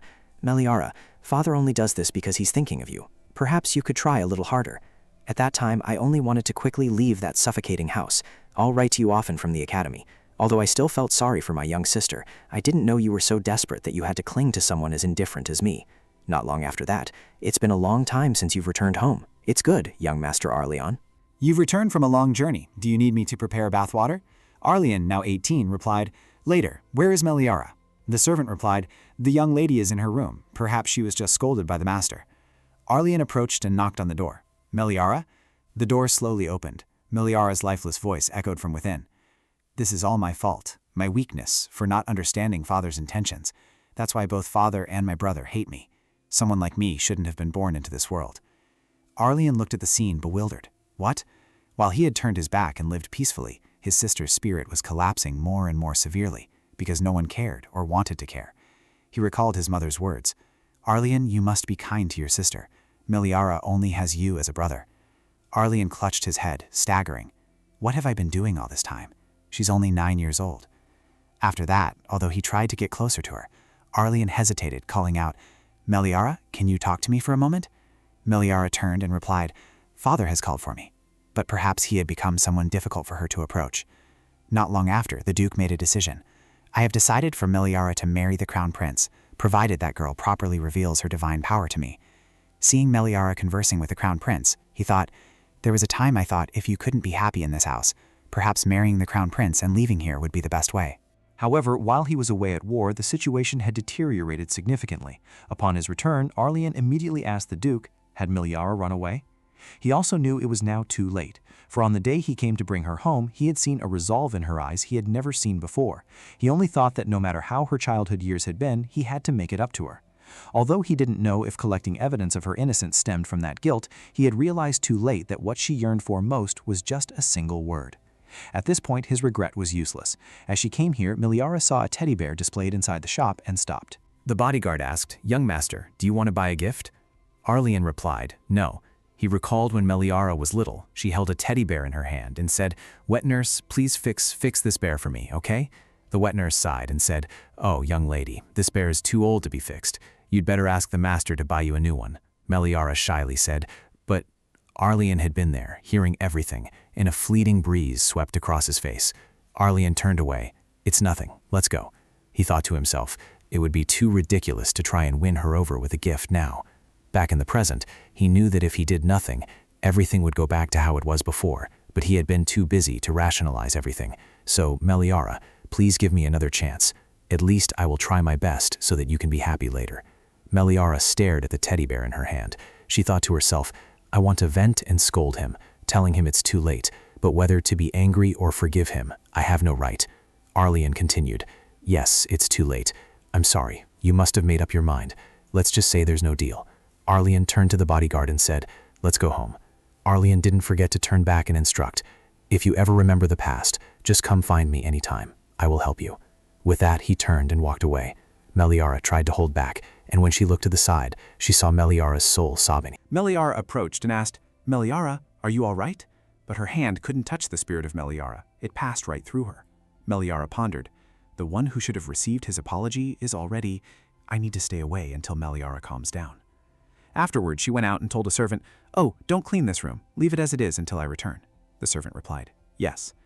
A little while later, Meliara also went outside, taking a stroll and sighing deeply. It turns like Arlian was also a victim of a broken family. I am not Meliara, so I cannot forgive him or amend relations with him. To do so would be deceitful. In the end, I accepted Arlian's help, which immediately made finding evidence more difficult. What should I do now? The weather was getting chilly. I should have brought an extra coat earlier. Suddenly, she smelled osmanthus flowers. This scent? Just then Prody appeared. "Greetings, Saintess. You are more observant than I thought." Meliara exclaimed, "Prody, how did you get in here?" Prody replied, "It's not difficult at all. Where's Rhett? He's always sticking to you like a dog protecting its owner." Meliara clenched her fists. "That's none of your business, is it?" Prody shrugged and chuckled. "Look how annoyed you are. Do you have some time? I came because I know you're in a difficult situation. Perhaps you could use my help." Meliara immediately questioned, "You, who conspired with Olivia to frame me, now want to help me?" Prody replied, crossing his arms. "That's because of the contract. I can't do anything else. Whatever the signatory of the contract demands, I must fulfill it completely. However, now I just want to give you an opportunity. If right now you choose me instead of Rhett, I could also actively help you a bit more." Meliara immediately pushed Prody away. She yelled, "Tell me to choose you instead of Rhett? What an unbelievable thing to say." Prody replied, "Oh, I already told you not to be biased. The Saintess actually finds me quite attractive, doesn't she? Have you ever thought that if I had met you first, things would have been different? It's still not too late." Prody thought to himself, I've confirmed she still can't resist the demon race's abilities, so it's easy to talk now. Prody approached, running a hand through her hair and asked, "How do you feel about trying to open up to me?" Suddenly her chest glowed brightly, the light growing more intense. Prody pulled his hand back. "What? Since when could you resist? Did that Rhett tell you something?" Meliara smiled and said, "I know everything. I heard that all demons have special abilities, right? And this is your ability, tempting humans with scent and interfering with their minds, the power of enchantment." She recalled Tanma's words. Most demons possess inherent abilities, which in human terms could be called magic. However, this is a far more advanced concept, so instead of merely possessing a specific ability, demons can freely control that power. I heard that humans on this side, though weak in ability, can use many different types of magic. The pink-haired prince is also a mage, isn't he? Anyway, that's not what I wanted to talk about. The Saintess has the ability to nullify the powers of all demons, so the power that seeped into the young lady at Shiban Temple can save her from danger. Returning to the present, Meliara asked, "Avoiding Muso at the ducal mansion is also due to a difference in abilities, isn't it? Because Muso controls wind, and you emit scents. If you were together, Muso's wind could blow away all your scent." Prody asked. Saintess, are you trying to provoke me now? Me, afraid of that lowly wretch? It would make far more sense to say I'm afraid of Rhet's magical beasts. I already gave you advice before, didn't I? If you stay with Rhet, the Saintess's fate will be ruined. That man is very dangerous. Meliara immediately refused. I'm sorry, but I cannot believe your words. Prody snorted, though I don't know who you've been listening to, gossiping. Meliara immediately replied, no, the words of others don't matter, because even if your mouth is smiling, everything is revealed through your eyes. Prody angrily said, I hate Rhet to the point of going mad. Meliara said, then your intentions are too obvious, aren't they? You must want to sow discord between Rhet and me. Prody chuckled and asked, what's gotten into this girl? Yes, my relationship with my brother isn't good, but I don't necessarily have to lie to you. Ah, I suppose the Saintess doesn't know now, does she? She doesn't know exactly what happened 100 years ago. 100 years ago in the demon realm, Rhet had just finished a battle. Applause erupted. You're amazing, Lord Rhet. You've become so skilled that I have nothing left to teach you. Not to mention, your demonic power is the most outstanding in the demon realm, isn't it? You will surely become the next demon king. Prody then spoke. That's pretty amazing. My younger brother's abilities are quite good, aren't they? Originally, the child of the immortal Demon King in the previous Saintess was supposed to be the direct successor to the Demon King. If he hadn't suddenly appeared, what about the next Demon King not long after that? Do you really think that guy could become a candidate for Demon King? He's someone who doesn't even know who his own birth mother is. He's someone who would be endlessly grateful just to receive an education like mine. The demon, whose neck was seized, replied anxiously. That's true, but the position of Demon King isn't decided based on bloodline. Your Highness knows that. In this demon realm, there is one position that only the person possessing the strongest demonic power can occupy, and that is the position of Demon King. Didn't your father also become the Demon King only after being chosen by the lunar priesthood? Prody Watt, are you trying to lecture me now, as if I don't already know that? At this moment, someone walked over and stopped him. Stop it, Prody. He's your sword master, after all. The white-haired demon behind asked, and why are you so wary of Rhet? No matter how strong one's demonic power is, one must desire it to become a demon lord candidate. Haven't you seen his eyes? He has no ambition for power or material wealth whatsoever, so how could he possibly be a candidate? Prody turned and said, believe that and you must be a fool. The nature of demons is inconsistent. Deep down, he's surely mocking me, and then when I let my guard down, he'll snatch everything away. The other demon thought to himself, he's feeling insecure. And decades later, my prediction came true. That guy appeared in the selection for Demon Lord candidates. Not long ago, he was running for his life, let alone bringing along the black-haired Saintess. Have you guessed anything yet, hearing this? Meliara asked, puzzled. What do you mean, sir? Prody replied. To become the Demon Lord, one must be chosen by the lunar faith, and the one empowered to choose is the Saintess of the lunar faith. That means Rhet exploited the Saintess to become the Demon Lord. At that time, Rhet and the Saintess were in love, and the Saintess naturally designated her lover, Rhet, as the Demon Lord. Let's assume the matter ended there, but precisely when that guy Rhet became the Demon Lord, that Saintess disappeared without a trace. He must have achieved his goal and no longer found her necessary. So Saintess, remember to be careful. I'm just giving you advice before he exploits you. Meliara chuckled to herself, thinking, unbelievable. Rhet tricked me like that? You're hoping I'll get angry and say that, aren't you, Prody? Unfortunately, that's absolutely not going to happen, because the black-haired Saintess in the story you just told is me. Even though I don't remember much, at least the emotions Rhet has shown all this time were real. It's all just because you're blinded by jealousy. She then said, thank you for your advice, but if you ask me which side I believe, I still choose to believe Rhet. Between the one who shook hands with the soul cult Saintess to slander me and the one who promised to always protect me, wouldn't only a fool believe the former? Prody clutched his head. I've explained everything thoroughly to the very end. Since you're so stubborn, I'll have to resort to physical means. Meliara flinched at that. Try laying a hand on me. This is the Lunar Church's holy temple, you know. Prody stepped forward and replied, even if I don't use enchantment, I still have plenty of ways to take you. Just then, a sword flew in and plunged into the ground. A pair of wings flapped, startling Prody. Meliara was also surprised to see the newcomer. This person was none other than Rhet, who gently landed on the ground. Prody asked anxiously, how do you know? Rhet drew his sword. I've warned you many times, but you still ignored me. Do I have to break your other side for you to finally feel fear? Prody reminded him, even if you are a demon lord, don't you know what will happen if you dare to touch someone like me, who has a contract with humans? Rhet stepped forward and pointed his sword at Prody's neck, said, so you're a lovesick fool. Anyway, there will be many other opportunities besides today, but the Saintess better remember one thing. This one cannot help the Saintess escape false accusations. Don't forget, the evidence is in my hands. Meliara immediately questioned, does that mean you're admitting you're an accomplice, right? Prody pushed his sword down and replied, "Is that how you see it? Well, the Saintess and the priests from the co-faction healed them all anyway. No one died, so what's the problem?" Meliara frowned. "For you, is it enough that no one dies? So many people are suffering. But for some, it's a tactic to push those they hate into a corner, or simply a form of entertainment. Just as Reth said, from now on, you'd better be careful. What you and Olivia caused, I will definitely repay at all costs." Prody said irritably, "You two are truly a pair. But even so, I haven't given up yet, because I don't want to encounter something like what happened 100 years ago again." With that, Prody gradually disappeared. Meliara let out a tired sigh. Then she looked up at Reth. She called, "Reth, is it all right for you to show your wings like that? This appearance will attract others' attention." Reth simply replied softly, "Ah." His attitude left her bewildered. Then he transformed back to his usual appearance. He said, "I've confirmed there's no one around recently, so it's fine. I wasn't detected on the way here either." Meliara felt relieved. "I see. It's a good thing no one noticed." She recalled his appearance from earlier, thinking to herself, but at the same time she felt a slight pang of regret. Long-haired Wrath was really cool. What am I doing letting my mind wander at such a serious moment? Reth approached and asked, "How are things with Arleon Darcius? Is he willing to provide the evidence?" Meliara hesitated before replying, "About that. First of all, I don't think that's something I can decide.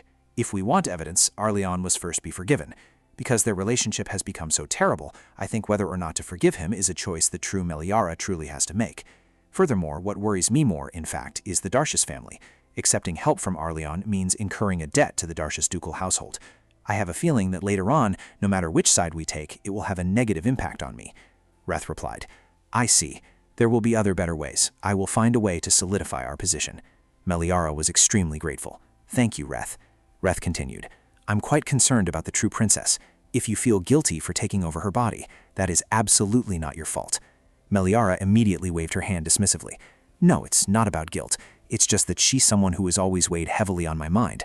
Not to mention, she was falsely accused and framed, which makes me want to help her even more." Meliara was originally my bias. Rhett didn't understand what a bias was, so he just said, "Oh really?" Suddenly her eyes drooped, on the day Linden swore to help Meliara, seeing Meliara's tears streaming down. My becoming Meliara's form, perhaps, was to clear her name. Although no one in the novel stood by her, in this life, at least one person is needed to always believe in her unconditionally, just like I have Rhett. Suddenly she realized something. Rhett, puzzled, turned and called, "Ara?" Meliara blushed, thinking, could this be? Rhett, confused, asked, "What's wrong, Ara? You look like you have a fever." Meliara looked bewildered. "Oh my." Rhett, worried, asked her, "You don't have a fever, but your face is very red. Are you all right?" Meliara mused. "That's right. The truth is, I already knew." She recalled Rhett's earlier words. "It's only natural for me to protect you. You don't need to thank me for everything."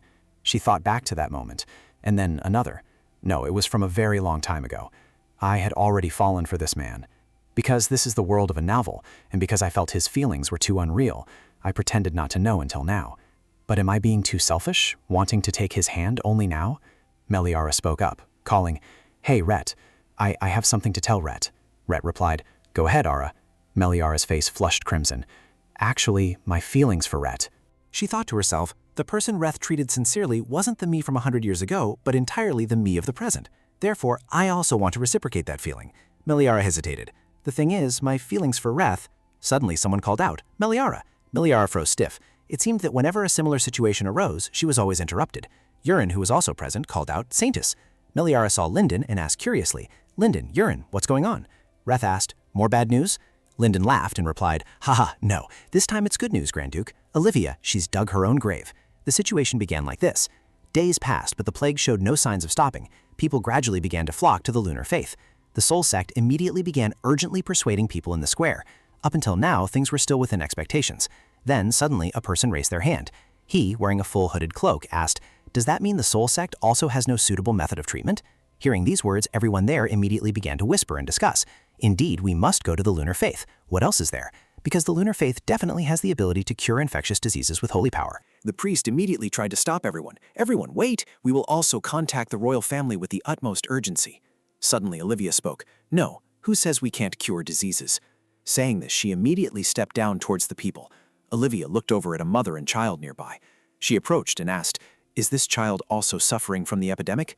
The mother replied, "Yes, we came here hoping to find some medicine." Then she reached out her hand towards the child, and the light emanating grew brighter and brighter. The mother exclaimed joyfully. The spots are gone.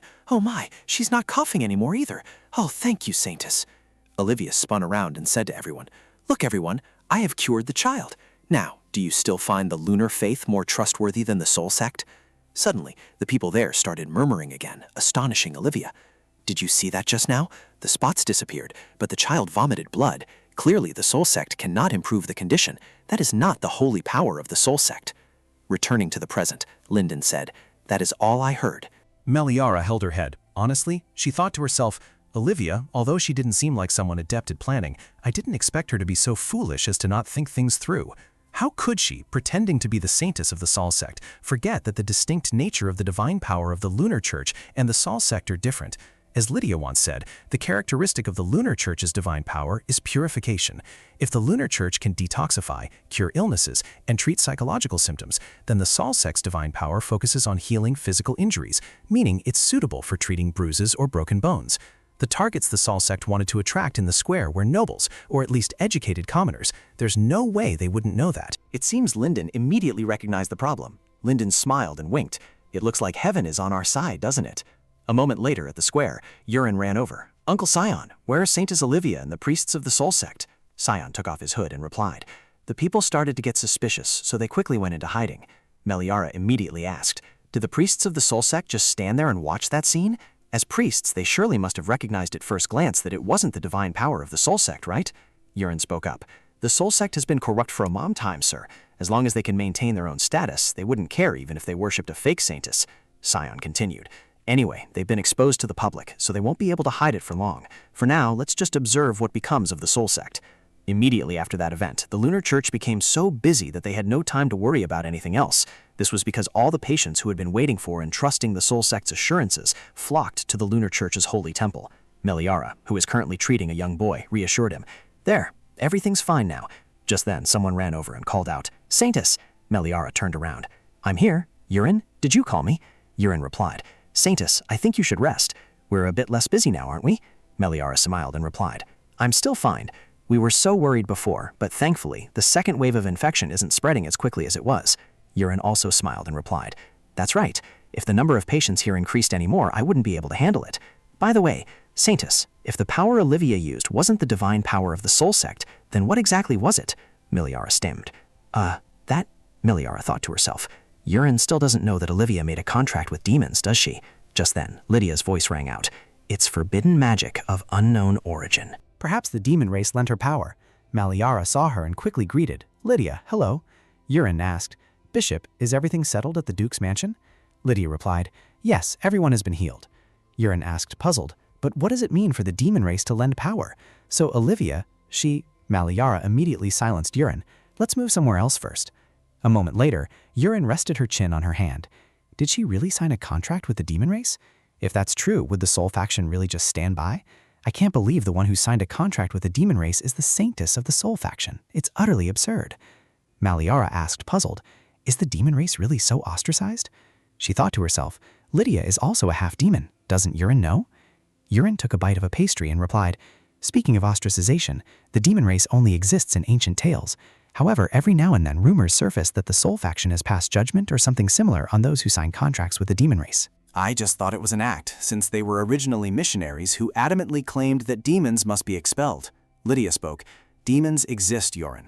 The lunar faith does not deny the existence of demons. They simply live in a different place from humans, can use magic a bit more freely, but are otherwise just like us.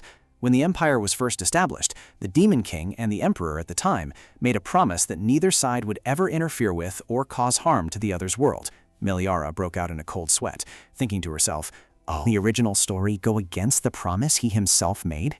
Lydia continued, But the current soul cult fabricates and spreads the notion that all demons are evil, and that the lunar faith, being a cult that believes in demons, naturally deserves to be suppressed. Urin then asked, Doesn't that also imply that making a contract with a demon is evil? Lydia replied, I wouldn't dare to say whether that is good or bad, but this time it's a different case.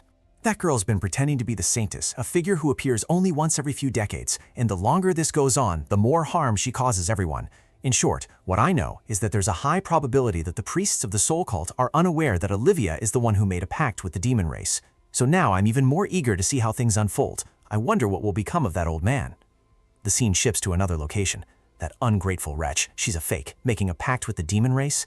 Currently, this situation isn't something that can be easily resolved by stripping her of her Saintess title. Once this reaches the Emperor's ears, my life will be over. At this, he cracked a smile, then burst into laughter, his laughter echoing outside. His eyes gleamed. Right, I can't just collapse so easily. It seems I'll have to make a move against the lunar cult first. Meanwhile, on the Saintess' side, she was pacing back and forth, restless and uneasy. I must appease public opinion by any means necessary, by any means. Everyone witnessed that scene, so it's only a matter of time before I'm exposed. I worked so hard to climb to this position. At that time, everyone was buzzing with talk. Look, the Crown Prince has had his mind stolen by the Saintess of the Soul Sect. So what about Princess Darchis? She's the fiancée in name only. She's become redundant, of course. I've climbed to a position where she has to look up to me. Back in the present, the Crown Prince approached and called, "Livy, are you all right? I heard there was a commotion in the square." Olivia snapped awake. She flashed a calculating smile. Right, I still have this man. Olivia ran to embrace Zykan. Your Highness, whatever you may have heard is not true." Zykan said, "Livy, I didn't come to interrogate you. What divine power of the Soul Sect curing infectious diseases? Everyone must have seen wrong. Anyway, these baseless rumors have reached my father's ears." Olivia spoke, "Crown Prince, do you love me? Promise me that you will always believe me, no matter the circumstances." Zykan, enchanted, stammered, "Of course, Livy, I will always stand by you." Olivia smiled. "You're absolutely right, Crown Prince." The scene shifted to Meliara. At this moment, she was tapping her fingers on the table and sighing. Lydia asked curiously, "Saintess, what's wrong?" Meliara replied, "Oh, I'm sorry, I'm disturbing your book arrangement, aren't I? Actually, I'm restless because of the commotion in the square, and yet I haven't heard any movement from the Soul Sect. They surely aren't planning to let Olivia off the hook, are they?" Lydia snorted. "That's right. If it were that old man, he would have already justified or dealt with something by now." Meliara wondered, that old man, the bishop of the Soul Sect, could it be that Lydia knows Bishop Soul? Lydia replied, "More than just knowing him, I even know that old man taught her how to use divine power.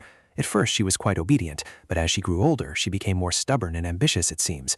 Meliara, upon hearing this, stood up in surprise and exclaimed, "Huh? This might be a bit sensitive, but if I may ask, how many springs has Lydia experienced now?" She thought to herself, in the novel, the Soul Sect bishop seemed to be at least 50 to 60 years old. Lydia said, "Oh, didn't the Saintess say she doesn't remember anything? We met once, a very long time ago." Meliara asked again, doubtfully, "A very long time ago?" She thought to herself, could Lydia have met me 100 years ago too? What kind of person was I 100 years ago to be so close with the demon race? Lydia suddenly remembered. Now that you mention it, didn't someone say that the Saintess of the Soul Faith and the Crown Prince were in a romantic relationship? Meliara replied, "Ah, right. Could that be why the Soul Faith abandoned Olivia?" Lydia continued, "As the Saintess knows, our empire developed based on the Soul Faith, and the Lunar Faith has never interfered in politics. The Crown Prince is also involved with Olivia, so the royal family surely doesn't want the Soul Faith to weaken now, because though highly unlikely, it's possible the royal family might protect Olivia." Meliara asked, puzzled, "If Olivia is a fake Saintess, what benefit would the royal family gain by protecting her?" Lydia replied, "To minimize damage rather than for benefit. The Crown Prince blindly believed a woman's words, ultimately canceling his engagement, then making her his fiancée, only for her to be a fake Saintess. She made a contract with the demon race and even used forbidden magic. If all of that is exposed, the reputation of the royal family and the Crown Prince will plummet uncontrollably. If the Emperor thinks this way, and the Bishop of the Soul Faith wants to cover this up, we might find ourselves at a disadvantage." Meanwhile, in Meliara's soul form, she was holding a teddy bear. "I can't believe my brother doesn't hate me. If I had known this sooner, would anything have changed?" She recalled Arleon's words, "If you ever remember anything from the past, just come find me anytime, and I'll help you." "You don't want to show me that? It won't be easily discovered if you put it here. Give it to me." Meliara's soul suddenly remembered this small detail. Meanwhile, Meliara was walking along the corridor, deep in thought, only to return to the starting point. "I kept thinking this time I could resolve everything. If I can't directly show everyone in front of the Emperor that Olivia is a fake Saintess, colluding with the demon race, then perhaps this is a good way." "Wait!" Meliara's soul suddenly came over and called out, "Ara!" Meliara turned and asked, "Meliara, what is it?" Meliara's soul replied, "I think I figured it out. The place where my brother hid the witness." That evening at the villa of the Darchis ducal estate, The young man called out, "Hey, when exactly will I finally be allowed to go outside?" The maid replied, "I'm sorry, the young duke didn't give any other instructions." The young man walked to the window, thinking to himself, "Although it's very comfortable here, I've been under house arrest for several days now. My wife and children must be very worried." Just then someone appeared, approaching the young man and covering his mouth. The young man could only let out muffled grunts. Meliara, who was nearby, intervened. "Wait, Red, you don't need to hold him so tightly." Saying that, she removed her face covering. The young man was surprised. Could it be Lady Meliara? Downstairs, Arleon was sitting and reading a book. The maid, hearing the commotion, looked up. She said, "There's a noise upstairs. I'll go check." Arlie closed her book and replied, "No need. It seems the person we were waiting for has arrived." Upstairs, the young man asked curiously, "Lady, how did you get here? I heard you had left Duke Darch's mansion, but even so, that outfit." Meliara let out a sigh. "This is a bit complicated to explain." Meliara recalled what Meliara's spirit had said when her brother mentioned he had taken the tea delivery person to Olivia, right?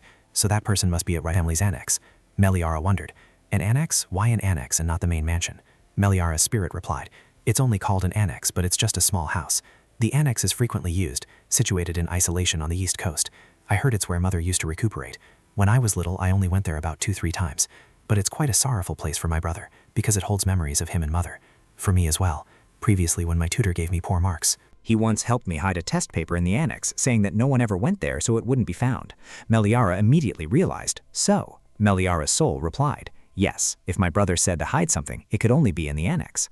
Back in the present, Meliara approached. "Lord, I am currently being framed and slandered. They are accusing me of being the carrier of the plague and of having tried to poison Olivia before. But surely you, Lord, know that the tea I sent her contained no poison whatsoever. I merely sent her the type of tea she disliked.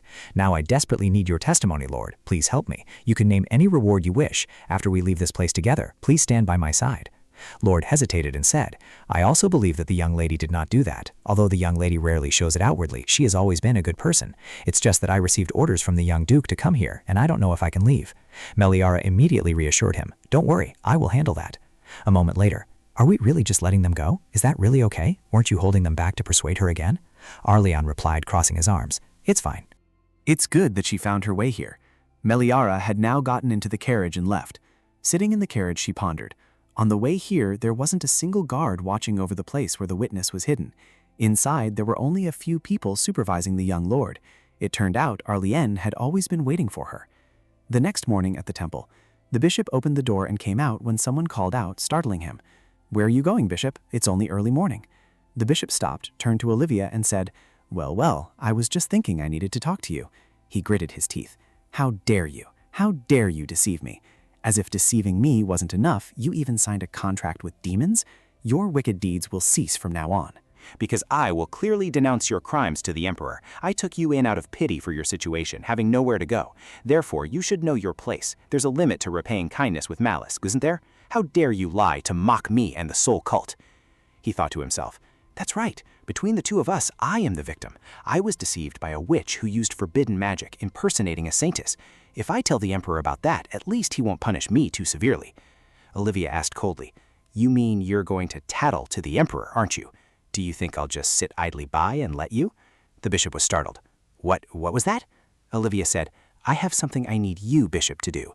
Announce to everyone that my healing method is the holy power of the soul cult." The bishop roared, "What? Doing that is blasphemy. Who would believe that ancient, bizarre, forbidden magic is the holy power of the soul cult? From the very beginning, the holy power of the soul cult has—" Olivia interrupted him. "It could restore, but not purify, right? Until now, that's all I've let people know. But as time passes, everything changes, doesn't it? If I, the Saintess of the soul cult, can also use the power of purification, wouldn't that be a good thing?" "Yes, exactly. If she is a fake, then perhaps I can also possess that power." The bishop's face twitched. That madwoman. He recalled Olivia's appearance when they first met. The first time he saw her, she was just a poor country child. It turns out he had raised a tiger in his own home. The bishop turned away and said, "You're a madwoman. Get out of my way. I've already sent a letter to the Emperor, and it won't be long before your trial begins." Suddenly, someone blocked Elkis. The bishop roared, What is this? Wait, this uniform is the Royal Knights." Olivia spoke up. "A letter?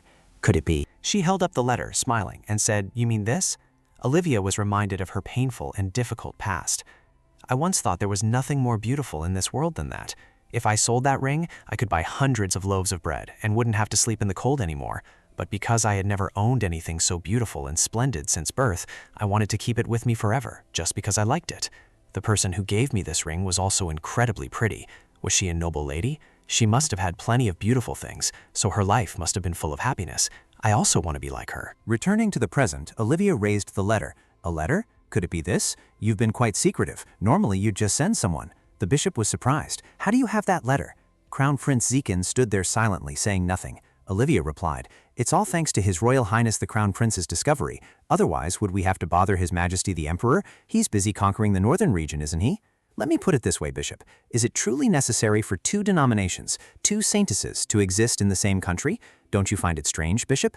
I heard that the soul and lunar faiths, despite their origins, possess similar powers. You, Bishop, were also involved with the lunar faith previously, weren't you?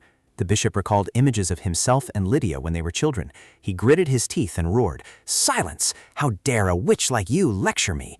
Upon hearing his beloved being humiliated, the crown prince immediately flared up.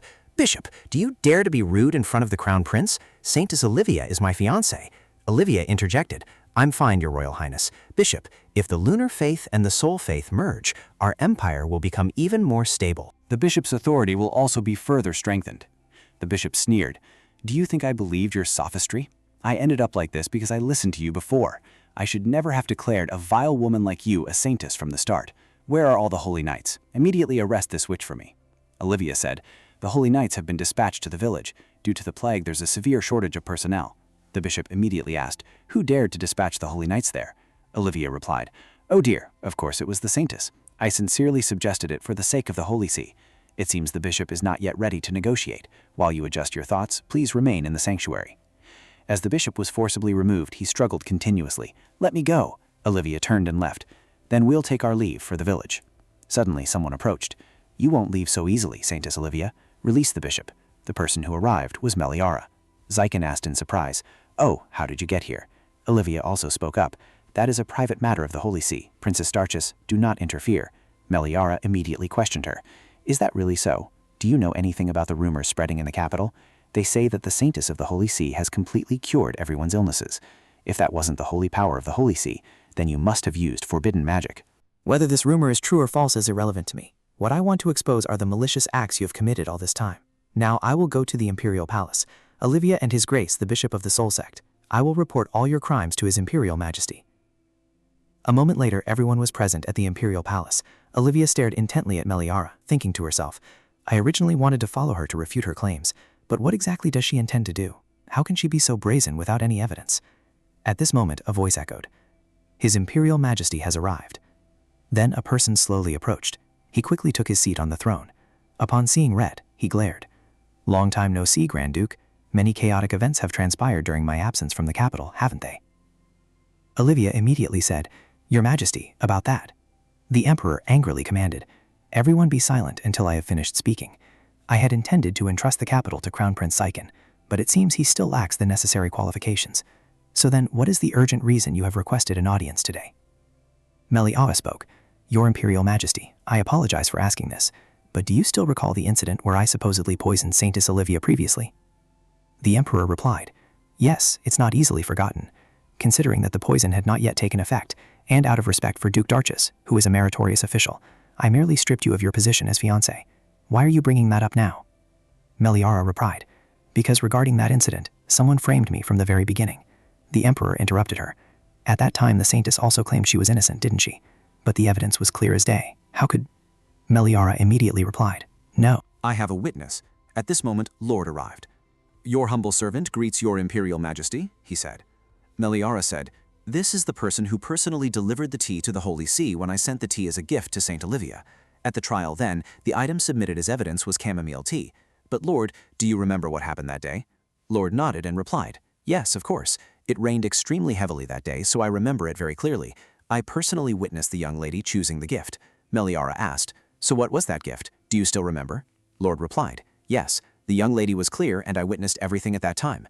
Meliara said, "I chose this packet of mint tea." Lord continued, "The young lady bought mint tea." The Crown Prince immediately shouted, "Ridiculous! How can such a statement be believed without evidence? And even if that were the case, are you implying that someone swapped it for poison tea?" Lord raised his hand. "Sir, I have evidence. To transport the goods from the shop to the Holy Temple, I was issued." Here's the delivery note. It's clearly marked as meant inside. The Emperor asked, "Did you deliver it directly to Saintess Olivia?" Lord replied, "No, how could a lowly person like me meet the Saintess of the Soul Faith directly? I handed it to a man who claimed to be Saintess Olivia's attendant, because he said he would deliver it to the Saintess on my behalf." The Emperor rested his chin on his hand and asked curiously, "A man? Was he a priest of the Soul Faith?" Lord replied, "No, he wasn't a priest. He had white hair and deep blue eyes, and one of his eyes was covered." Zykan exclaimed in surprise, "What?" Seeing his strong reaction, the Emperor asked, "What's the matter, Zykan?" Zykan immediately covered his mouth. "It's nothing." The Emperor said sternly, "If you know something, just say it. Don't hide it. This is my command as Emperor." Zikan stammered. Well, I once heard a subordinate from the Grand Duke's mansion say. The Emperor immediately asked, Say what? Zikan replied, They said that the man who spread rumors that Princess Darchis was responsible for the plague also looked like that. Meliara immediately continued for him. Not only that, Meliara then turned to a maid. This is someone who used to work under Saintess Olivia. She also said that she had seen that man before. The Emperor immediately asked, Is that true? The maid replied, Yes, Your Majesty, that man claimed to be an errand boy from Duchess Darchis' estate and handing me the tea. I then presented the tea to the Saintess, and she drank it. The Saintess's arm slowly dropped, and the teacup fell to the ground. The maid continued, and witnessing the Saintess faint right before my eyes, I initially thought it was my fault, which caused me great distress, and eventually led to me quitting my job. The Emperor stroked his chin and said, This is indeed a strange matter. After hearing everyone's accounts, it seems Duchess Darchis is innocent, and everything was instigated by that white-haired man. Is the Saintess of the Soul Church completely unaware of this matter? Olivia flinched, her face darkening. I truly know nothing, Your Majesty. The Emperor continued, Is that so? Then you also know nothing about the rumors circulating throughout the Empire recently? They say the Saintess of the Soul Church signed a contract with the demon race and used forbidden magic. Saintess of the Soul Church, are you certain that not a single word you've spoken to me is a lie? Olivia angrily gritted her teeth. She placed her hand on her chest and exclaimed, Yes, Your Majesty, it's all fabrication. Signing a contract with demons and using forbidden magic? What nonsense! This is the first I've heard of such a thing. On the contrary, if we're talking about signing a contract with demons, aren't we referring to Princess Duchess? Surely Your Majesty also knows that she is the Demon King. Upon hearing this truth, Zikan's face darkened. What did you say? Everyone present immediately began to murmur amongst themselves. Meliara stepped forward. Your Majesty, I dare to say this. Grand Duke Arvis and I have never established a contractual relationship. Furthermore, Your Majesty probably knows that when signing a contract with demons, a medium is required and must always be carried on one's person. Saintess Olivia, now that I think about it, doesn't the Saintess always wear that necklace whenever we meet? Olivia clutched the necklace she was wearing around her neck. She tried to explain. Because this is the only necklace I have. Meliara immediately interrupted. Previously, when you falsely accused me of stealing your necklace, have you forgotten that it was a diamond necklace? Not to mention, this girl also revealed to me that although the Saintess has many gemstone necklaces, she always only wears that blue necklace. Olivia nervously stepped back. That's because I cherish this necklace the most. Meliara stepped forward, did she? If so, explain this. Saying that, Meliara immediately snatched the necklace Olivia was wearing, making her face darken in fright. Olivia shrieked, No! Before she could do anything else, Meliara had already stomped on the necklace, crushing it. Before that, Meliara had a conversation with the butler. Mr. Butler, I have something I'd like to ask. Rhett said that his oppression of the Prodi family, no matter what, is a violation of principles, isn't it? Including the destruction of the contract? The butler replied, Yes, that's right. Meliara wondered, what if I'm the one who breaks it? She presented a piece of paper that read, The importance of the intermediary object for summoning a contract with the demon race. Back in the present, seeing the black aura, everyone wondered, Black aura suddenly appeared. Where did it come from? What exactly happened? From within that black smoke, Prodi appeared. He flashed a smile. Oh dear, why is our fake Saintess so amateurish? I clearly said that if the necklace breaks, the contract is considered void, isn't it? Before coming here, Meliara asked Tenma, what if I forcibly destroy Prodi's contract? Tenma replied, although the Saintess won't directly face risks, it's highly likely that someone from the demon realm will object. Meliara asked curiously again, object? Tenma explained, the explanation is a bit complicated. Because His Majesty has been absent from the demon realm for 100 years, not to mention that dissatisfaction had already arisen among the demon realm's nobility, though of course no one dared to step forward due to their awe of His Majesty's boundless power. But if they knew that the Saintess, who always stands by His Majesty's side, forcibly destroyed a human's contract with the demon race, then for those looking for an excuse to rebel, there would be no better bait. In fact, the vast majority of people are discontent and question why His Majesty doesn't quickly bring the Saintess back to the demon realm. Meliara looked bewildered. Bring me? Tenma replied, because the entire demon realm believes in the lunar religion. The Saintess of the lunar religion holds immense symbolic significance for us. Everyone also hopes that the Saintess of the lunar religion will become the Demon King's consort from now on.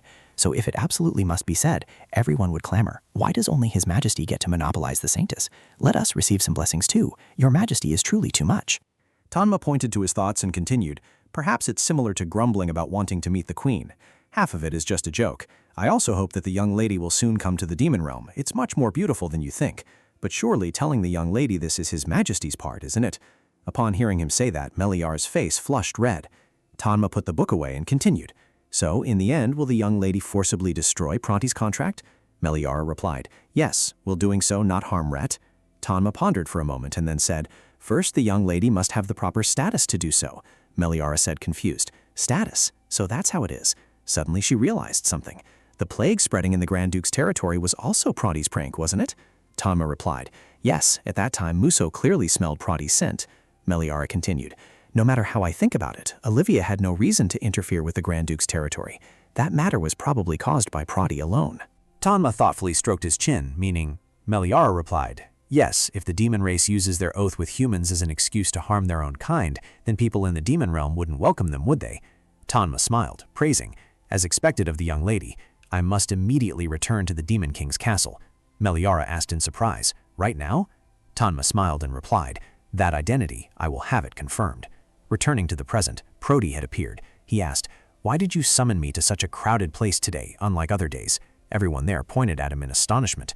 What is it? Could he really be a demon? Even the Emperor was stunned when he saw him. Prodi smiled. "So it seems our Saintess has been exposed as a fake, hasn't she?" Olivia gritted her teeth, breaking out in a sweat. Seeing Olivia's expression, Meliara also smiled triumphantly. The Emperor immediately said, "What exactly is going on here? Someone explain it to me." "Did you really make a contract with him and impersonate the Saintess?" Prodi chuckled. "You caught me." Meliara stepped forward and said, "That's right, and that necklace seems to be the medium Olivia used when making a contract with the demon race. The book states that if the medium is broken, the contract will also be destroyed. If your majesty finds this hard to believe, please verify it through the bishop. All the power he once felt from this girl is now gone." A priest quickly arrived to examine Olivia. After the examination, he turned to the Emperor and said, "I truly can't feel anything anymore." Olivia angrily shouted, "No way! She must have tampered with my necklace." She then pushed the priest away and ran to Zekin, embracing him tightly. "Your Highness, please help me. Your Highness knows they're conspiring to harm me, right? What demon race? I truly know nothing about it." Meliara continued, "Your Majesty, for some time now, Olivia has used forbidden magic to summon demons, fabricating that the power of the contract was divine power and deceiving all the people of the Empire. Later, she spread a plague, pushing it until countless people died. That is clearly an act threatening the safety of our empire." Olivia's mouth blared. "Can you prove that I'm the one who spread the plague? Do you have any evidence?" Meliara immediately replied, "The bacteria causing this plague originated from a poison from the demon realm. No one but you who made a contract with the demon race could have found this poison." At this moment, Linden stepped forward. "That's enough. Let me explain the rest." The Emperor was also surprised to see him. Linden stepped forward and said, "Previously, I accompanied the Grand Duke and Saintess Olivia to visit Chiban village in the east. It was precisely then that the plague began to spread there." Fortunately, thanks to Lunar's help, the plague was quickly suppressed. As a prince, I took responsibility and went to investigate the cause. During that time, I accidentally learned that a few days before the plague broke out, Olivia was found unconscious by the villagers near Chiban village. Can she truly say that everything was just a coincidence? Olivia was speechless. At this moment, the Emperor's voice rang out. "How regrettable. I never expected such things to happen while I was unable to manage state affairs due to the conquest." Then he roared, ordering, "What are you still doing? Immediately drag that witch out." The soldiers immediately advanced to apprehend Olivia. Zyken, worried for her, cried out, "Livy!" The Emperor continued, "The crime of impersonating a Saintess, deceiving all the nobles, the Crown Prince, and even me, the Emperor. The crime of harming and falsely accusing the innocent Princess Duchess." Olivia's face darkened. "No, it wasn't me." The Emperor continued to list her crimes, finally mentioning the crime of spreading the plague after making a contract with the demon race, endangering the populace. Besides these crimes, investigate thoroughly to see if she has committed any other offenses. Imprison Olivia in the dungeon to prevent her from contacting the demon race again. Our investigation is solely to accurately compensate the victims, not to interrogate her about her crimes. We shall never forgive anyone who undermines the divine faith in the Bacarda Empire. Merely dabbling in forbidden magic and impersonating a Saintess is already a capital offense. She will be hanged before all the people of our empire." Olivia still refused to admit her guilt, insisting, "It wasn't me. This is all a setup by them. Why are you killing me? Prodi, what are you doing? Hurry and save me." Prodi shrugged and smiled, saying, "Sorry, that's a bit difficult. Firstly, I'm also in a situation where I'm about to be caught. Secondly, the necklace is shattered, so you're no longer the contractor." Olivia gnashed her teeth in anger. "Meliara, all of this is your fault. From the very beginning, you had everything. Wealth, status, a warm family. You had everything I yearned for. Even now you're still happy. Isn't that enough? Are you so resentful because I stole your position? Can't you bear it anymore?" Olivia struggled. "Let go!" Carelessly, she fell heavily to the ground. Olivia whimpered and said, "Is it a crime to yearn for good things? If I was born into misfortune, must I live a miserable life until death?" Meliara felt extremely uncomfortable hearing that. She stepped forward and said, "Yes, being born into misfortune is not your fault. But because of that, do you think all the bad things you've done are justified? Pushing others down to take their place, do you think that's honorable, just because they seem happier than you?" She didn't merely commit evil acts out of a desire for the position of crown princess and saintess of the soul cult. What she wanted was to see anyone with a higher status than herself fall, because that process gave her a sense of dominance and immense joy that she hadn't felt for a long time. If you have more complaints, take them to the dungeon. I don't want to see your face anymore. Olivia sprang to her feet. "I will have my revenge. Do you think I'll let you get away with this? I will definitely get my revenge on you at all costs." Meliara thought to herself, "Olivia, would you ever believe that Meliara died completely unhappy? Outwardly, she was an incomparably splendid lady, but in reality, she was abused by her family from a young age, never having received proper kind love. She lived such an utterly miserable life, yet you cruelly trampled her underfoot simply because she was perfect in your eyes." At this moment, the Emperor spoke up again, calling out, "Zikan, it seems I have overestimated you for too long. I never thought you would be so incapable of distinguishing right from wrong. You will temporarily set aside your position as Crown Prince and join the Northern Expeditionary Force in my stead." Zikan's face darkened. "Father?" The Emperor bowed his head slightly and continued, "Lady Darchess, on behalf of the Crown Prince, I apologize to you for all these matters. As for compensation, through Duke Darchess, I will make full arrangements so that you will not have to grieve further." Meliara immediately replied, "No, I abandoned the Darchess family a long time ago, and besides the punishment for Olivia, I seek no other compensation. But I have something I wish to convey to His Majesty the Emperor." The Emperor asked, puzzled, "What is it?" Meliara replied, "When the unprecedented plague ravaged the capital and Sheban village, there was someone who also tried to prevent the spread of the infection, no less diligently than I. That person is Prince Linden. At that time, he mobilized manpower to help me quarantine the capital area, and he was also the one who contributed the most to exposing Olivia as a fake Saintess. As a Saintess of the lunar faith, I feel that no amount of gratitude is enough for the prince. Therefore, Your Majesty, if you are determined to offer compensation, I humbly request that you compensate the prince instead of me, because the one who can constantly be by Your Majesty's side to assist you is undoubtedly Prince Linden." Suddenly, everyone present began to murmur and discuss. The Emperor immediately asked, "What's going on over there?" A guard replied, "Your Majesty, I apologize for interrupting, but that demon suddenly disappeared." Not long after, on Prody's side, he was being grabbed by the neck, looking very uncomfortable and in pain. Reth said, "Did you think I wouldn't notice you trying to sneak away? Let me make you live your entire life in a deep dungeon, just like your old contractor." Prody forced a smile and asked, "My only crime was obeying my contractor? Why must you do this?" Reth replied, "Using demon realm poisons to cause infectious diseases is your trick, isn't it? And you even dared to touch the demons in the Grand Duke's mansion." Prody immediately asked, "Why do you assume I did it? Everyone living in the Grand Duke's mansion is a demon, you know. Are you naive enough to completely believe their words?" Wrath created a black orb in his hand and said, "Shut up, your sophistry won't work on me." Prody sneered, "Speaking of the Grand Duke's mansion, that reminds me, there's a rose garden there, so I took a little tour, but it seems a fragment of a human soul is trapped in a rose branch. You believe that if you do that, the black-haired Saintess will return." Wrath angrily shoved Prody against the wall. He glared, his surroundings filled with killing intent, and asked, "What trickery have you played with that rose branch?" Prody coughed. "I didn't touch the flower. I merely admired it, enjoyed its beauty. Besides, you're planning to bring that Saintess back to the demon realm soon, aren't you? Coincidentally, I have a gift prepared for you. Just look forward to it." Reth angrily asked, "What are you plotting?" Prody sneered. "Guess what? I bet you'll like this. I've gone to great lengths to prepare it. Are you curious?" Rhett immediately grabbed his face and created a black teleportation portal behind Prody. He said, "Ah, I don't have time to listen to you." Just as Prody was about to be sent off, he shouted, "Rhett, you bastard!" Rhett pushed him into the portal while threatening, "When we return to the demon realm, I will personally punish you." With that, Prody gradually disappeared into the teleportation portal. Rhett remained silent and pensive for a moment. Not long after, Urin said, "The plague has been quelled, the Saintess's false accusation has been cleared, and from now on, there's only one thing left for us to do. That is the ceremony to announce the Saintess." Meliara looked bewildered after hearing this. "Is that really so important? I thought doing it simply would be fine." Urin immediately slammed the table and shouted, "What do you mean, simply? That is the most important ritual of the lunar religion. From the attire, decorations, blessings, to the invited guests, and so on, there are countless things to plan. But thanks to the good deed Olivia caused, we now only have 1 week to prepare. What a disaster! In short, from now on, we'll be very busy." Meliara could only force a smile. Lydia turned to Meliara and asked, "Has the Saintess decided where she will stay after the announcement ceremony is complete?" Meliara lowered her head and thought to herself, "Now that you mention it, Tanma said Rhett was planning to take me back to the demon realm, but he hasn't said anything yet. Am I hoping in vain?" Then she forced a smile and replied, "I don't know yet." At this moment, a priest approached. "Saintess, you have a visitor." Meliara looked over, bewildered. "Huh?" A moment later, the person who came to see the Saintess was none other than her brother, Alien. Meliara walked over and called out, "Alien!" "Thank you for coming. I have a few words I'd like to say to you. Thank you for handing the witness over to me."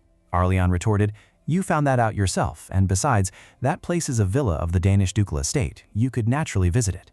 Meliara continued, "Not only that, before that, a letter was sent to the Holy Temple. The letter contained evidence of Olivia's mistreatment of me all this time. Although it was an anonymous letter, it was you, the young duke, who sent it, wasn't it?" At this, Meliara bowed her head in thanks. "I was greatly helped by that letter. I sincerely thank you. The Lunar Church will prepare a full Thanksgiving offering." Arlian immediately refused. "No need." Meliara asked in surprise, "What?" He replied, "I didn't do that to get anything in return from you." Meliara then asked, "But why then? At that time, were you planning to make that a condition for a deal?" Arlian explained, "Because at that time, I believed that was the ultimate way to get you to come home. Meliara, I intended to remove father from his position and become the duke so that if you ever returned, I could protect you. But if you truly wish to sever ties with the Dashist family, could you allow me to be in charge of protecting the announcement ceremony as your brother one last time?" Hearing Arlian's words, she was deeply moved. Arlian! That evening, Meliara was standing lost in thought in the hallway when someone approached. Rhett walked towards her and called, "Ara." Seeing him appear, Meliara was delighted. "Rhett, where have you just come from?" Rhett replied, "I had something I needed to think about." Meliara smiled too. Then we're alike. She gently brushed her hair up, and I was also conflicted. Reth, worried for her, asked, "What are you conflicted about?" Meliara expressed her feelings. "Although I deeply appreciate him entrusting me with the witness and evidence, if I accept that request, won't I just be giving him more hope?" Meliara truly had no way to meet him again. What was Reth thinking? He replied, "I don't want to say now because I'm afraid it will trouble you." Meliara found his words a little confusing. Suddenly she remembered Tamna's words. "But surely it's His Majesty's place to say these words to the young lady, isn't it?" Then she spoke up and asked, "Reth, could it be that after the announcement ceremony, Reth will—" Reth immediately interrupted her. "Ara, could you give me your hand for a moment?" Meliara, bewildered, held out her hand. "My hand?" Reth took her hand and placed a sparkling bracelet on it. Meliara hesitated. "This is—" Reth spoke about the bracelet. "A gift for you. When you use this bracelet, you can summon me no matter where you are." Meliara kicked up the bracelet and admired it. A gift. The bracelet was incredibly eye-catching and exquisite. Meliara was happy. "Thank you, Reth. But what do you mean I can summon you no matter where I am?" Reth explained. "The bracelet contains a bit of magic. You can call it a device to summon me. Anytime, anywhere." However, the drawback was that it could only be summoned once. Meliara stared at the bracelet, thinking to herself, "Only once? Of course, I'm very grateful, but why did he suddenly give me a forced summoning bracelet?" While she was deep in thought, Rhett suddenly called out, "Ara. Soon I plan to return to the demon realm." Meliara was flustered hearing him talk about returning to the demon realm. Could it be? Could he be about to propose what Tanma mentioned last time? Rhett continued, "Therefore, if any danger arises here, summon me using that bracelet. That way, no matter how far away you are, I can rest assured." The next morning, birds chirped melodiously, and the weather was incredibly clear and beautiful. Meliara sighed. She had put on an exquisite outfit that highlighted her inherent beauty. From behind, Urin held up 2 dresses in her hands and said, "Saintess, we don't have time to delay. There are still so many dresses to try on." Meliara turned and called out, "Urin." Seeing her flowing appearance, Urin couldn't help but exclaim, "After all, that dress still suits you best. My eye for fashion is truly unique." Meliara wearily sat down on the sofa. "I'm sorry, can I rest for just a moment?" Urin asked worriedly, "Saintess, is something bothering you?" Meliara's face was pensive. She thought, "Is this what you'd call being unhappy?" Last night, when Rhett said he would leave, Meliara had asked, "What do you mean by saying that now? What do you mean by return to the demon realm?" She whimpered, thinking to herself, "Even though I knew it beforehand, it still shocked me." Then she spoke, "So what about me? Rhett, you said you would protect me." Rhett frowned in pain. "Ara, no matter where you are, I will risk my life to protect you. But it seems Prati has set some kind of trap in the demon realm, and until I can verify and remove it, I can't bring you back. Please stay here." Back in the present, Meliara lay sprawled sadly on the sofa. "I understand Rhett's words. I understand everything. But I'm still sad. Why did he suddenly tell me that? No, it's obvious. Rhett and I aren't anything to each other. Even if I confessed my feelings and officially became Rhett's lover, Pradi's surveillance would surely become even more serious. It would only make Rhett want to leave me here even more. Rhett has waited for me for 100 years, so perhaps he feels waiting a little longer isn't a big deal. A little later, in the courtyard, Meliara strode along, calling, "Rhett?" Meliara looked around. Isn't he here? Suddenly, she remembered something. That's right. Now that I think about it, I can summon Rhett with this bracelet, can't I? As she was searching, he walked up and called, "Ara, you can use that bracelet whenever you want, but it would be more useful if you used it in urgent situations." Meliara turned back and said, "I also have something I want to say about that." Rhett asked, puzzled, "What is it?" "Rhett, when you go back to the demon realm, could you take me along?" Rhett stopped short, then said hesitantly, "Ara, that might be a bit difficult." Meliara said flustered, "I know, you're worried about me, that's why you won't take me along, but I want to be with Rhett, because I like you very much. Honestly, no matter what Pradi did in the demon realm, I'm not scared at all." I'm the Saintess of the lunar religion. I can protect myself if anything dangerous happens, not to mention Rhett also protects me. So what I mean is, just being by Rhett's side makes me happy. Rhett immediately asked, "Since when?" Meliara didn't understand what he meant, looking up blankly. "Huh?" Rhett's face also flushed as he asked, "You like me that much? Since when? I thought you'd need a little more time." Meliara smiled and replied, "Actually, if you ask me since when I liked you." Before she could finish, Rhett reached out to her, making her confused. "Rhett?" Rhett leaned close to her face and said, "No, I don't need to hear the answer." Then he placed a kiss on her lips. Meliara, feeling lightheaded, thought to herself, "If you ask me since when I liked you, well, Rhett, from the moment our eyes met, on the very first day I saw you, I probably fell for you right then. And after confirming our feelings, Meliara was always smiling so much she couldn't close her mouth. Urine immediately walked over, hands on hips. "Saintess, Saintess, are you listening to me?" Meliara, startled by Urine calling her, snapped out of her daydream. "Oh, Urine." Urine asked curiously. "I asked where you went." Meliara replied awkwardly. "Sorry, I was just resting for a bit." Urine walked ahead and said, "There's a lot to do today. You need to keep up with the schedule." "That's right. After establishing our relationship with Rhett, we had no time for romance. The Lunar Holy Temple was busy preparing for the announcement ceremony. Although I thought it wasn't necessary to make it grand, this was the most important event of the lunar religion, so there was nothing to be done." Urine pointed at Peter and instructed, "The main hall must be decorated elegantly and lavishly." Peter was so cheeky. What would you know? A Saintess's topics should be lovely, shouldn't they? Meliara witnessed it all, thinking to herself it felt just like preparing for a wedding. Speaking of weddings, it made her miss Rhett so much. Rhett had temporarily left to return to the demon room. He said he would arrive in time for the announcement ceremony to take her away. So the wedding location will be in the demon room, won't it? No, the Grand Duke's mansion is also very peaceful, though partly because it's in the human world. While she was thinking about marriage and having children, someone called out to wake her up. "Saintess, regarding the matter of having Duke Duchess serve as a guard for the announcement ceremony, I wonder if you have made a decision yet." It was then that Meliara suddenly remembered, now that you mention it, I didn't give him a definite answer back then. Meliara pondered for a moment. After that, she went to another room, peeking from outside the door. "Meliara, are you in your room?" When she didn't see Meliara's spirit, she wondered, she's always in this room, where could she have gone? "Oh, the bear Alarin brought as a gift. Why does it look different? Am I mistaken?" Meliara sighed. "If only I could help Alarin and Meliara meet for a moment, that would be great." Some saint, she can't even do that. Suddenly, someone's voice rang out. "I can do it?" Meliara startled and looked around, wondering where the sound was coming from. The stuffed bear patted its chest. "Over here, sweetie, it's me." Meliara was startled and gaped when she saw the talking stuffed bear. Meliara immediately threw the stuffed bear far away, exclaiming, "The stuffed bear is possessed!" The stuffed bear stood up, pouting. "Hey, I told you it was me and you still threw me. Or maybe you don't understand when I say it like that, huh? I am lunar, my dear daughter. Caw, caw, caw," it said, and the atmosphere froze. Meliara asked, confused, "Lunar?" A moment later, "Spill it." The stuffed bear drooped. "Confess what? You suddenly brought me to this room like this. Why does it feel like you're interrogating me?" Meliara said, "If you are lunar." She recalled Lydia's words.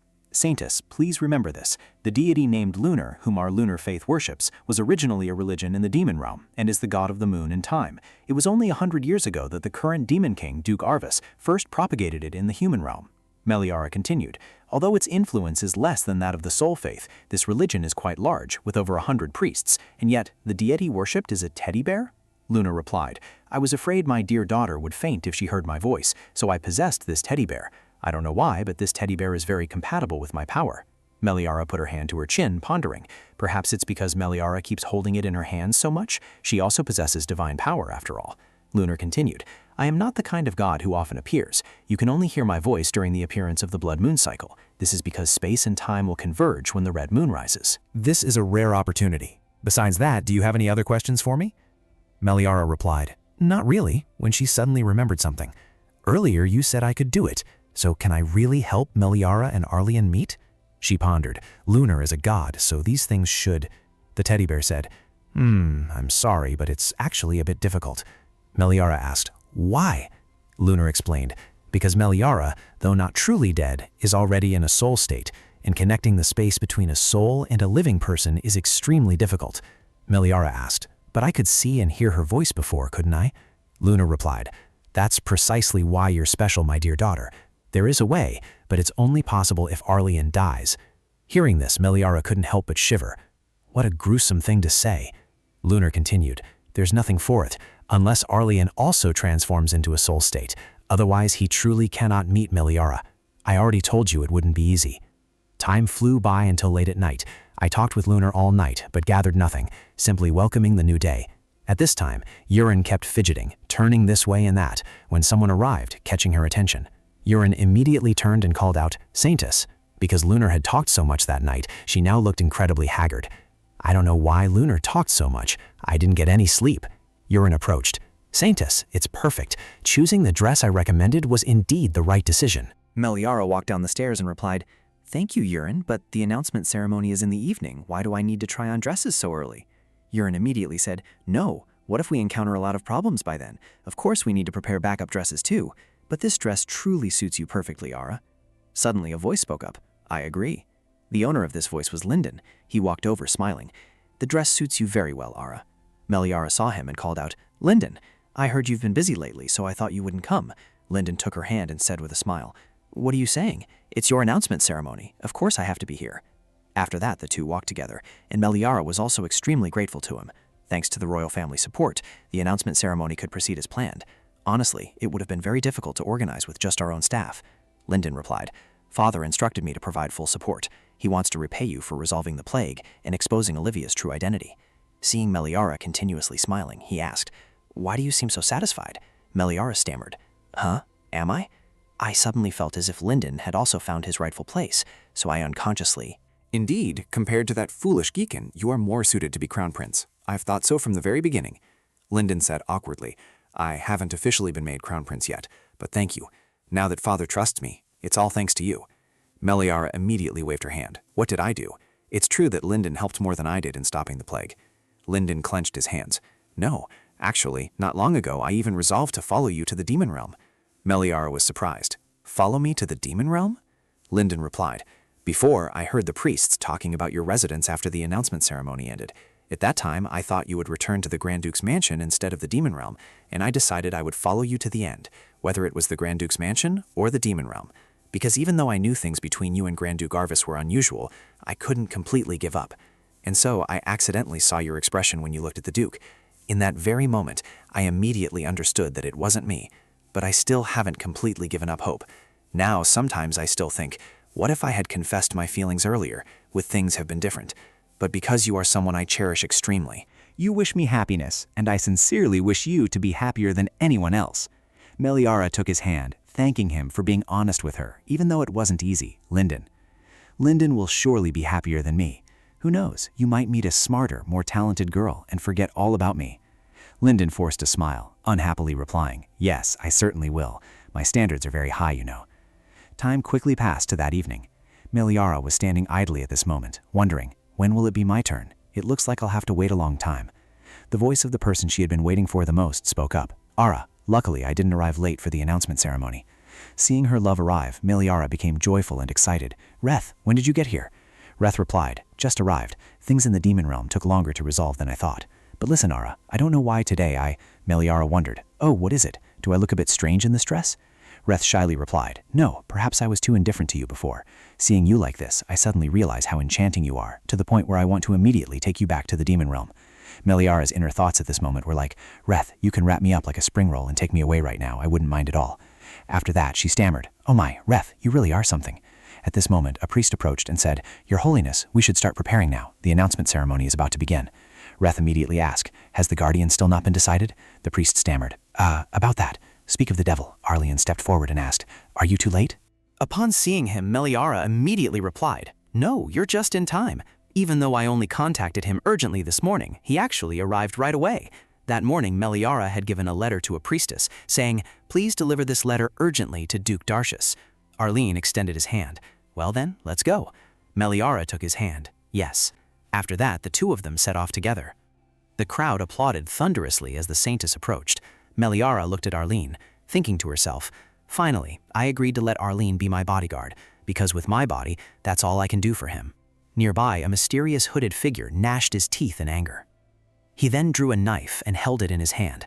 How dare you imprison Saintess Olivia in the dungeon and claim all the blessings for yourself? I will never forgive you." Arlene quickly realized this too, but if he were to draw his weapon now, it would probably be too late, and Meliara would get hurt. Arlian quickly moved to catch Meliara, and Meliara fell heavily to the ground. A sound rang out, startling Meliara. At that moment, the assailant had stabbed Arlian in the stomach.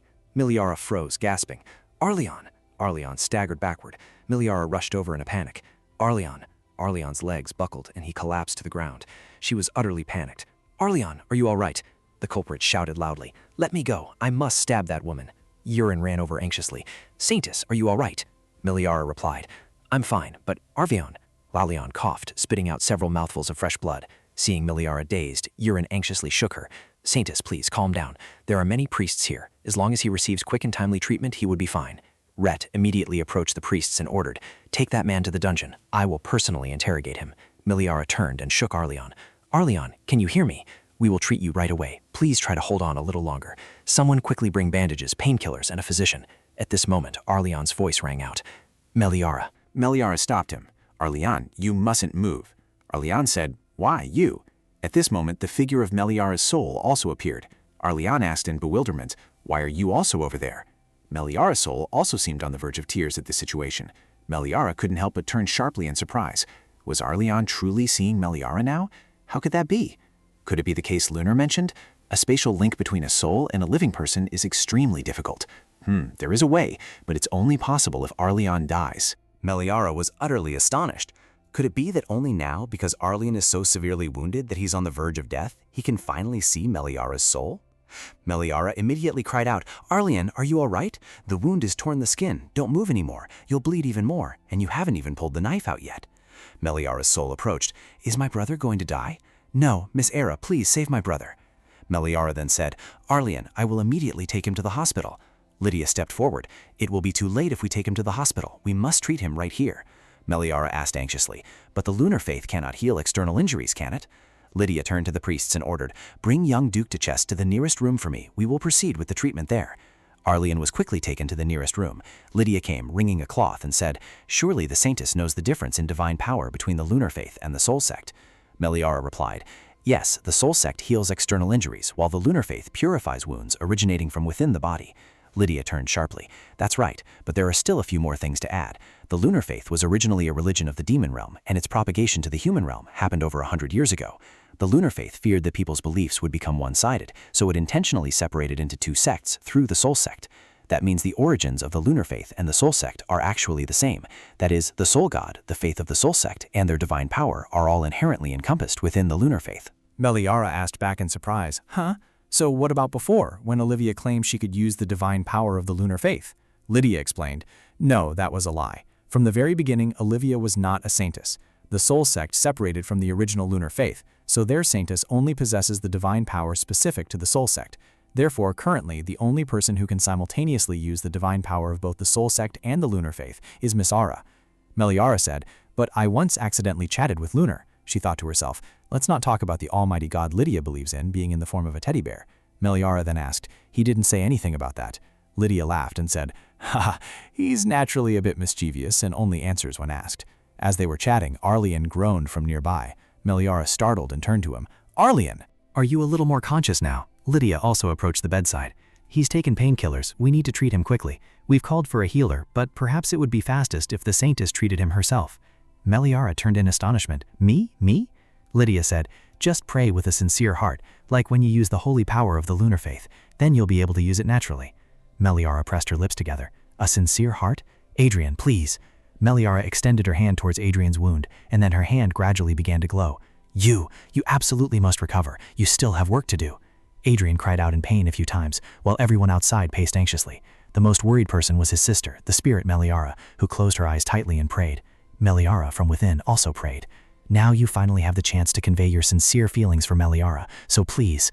Adrian suddenly stirred, blinking his eyes open. Adrian sat up, bewildered, asking, what exactly is going on? He no longer felt any pain at all. Meliara immediately smiled. Lydia, seeing her joy, also unconsciously smiled. Then Meliara flung the door open. Linden approached, but the person who caught her attention the most was the spirit Meliara, beaming brightly because her brother had been healed. A few days later, Aaron approached Lydia and offered her a cup of water. Bishop, please have some tea. She put so much effort into preparing for the announcement ceremony, but then some madman suddenly jumped out and ruined everything. We plan to prepare again, so I feel quite overwhelmed. Lydia took a sip of water and said, so is there really a need to hold it again? Yuren's jaw dropped. Huh? But the Saintess's announcement ceremony is the biggest event in the Lunar Church.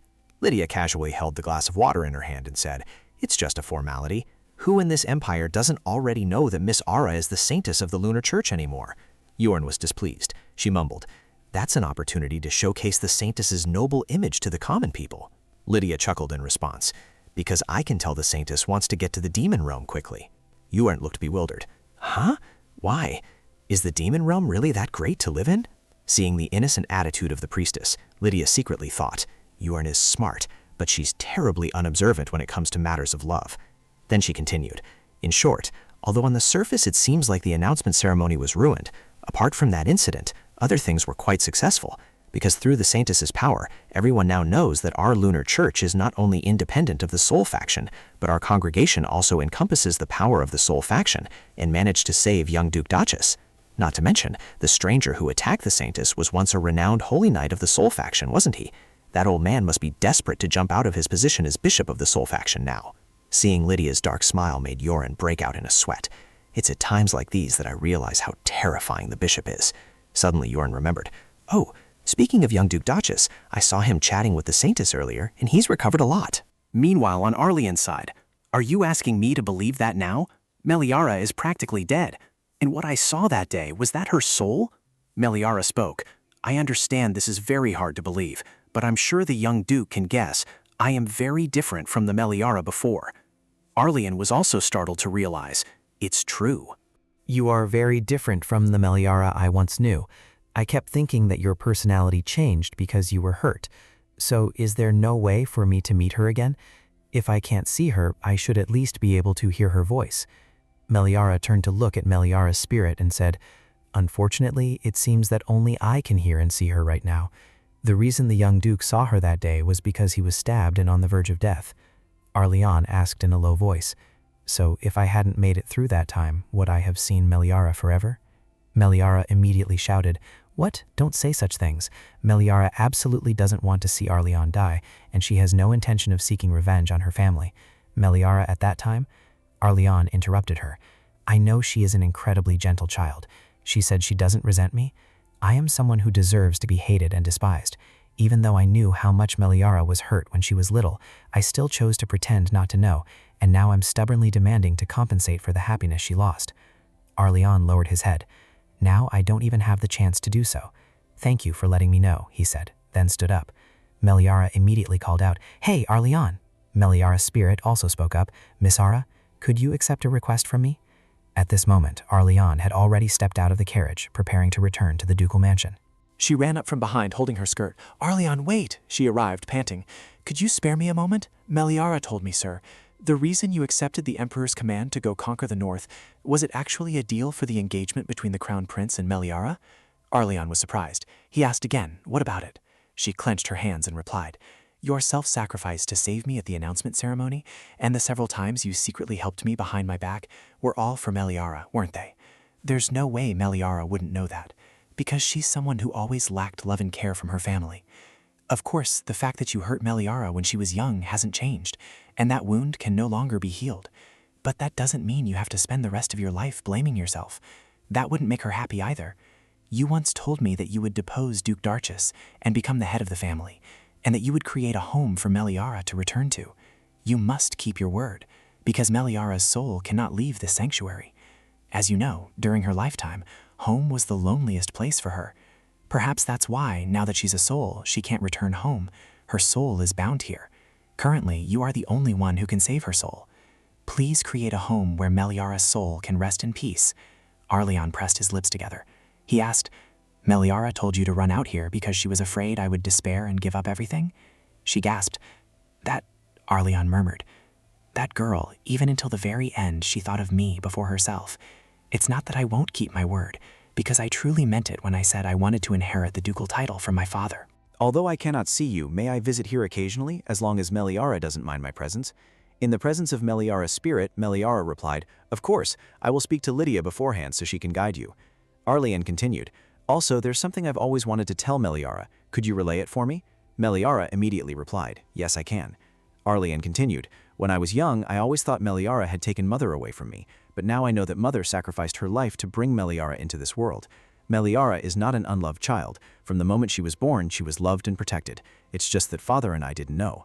Meliara smiled and said, I can relay your message, but one day you should personally tell Meliara what you just said, because the person who most wants to hear those words is definitely Meliara. Not long after, Meliara stepped into the teleportation circle. Meliara called out anxiously, Everyone, is this really safe? Arleon replied, Don't worry, the Saintess will finish it soon. Peter from the side also threatened her with his tone. That's right, don't think about anything, just stand still. At this moment, Lydia also approached, her face looking eerie. So, shall we begin? This is called a teleportation array that leads directly to the demon realm. You might feel a little motion sickness, but that's all. You don't need to worry too much. Meliara replied, That's precisely why I'm worried. She thought to herself, Can't we go by carriage? It's the demon realm, so it makes sense that it's impossible, right? Rhett, standing beside her, called out, Meliara. He extended his hand. Don't worry, it will be safe. If anything happens, I will protect you. Meliara, touched, blushed. Rhett? Then she took his hand and said, That's right, with Rhett by my side, what big trouble could there be? After saying that, Meliara turned to Lydia. Lydia, we're counting on you here. Lydia immediately nodded in agreement. All 4 people, except Peter, smiled and bid her farewell. Have a safe journey, Saintess. Meliara smiled after everything she had been through in this place. Rhett asked, So, are you ready? As soon as he finished speaking, the teleportation circle flared brightly. Meliara took Reth's hand. Today, she and Reth set off for the demon realm. In just a blink of an eye, the two of them were hovering in midair. Meliara's face darkened, and her mouth fell open. No one had told her that their destination was up in the air like this. Then Reth's wings unfurled, and he lifted her into his arms. Meliara's heart pounded. Reth, your wings! The two of them hovered in the sky. He gently said, Welcome to the demon realm. Soon the two of them landed on the ground, where Tanma had been waiting for them for a long time. He placed a hand on his chest and said with a smile, Greetings, young lady. I've been waiting for you. Meliara ran to him. Tanma, long time no see. Tanma replied with a smile. It's a pleasure to meet you, young lady. We should probably use a different title now, shouldn't we? Not young lady anymore. Perhaps princess consort, for example. Meliara said shyly, Oh, please, just call me as before. Rhett interjected, Has anything happened during my absence? Tanma replied, What could possibly have happened in such a short time? But, young lady, is something wrong? Your expression. Meliara mumbled, I suddenly got motion sickness, a delayed onset. She thought to herself, No wonder he said this method causes motion sickness 100 times worse than a carriage. It's true. Tanma said worriedly, Please go to your room and rest quickly. I will postpone the welcoming party until tomorrow. Meliara looked bewildered and asked again, A welcoming party? He replied, Yes, we had originally planned to invite the nobles of the demon realm and hold a grand welcoming party on the day of your arrival. Since we've invited the demon race who support your majesty and the young lady, the party is sure to be lively, but ensuring the young lady is settled is our top priority. I've finished preparing the room. The maid will show the young lady the way. Meliara was quickly led into the room. The maid drew the curtains and said, The room needs to be a bit dark for you to rest, doesn't it? By the way, I am truly honored to serve the Saintess. To be honest, I met the Saintess 100 years ago. I wonder if you still remember. Back then, Meliara lay restlessly on the bed. Huh? What did you say? The maid smiled wryly. I'm sorry, you're tired and I'm talking too much, aren't I? Suddenly, she thought to herself, I wanted to tell her about the secret of this room, but I'll have to save it for another time. Then she turned to leave.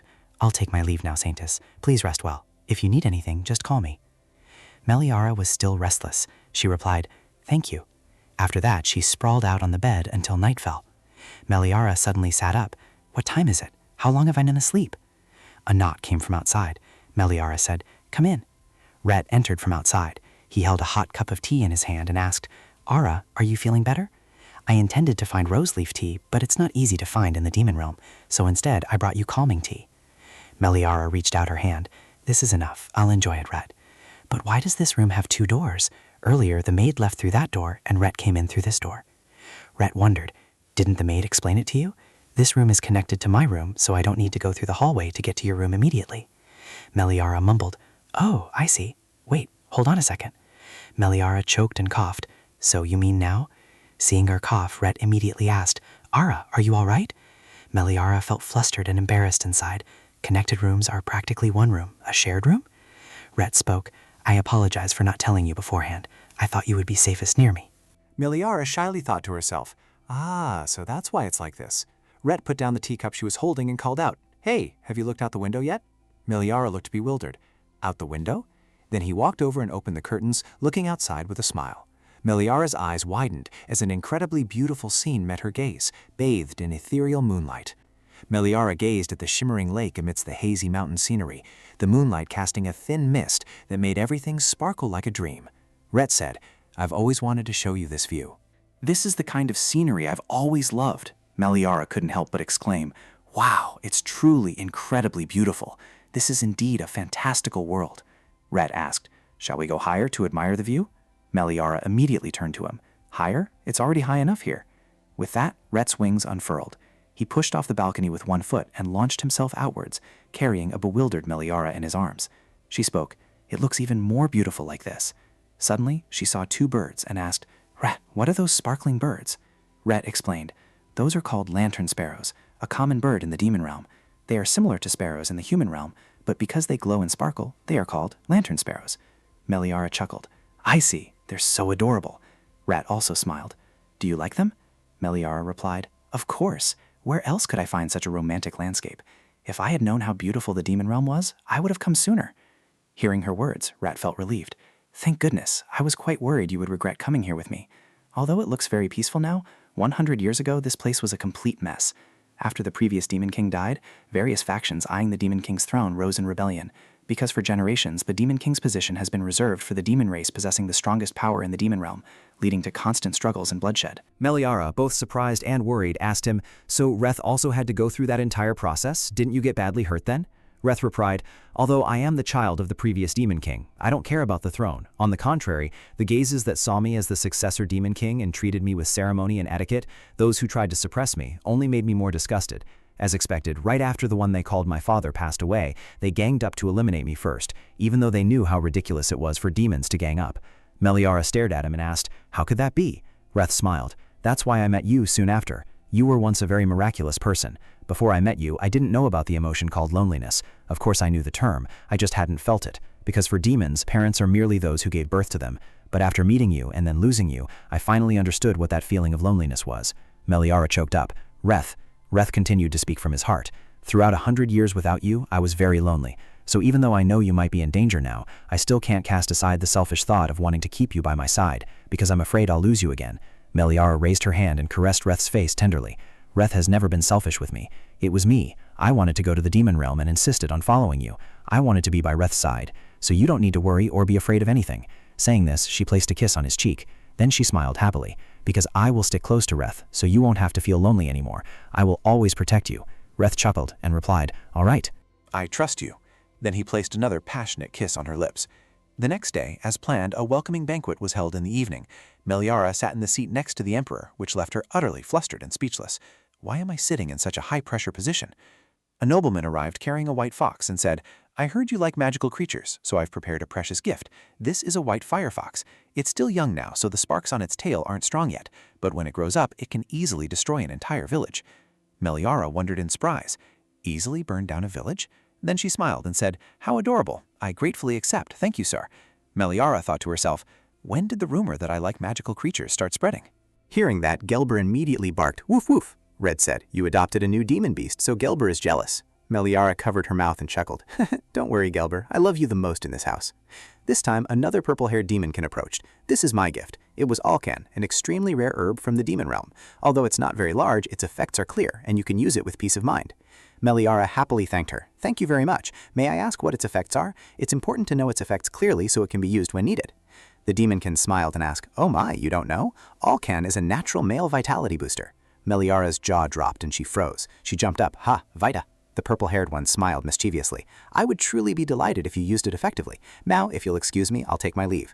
Rhett turned to Meliara and made a suggestion. It's time for a change of music. We should dance first, then everyone else can follow, so let's dance. At that moment, the music began to play, and Rhett and Meliara stepped out to dance together. Reth raised her hand and said, Ara, this alkin is what you've been given. Meliara wondered, what? Then Reth whispered into Meliara's ear, enticing her. If you're curious, we can test its uses today. Meliara's face immediately turned the color of a tomato. Reth, please don't tease me. Reth continued, compared to joking. Suddenly, there was a piercing scream, and someone entered from outside the door. The person who entered was none other than Prody, with a snake behind him. Oh dear, I'm a bit sad. Everyone is invited to leave, except for me. Everyone present immediately became agitated. Prody, he was imprisoned. How did he get out? Bringing a demon creature, what is he planning now? Reth saw him and called out, Prody. Prody calmly asked, what is it? You're not surprised at all. Did you expect me to come? Well, I couldn't disappoint that expectation. Tanma stepped forward, frowning. Sir Prody, what trouble are you causing? His face darkened. I thought that although you were impolite, you still knew your limits, yet you bring a demon creature to a welcoming event? Don't you know that's nothing short of treason? Prody sneered. Treason, you say? Since things have come to this, I might as well try treason. After all, that position was originally mine. Meliara no longer feared him. She stepped forward and yelled, Stop talking nonsense. You yourself told me that the Saintess chose Reth in the competition to become the Demon King. Prody shrugged and smiled, replying, Yes, that's truly incomprehensible. Not choosing me, but choosing that cold-hearted person. Isn't that just too foolish? I thought this time the Saintess would be different. Whether it was the Saintess from 100 years ago or the current Saintess, only their appearance changed, but they still had no eye for people. Suddenly, the demon beside Prody yelled. Rhett, radiating killing intent, said, Shut your mouth. Prody provoked. What, are you afraid I'll tell that Saintess? Meliara continued to move forward. Rhett, I'm fine. Prody, I've told you before, no matter what you say, I won't doubt Rhett, so you can stop your cheap provocations comparing me to the Saintess from 100 years ago. Prody snorted, so confident. Saintess, will you still be so bold after you hear what I have to say? Because I have found the Saintess from 100 years ago. Meliara, bewildered, asked back, what does that mean? She thought to herself, what is he talking about? I'm clearly the Saintess from 100 years ago. Then she sharply turned to look at Rhett, who remained silent and gloomy. Prody said triumphantly, looking at your expression, it seems you haven't told her yet, have you? Then a beam of light shot out from Prody's hand. Saintess, you should thank me. The light made Meliara squint one eye, dazzled. Suddenly something surprised her. A girl appeared in front of Meliara, and the girl was also bewildered. Where is this? The girl looked around confusedly. I was on my way to the internet cafe. Prody turned to the girl and said, We'll explain the situation later. Can you tell me your name? My name is Yunhei. Meliara looked at the girl's attire and thought to herself, that uniform looks so familiar. Yes, it's the uniform I often see on my way to work, the uniform of the private school that only children from wealthy families attend. The girl asked, puzzled, my name? Meliara pondered, but why did Prody summon this child, someone from the modern era just like herself? The girl replied, Ara, Song Ara. Meliara was stunned, then surprised, exclaiming inwardly, what? Prody put an arm around Ara's shoulder and said, oh, what a coincidence. That guy Reth also called the Saintess Miss Ara. But what's more interesting is that the Black Rose branch in the Grand Duke's mansion also reacted to this child's soul. Do you think I don't know you planted a fragment of the 100-year-old Saintess's soul in that rose branch? I tracked that soul fragment and performed the summoning ritual, and this child appeared. What are you trying to say? Escaping prison wasn't enough, so you want to be punished even more severely for daring to summon a human without permission? Well, I know you won't admit it easily, so I'm curious, what will your reaction be when you see this? Meliara was startled when she saw the rose glowing. Light was truly emanating from it. Reth held the rose in his hand and asked, the reaction of this rose branch means this is the real Saintess, right? No matter how I think about it, this girl is probably the 100-year-old Saintess you've been looking for. Black hair, named Ara. Meliara hesitated, disbelieving her eyes. So did that mean the Saintess Reth met 100 years ago might not have been her? Why hadn't she considered that possibility sooner? Reth suddenly took her hand, and Meliara spun around. He affirmed, it's truly you. How could I not recognize you? Meliara was worried, but Rhett himself had told her that the glowing rose was proof that she was the Saintess from 100 years ago. If she wasn't the true Saintess, then her reason for being by Rhett's side would also... Rhett immediately spoke up to reassure her. Ara, from the very first time I met you, I had a premonition. Your smiling face. From your way of speaking, everything about you made me certain that person was you. The rose will only be one of countless ways to verify. Therefore, the rose's reaction isn't enough to change my verification of you. Meliara was also surprised to see his expression. Rhett was showing such an earnest expression. She had only seen it that day when Rhett persuaded her to come to the rose garden. Then she reached out her hand towards Rhett's and took his hand.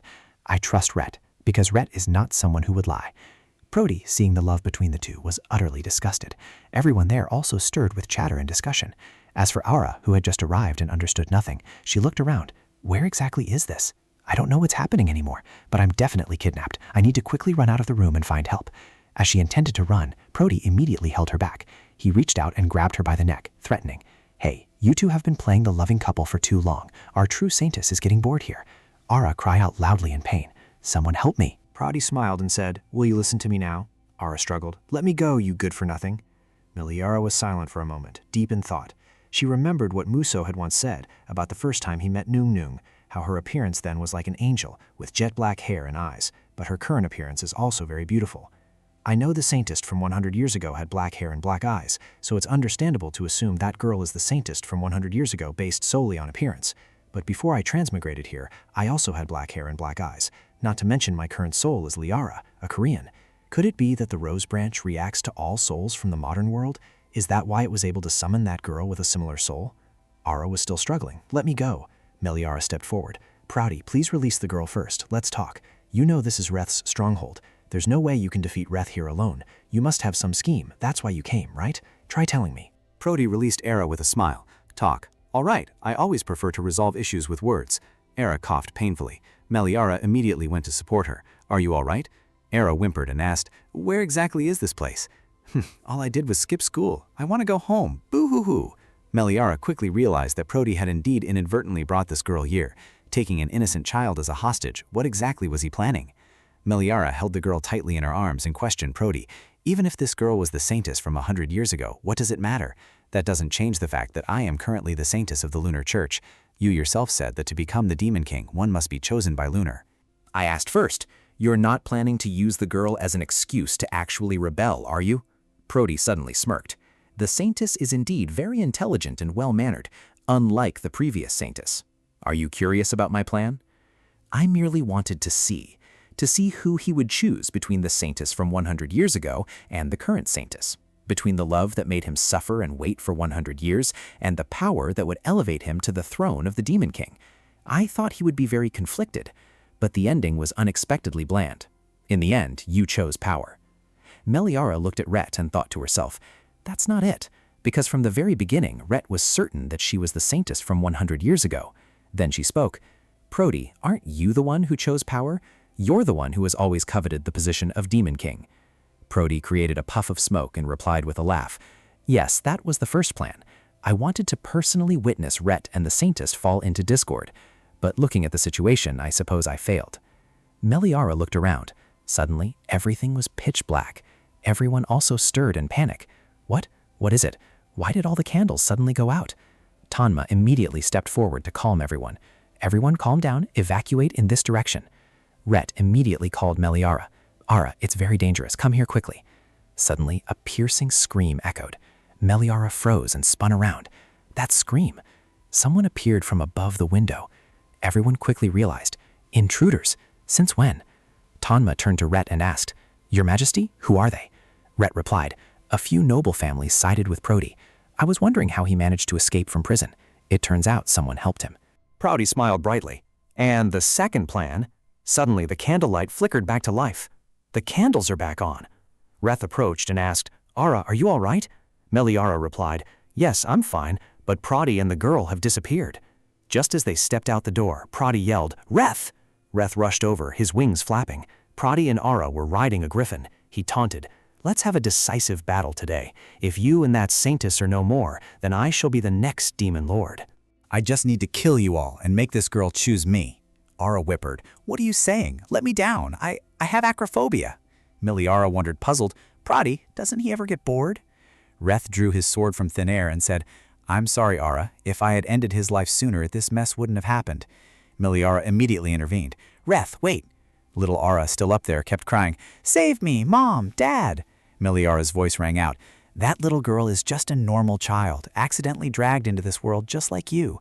I know it's difficult, but could you please not hurt her? Ref looked up and replied, I'll try. If I attack Griffin, both of them will fall. We just need Tanma to catch the girl. Maybe it'll work. With that, Reth flew high up. He turned down and called, Tanma, take Ara to safety first, everything else after that. Listen to her. Tanma immediately replied, yes, Your Majesty. Then he turned to Meliara. Princess, it's very dangerous here. Let's go inside. Meliara thought anxiously to herself, Two people fighting. I can't imagine Reth losing, but even if Reth has a chance to win, why do I feel so uneasy? Meliara turned and asked, Tanma, what's the situation like inside? Tanma replied, everyone has been safely evacuated and the enemies have all been captured by our faction's senators. But what's strange is that even though they were armed, they didn't actively attack. Meliara pondered confused. Extremely suspicious. The number of people who came here to provoke was also too small. Could those attacking demonkind just be a diversion? When she looked up, she saw the two people standing face to face. Was he only targeting Reth from the very beginning? Reth hovered in the air holding his sword and asked, don't you want to duel? Let that girl down. Prodi gripped Era's neck. This is my lifeline, you know? Do you think I'd easily discard her? Rhett glared. From the right, Griffin conjured a magic orb, making it scream in pain. Rhett mused. Oh dear, I was even planning to shoot down Griffin. But if that ordinary human girl falls from this height, she's definitely dead. Is there any way to avoid injuring her? Era was worried about the girl. Because there were limits to her attacks, it would be quite difficult, but she had to try to find out. Prodi chuckled. Are you going to attack? Does it not matter if this woman dies now? You are truly heartless. She was the Saintess from 100 years ago, the one you once deeply loved. This just goes to show how terrifying the ambition for power can be. After that, he slammed hard into Griffin. Griffin screamed in pain. Ah! Ah!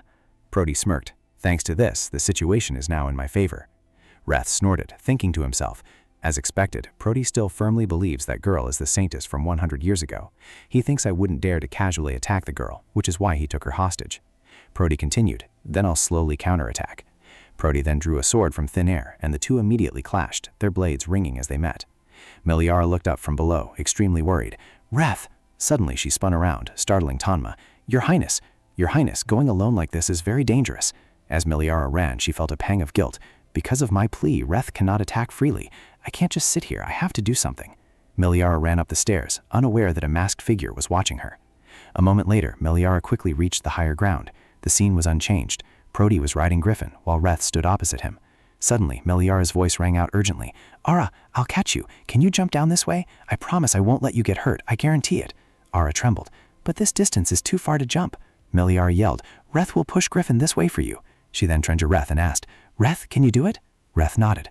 Prodi interjected. You lot are completely ignoring me, aren't you? Who gave you permission? Before he could say anything more, Reth attacked with a black orb spell next to Griffin. Prodi angrily shouted, You coward! You should listen to me! Why are you dodging on your own like that? At this moment, Griffin was flying back and forth erratically. Meliara pondered, It seems he only wants to confront Rhett, which is why he chose to fight in the air. But the magical beast is under attack, so it must not be easy for him to control it as he wishes. At this very moment, Meliara shouted, Now's the time! Jump! Era was worried, tears still lingering on her eyelashes. Then she tightly closed her eyes and jumped down towards Meliara. Prodi startled. What? What is it? Since when? Immediately, Rhett lunged out him attacking. Meliara, holding Ara in her arms, both fell heavily to the ground. Ara, startled awake, sat up and asked worriedly, Sister, are you all right? Meliara also sprang up and replied, I'm fine. Are you hurt? Ara placed a hand on her chest and answered, No, luckily I'm still intact after jumping from such a height. Meliara also breathed a sigh of relief. Thank goodness, she thought to herself. Indeed, using my shield was a huge help in protecting our bodies. Meliara then extended her hand to help Ara up. This place is dangerous. We can't stay long. Let's go inside. Ara took her hand and asked, But what about the people fighting over there? Meliara turned to her. Sometimes it's better if we're not there, Ara, she mused, because Rhett wouldn't be able to focus on fighting if he was worried about them. At this moment, the battle in the air was incredibly fierce. Rhett delivered a powerful blow that made Prodi stagger. Then he fell, but not just that. Rhett flew over and held him in place. Prodi was worried. His face darkened. Rhett gritted his teeth and threatened, If you have the guts to cause this, you must also have the guts to face the consequences. Then Rhett grabbed his head, making him panic. Wait, Rhett. Rhett raised his sword high, and with a swift, clean slash, the head rolled onto the ground. Rhett said, The consequence of treason is death. Prodi's head rolled, his eyes not even having time to close. On Meliara's side, she walked and looked around. The surroundings were gradually becoming quieter. Could Rhett have defeated Prodi? Ara's voice spoke up. Sister. Meliara immediately reassured her. Don't worry, Ara is safe now. Suddenly, a masked figure lunged forward, a sword slash grazing Meliara's body. Her eyes widened in pain, and she cried out. Meliara fell. How strange, my eyes are getting heavy. Ara ran over worriedly. Sister, stay awake. What should we do? There's so much blood. Tanma anxiously ran over. Princess! Meliara worried internally. Could it be that I would just die like this? Tanma immediately turned to the captured criminal and ordered, Before a judgment is made, imprison him and don't let him escape. The guard replied, Yes. He anxiously turned to Meliara. Princess, are you all right? Meliara struggled to speak. Tanma, call Rhett for help. Can you help me? Rhett landed at this moment, freezing when he witnessed the scene. Ara! He turned to Tanma and questioned, Ara, why is Ara in such a state? Tanma anxiously replied, I apologize, it's my fault. She was slashed by Pradi's subordinate. Rhett yelled loudly, then why haven't you quickly called a healing mage? The guard quickly ran off. Yes, I'll summon them right away. Rhett turned to reassure her. Ara, it's all right. You're about to be treated. Just try to endure a little longer. You must not lose consciousness. Meliara panted. Rhett. Her trembling hand reached towards Reth. I'm sorry. Reth asked, for what? You've done nothing wrong to me. You just need to hold on until the healing mage arrives. Meliara's tears fell. Reth, I'm truly sorry. I have to leave you alone again. Reth frantically cried out, what do you mean, Ara?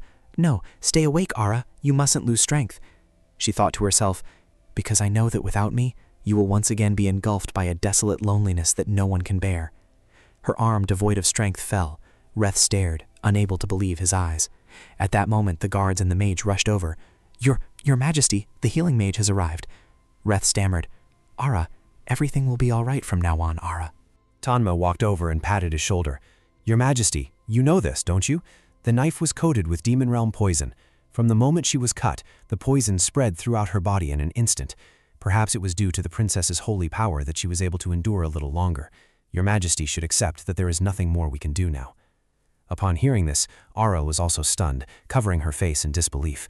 Rhett's voice was subdued, filled with pain. No way. It was so difficult for me to find her again. Throughout that long, arduous time, how much I struggled and endured. Didn't you promise me that you wouldn't leave me alone again? Ara, please, open your eyes. His tears fell profusely as he held Ara close to his chest. Tanma spoke gloomily. Your Majesty. Rhett's voice turned cold. Tanma, if Ara is gone, what meaning does my world hold? As he spoke, a wave of dark energy emanated from Rhett. Ara immediately recoiled. What? What is this? Rhett, tears still streaming down his face, said, I command with the power of the Demon King. Tanma worried. Your Majesty, could it be that now? The dark aura was spreading more and more. Rhett said, I want to turn back time. Then the dark aura shot away swiftly. Tanma worried. Your Majesty. Ara pointed up. Look, the darkness is slowly devouring the city. Tanma startled and tried to stop him. Your Majesty, no matter what, you cannot do that. Don't you know how great the price to pay is? No matter what Tanma said, Rhett remained unshaken, and the darkness gradually spread everywhere.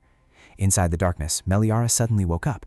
Immediately, Meliara sat bolt upright. She looked around. Where is this? I died. Is this the afterlife?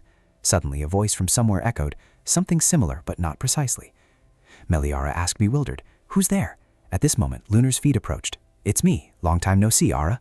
Meliara couldn't help but be surprised. Lunar, didn't you stay in the Holy Land? How did you get here? And what do you mean I'm not dead? What's wrong with my hair color? Lunar snorted and said, So you still don't know what you look like. Suddenly, a mirror-like image appeared before Meliara. Her heart pounded. This face is what I looked like in my previous life. Lunar said, choked with emotion, You're not dead, but the world here has been destroyed. Meliara looked around. The world has been destroyed? Lunar replied, Yes. Your talented boyfriend did it. Meliara was startled and immediately asked, What's going on? Am I not dead and Rhett when the world ends, and not causing the Bacarda Empire's destruction as in the original story? Lunar, hearing her mention the original story, also wondered, Original story? Bacarda Empire? I don't understand what you're talking about anymore. Listen carefully, my dear daughter. You know that the Lunar faith is the trusted religion in the demon realm, right? And also that the Demon King will be chosen by Lunar. Therefore, the one who becomes the Demon King will be able to use a portion of my power. The current Demon King, Rat, wants you to live again. Meliara shouted loudly, Wait, Lunar, isn't bringing the dead back to life an impossible feat? Lunar continued, That's why at that time he said he couldn't help your brother and Meliara truly meet. Meliara wondered, Then how is it that Rhett used Lunar's power to bring me back to life? Lunar nodded and replied, Indeed, resurrection is inherently impossible, but if the flow of time for the entire world is reversed, then it's not so certain. Meliara's eyes widened in surprise. What exactly is? Lunar continued, I am the god of space and time. The strongest divine power that the Demon King can use is time reversal. Through the power called time reversal, anyone who has sat on the throne of the Demon King will be able to firmly protect their position, because even if there's a rebellion, from the Demon King's perspective, all they need to do is reverse time. But no matter how great the power, the price to pay is just as great. Meliara asked curiously, What is the price to pay? Luna replied, The most precious thing. The most precious thing to Reth. Meliara was stunned. Could it be? Luna replied, Yes, looking at that expression, you've probably realized it too. The most precious thing to him is you. Meliara felt as if she'd been struck by lightning. She placed a hand on her chest and said, Wait, Lunar, but I was dead at that time, wasn't I? It's utterly illogical to use a dead person as the price for successfully reversing time. Lunar continued to explain to her. If the most precious thing is no longer there, the second most precious thing will be considered the price to pay. Perhaps the Demon King was so deeply shocked by your death that he didn't know exactly what that price was. He must have been like previous Demon Kings, vaguely assuming it was merely power or his own life. Only when he reluctantly reversed time did he realize what that price was and resisted fiercely. Besides you, what is the one thing he would least want to be taken away? Can you guess? Meliara shook her head. No. Luna replied, your memories with him, fragments of memories gradually appearing and then shattering. Although he wanted to retract his wish after feeling his memories with you gradually disappear along with the reversing flow of time, it was already too late. Even so, he resisted to the very end. Reth collapsed to his knees. No, not this, please. I can give you everything else. Just please don't take away these memories from me. I beg you, oh God, Lunar. Lunar continued. But I was also helpless. Once the Demon King used his power, even I couldn't stop it. His plea to me failed, and he struggled, pouring all his magic power into protecting his memories with you. The Demon King's power to reverse time and his will to resist it, two immense forces clashed with each other. As a result, everything in the demon realm, down to the tiniest blade of grass, was swallowed by darkness. It even spread to the human realm. Aaron and Linden stared blankly at the encroaching darkness. What exactly was that thing? Just like that, everything vanished in the blink of an eye, the world I had strived to build. At first, I didn't know the Demon King's goal was to resurrect his child, but I struggled immensely to save my child in a world slowly heading towards destruction. It was incredibly difficult to bring my child to the space where I once lived. Meliara's tears fell, and she clenched her hands tightly. Lunar looked up and asked, my dear daughter. Meliara wiped away the tears on her cheeks. Rhett, you fool. I know that the most precious thing to Rhett is me, because he endured 100 years of waiting just for me.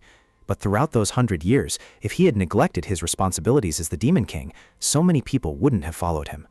On the evening of my welcome party, a purple-haired demon approached. Your Highness, before the dance begins, could you spare a moment to speak with me? Meliara quickly recognized the girl. She was the one who had just given Ankin a gift. The smiling girl. Oh, your Highness remembers me. What an honor. I hope you like the gift. Meliara awkwardly. I couldn't not remember. The other girl continued. Actually, I wanted to apologize to your ladyship. 100 years ago, I had never met your ladyship. Therefore, I thought that the Demon King's absence from the demon realm for 100 years because of your ladyship was not a good thing. But I realized something from His Highness the Demon King's gaze towards your ladyship. I thought, it turns out that only when he is with your ladyship can he be this happy. Even though His Majesty was absent from the demon realm for a very long time, he never neglected his duties here. Now that he has decided to stay in the demon realm, on the contrary, I must thank your ladyship even more. Meliara bowed her head slightly. I see. That I am so welcomed by so many people is all thanks to Rhett. Lunar, seeing her continuously crying, became flustered. My dear, don't cry. Even though the world has been destroyed and your beloved is no more, the fact that I am a god does not change. I will rebuild the world from beginning to end for you, my dear. Meliara was lost in thought. Rhett must have thought that the demon realm was the price to pay for resurrecting her, because to him, besides her, those were the most precious things. The things Rhett was forced to sacrifice for her, and also the memories with her that Rhett couldn't give up. Meliara had probably made her next decision. She spoke up. Lunar, reversing time is a power of God, so I can also use it, right? Meliara was determined in her heart. If Rhett accepted losing everything to resurrect her, then… She clasped her hands tightly and said, Child, I will get everything back. Lunar said, But my child, even if you are a child of a god, using the ability to reverse time is not that easy. Even the Demon King has to pay an extremely high price to use that power. Meliara asked, That's true, so what should I do? Lunar suddenly smiled again. However, it's difficult for you to do it alone, but now I am with you. Traditionally, a Saintess is not allowed to use the power of time reversal on her own. Just watching the world I created with my own hands be destroyed also pains me greatly. This time, I will help you. Meliara looked at the teddy bear in front of her and thought to herself, Why possess a teddy bear? It doesn't inspire any trust. Lunar said, Clasp your hands together. Meliara clasped her hands together and asked, Like this? Lunar approached. Yes, hold that pose, close your eyes, and pray sincerely. I'll take care of the rest. Meliara immediately called his name, Rhett. Just as he said he couldn't live in a world without her, now she also couldn't live in a world without him. A light flashed. Meliara continued to pray because he had become her world. Suddenly, Meliara's body floated into the air. My body? Lunar stood below. I will stay here and watch over you. Go, my dear daughter. With that, Meliara vanished like a star. At this moment, somewhere, drops of water fell from the ceiling onto Meliara's face. Her head ached terribly. My head? A familiar figure also came with a bucket of water. When Lydia saw her wake up, she shouted loudly, "Uncle, she's awake!" Meliara calmed down, then looked bewildered. Where is this? This doesn't seem to be the demon realm. Why am I in my original form and not Meliara? Could it be that the time reversal failed? I thought I would just return before the welcome party. If so, this place... Just then, the door opened, and Lydia, along with 2 other familiar-looking people, walked in. Lydia pointed at Meliara and said, "Auntie, uncle, look, over there." Meliara stared at the little girl. That face looked so familiar. Could it be Lydia? Lydia asked, puzzled. "Do you know me, big sister?" Meliara pondered. If she said she came from the future, she would probably be treated like a strange woman. Then she scratched her face and stammered, I'm sorry, but what year of the Bacarda Empire is it now?" The other 2 asked, bewildered. Bacarda Empire? I've never heard that name before. Is there such a place? According to the couple who had taken her in after finding her unconscious by the roadside, they were currently in a prolonged period of war, and this village was where refugees gathered to live. The woman sitting in front of Meliara sighed and said, "You've just woken up, so your mind probably isn't clear yet, but I'm sorry, our family circumstances aren't very good." The man walked over with a cup of water and said, "If you have nowhere to go, you can stay at our house for a few days." Meliara waved her hand in refusal. "No thank you. I'm already so grateful for your kindness in taking me in. I need to find someone, so I plan to leave tomorrow. Could I possibly stay one more night?" The next morning, Meliara stepped out of the house. "Yesterday I spoke so confidently, but where exactly should I go to find Rhett?" While still worrying about her next plan, Lydia ran up and called out, "Sister, it's very dangerous to go out alone. There are bad people among the refugees, and if you carry anything valuable outside, they will definitely rob you." Meliara bent down and replied with a smile, "Thank you for worrying about me, but I don't have anything valuable, so I should be fine, right?" Meliara felt excited inside, realizing she was talking to young Lydia, who was incredibly cute. That's right, with Lydia here like this, it seems her time reversal was successful. Rhett must also be somewhere in the human realm. Lydia immediately pointed at her and said, "There is something valuable, that bracelet." Meliara was surprised. Huh? She looked at the bracelet she was wearing, thinking to herself, how could this be? This bracelet was an item from my previous life. How could it still be on my hand? Lydia, with a determined look in her face, said, "Sister, quickly take it off and hide it. Anyone can tell it's high-end jewelry just by looking at it." Meliara had no other choice. She replied, "Okay, I understand." She thought, that girl is so resolute. "But I have something I need to use this bracelet for. Once I'm done, I'll quickly put it away. Thank you, Lydia." Meliara thought to herself, could I summon Rhett with this bracelet? Most importantly, I don't know how to summon. How do I summon him? Meliara was completely unaware that someone was lurking and listening to everything, after which they started discussing among themselves. A young man approached. "Hey miss, you have such a nice item. First time meeting, isn't it? Don't you know that entering this village requires a fee? For a bracelet like that, we can make an exception." Meliara was stunned. What? Lydia immediately stepped forward to shield her. "Stop it, all of you. She is my master's guest." The young man immediately pushed Lydia away. "Get out of the way. You're nothing but trouble, you beggar brat." Then he stepped forward and grabbed Meliara's hand. "Now is not the time to worry about that kid. Didn't you hear what we said? Give us the bracelet and we'll let you go. With it, we can find a ship to the eastern continent." Meliara shouted, "No, not this bracelet!" She closed her eyes tightly and called out loudly, "Rhett! Rhett!" Accidentally, the bracelet broke. "No, the bracelet is broken! Rhett, please, if you hear my voice, please come!" Thick, swirling smoke appeared, making the other guy cough repeatedly. "What is this? What's with all this smoke?" The guy next to him saw something. "Hey, what's that?" Meliara's hair fluttered in the wind, and her eyes opened wide. Rhett appeared, letting out a heavy breath. As Rhett appeared, he had a wound on his shoulder. Meliara called out loudly, "Rhett!" The 2 thugs on the ferry saw Rhett and were immediately terrified. He's a demon. Why is a demon appearing here? Run! If a demon catches us, who knows what we'll turn into?" Meliara was choked with emotion, unable to speak, and called out, "Rhett!" Rhett turned to her. "Hey, girl, did you summon me here?" Rhett staggered forward. How can a mere mortal do that? Then his steps became unsteady, and he collapsed onto Meliara's shoulder. She cried out worriedly, "Rhett, wake up, Rhett!" Meliara examined the wounds on his body. He was injured in more than just 1 or 2 places. Looking closely, she saw his leg was also injured. Meliara turned to the little girl and called, "Lydia, please call the landlord to help me." Lydia hesitated for a moment. "But he's a demon." Meliara's eyes welled up with tears, and she urgently said, "This person is very important to me, please. I came here because of him. I cannot live without this man." A little later, everyone had brought Reth inside to rest. The man put his hand to his chin and said, "I never expected a demon to step into my house." Meliara turned back apologetically. "I'm truly sorry, uncle. I boldly said I would leave tomorrow, and now I've brought an injured person to bother you." The woman beside her smiled and said, "Don't worry too much, dear. We can't just leave an injured person lying by the roadside, even if they are a demon." Meliara awkwardly said, "Thank you. During the entire time we wait for Reth to fully recover, I will do anything you ask." The woman was surprised. "Reth, have you known this demon before?" Meliara shyly scratched her head. "Yes, actually, we are lovers." As evening twilight descended, Meliara looked around. Everyone had gone out, and now was the chance. Then she tied her hair back. "Let's see." After that, Meliara extended her hand towards Reth's wound, and her hand immediately glowed. It seems that due to reversing time, her power had been completely depleted. Even now, her holy power is still too weak. Suddenly, he awoke with a start and grabbed her hand. "What are you doing?" Who are you to dare lay a hand on me without my permission? Furthermore, you just arbitrarily summoned me here, while being nothing but a mere mortal. I have never made a contract with any mortal, nor have I ever responded to any summoning spell. What trick did you use, after all?" Meliara asked in disappointment. "Rhett, do you truly not recognize me?" Rhett shook his head. He sighed and replied, "You're talking nonsense. There's no way I would know you." Suddenly he stopped short. What's wrong? Why are you suddenly crying?" Tears streamed down Meliara's face. "I'm just happy that Rhett has woken up," she thought to herself.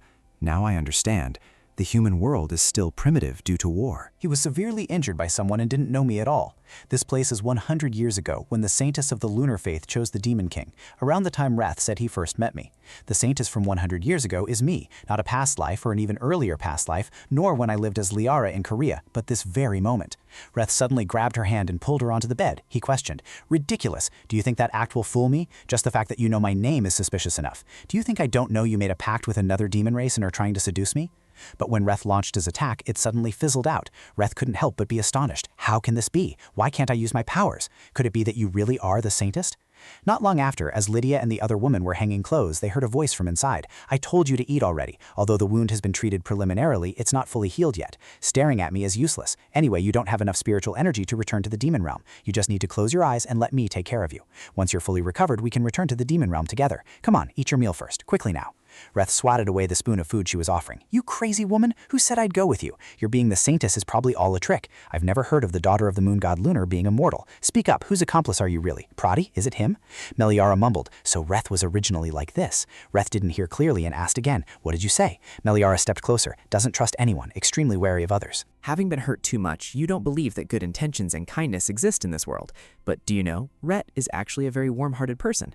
Rhett didn't understand a thing after hearing this barrage, thinking she was just talking nonsense. Meliara turned away, "Because I know Rhett's true appearance. Let me prophesy something for Rhett. Later, Rhett will like me, and it will be incredibly, extremely deep." Rhett was puzzled. "What are you saying? Are you really crazy?" Meliara thought to herself, "To be precise, it's the truth, not a prophecy." Then she put the bowl of food down and said, "Above all, it's wartime now, so food is extremely scarce. If you throw food away on your own accord, you'll be punished. If you don't like the stew, I'll cook something else for you. I'll try to find the ingredients." Rhett felt fed up with the woman in front of her, who didn't listen to her at all. Rhett pondered for a moment, then emanated a murderous aura and said, "Humans." Meliara turned back and asked, "What did you say?" Rhett replied triumphantly, "Demons eat humans, so it would be better if you didn't come near me." Meliara immediately interrupted, "That's a lie. Demons don't even eat livestock from the human realm. Demons only eat livestock from the demon realm. Are you implying you're going to eat me?" "Rhett, you really say some embarrassing things."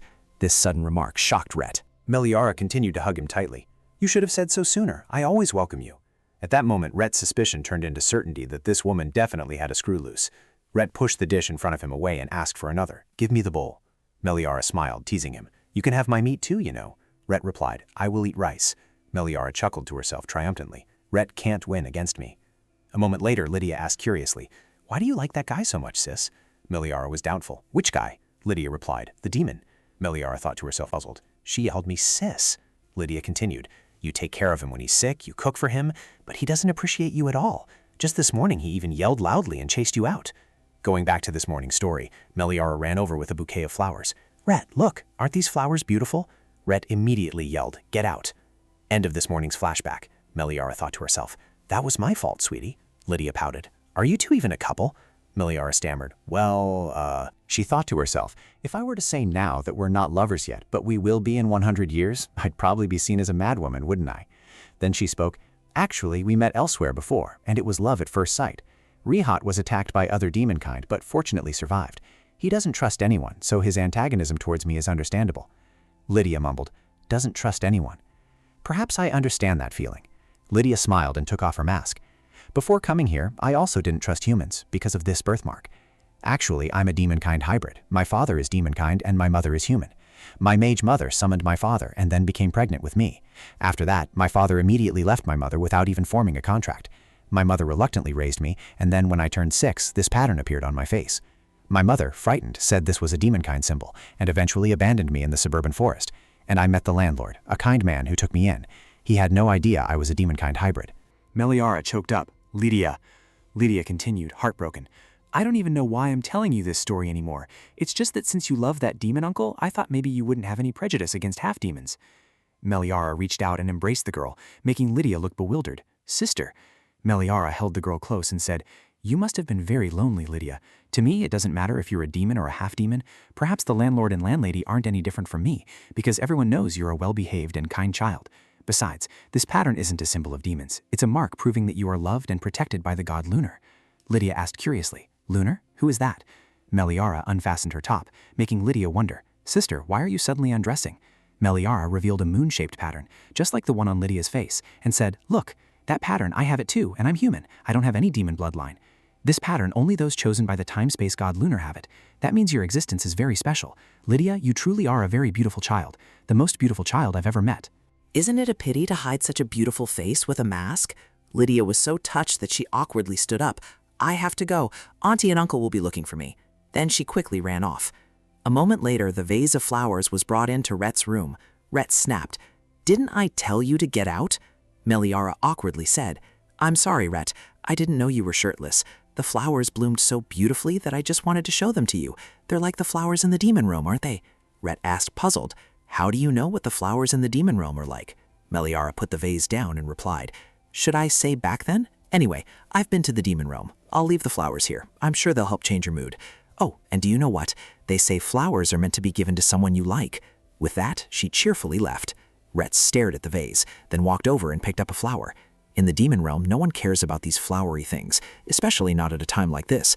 Ever since the previous demon king died, the powerful demon clan has been fighting ruthlessly to seize the throne. And that woman likes me? When did she even meet me? That foolish mortal doesn't know to fear the demon clan. The more I curse and scold her, the closer she gets. No one has ever been like that with me before. Rhett threw the bouquet onto the floor. How troublesome and annoying. Once I recover my strength, I'll get rid of her first, then leave. The scene shifted to the demon realm at Ferrodin Manor. A toast to the successor demon king. Proddy, aren't you going to raise your glass too? Now that Rhett has disappeared, you're sure to become the next demon lord. Proddy sneered. Disappeared? Him? He just hasn't been found yet. 8 clans, all 8 great clans in the demon realm, joined forces to kill him alone. That was supposed to be a chance to eliminate him completely, yet not only did they fail to kill him, but they also let him slip away right before their eyes.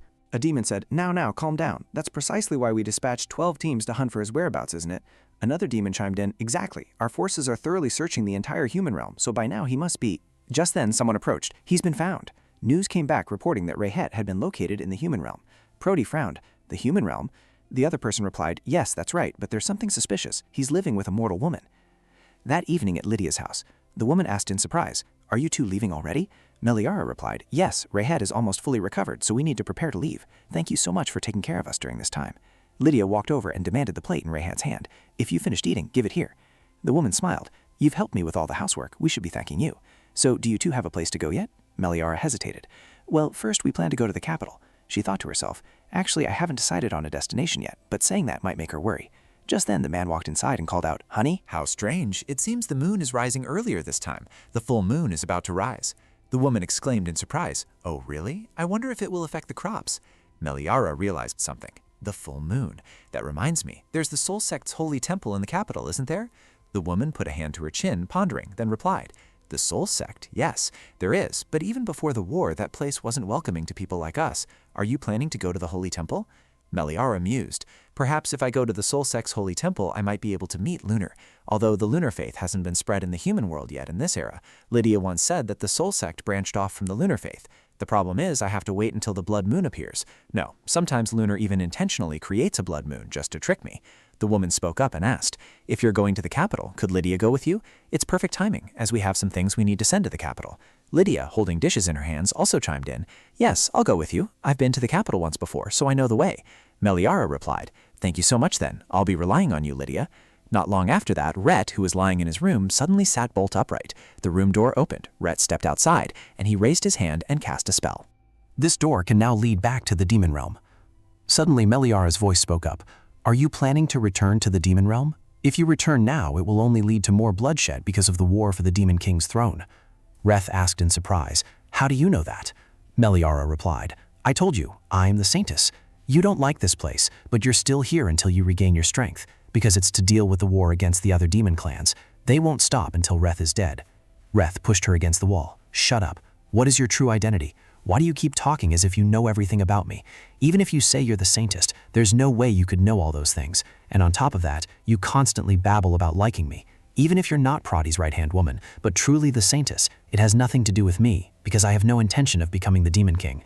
If I kill you right here, at least there won't be any future repercussions. Meliara spoke. I understand. Reth, you're feeling confused, aren't you?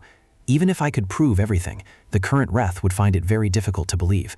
Reth once told me that you didn't know about the emotion called loneliness, and even if you did, you had never felt it. But it seems that's not the case. Meliara gently stepped forward and embraced him.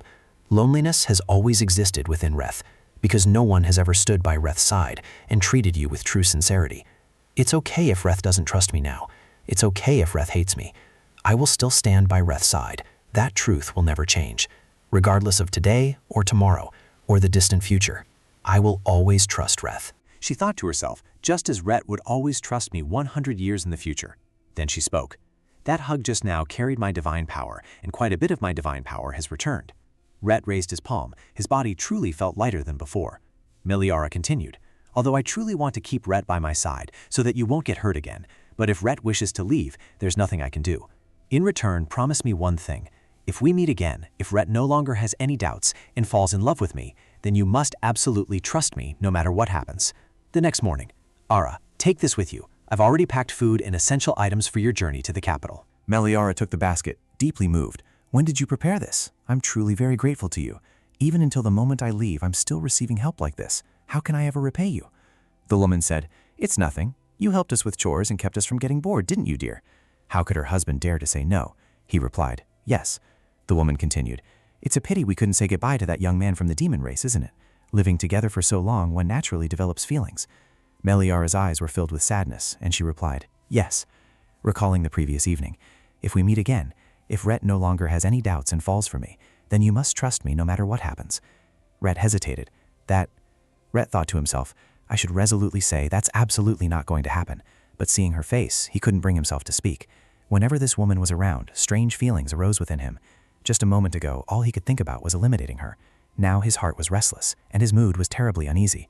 The way she spoke, as if she understood everything about him, annoyed him. Meliara saw him deep in thought and reached out her hand.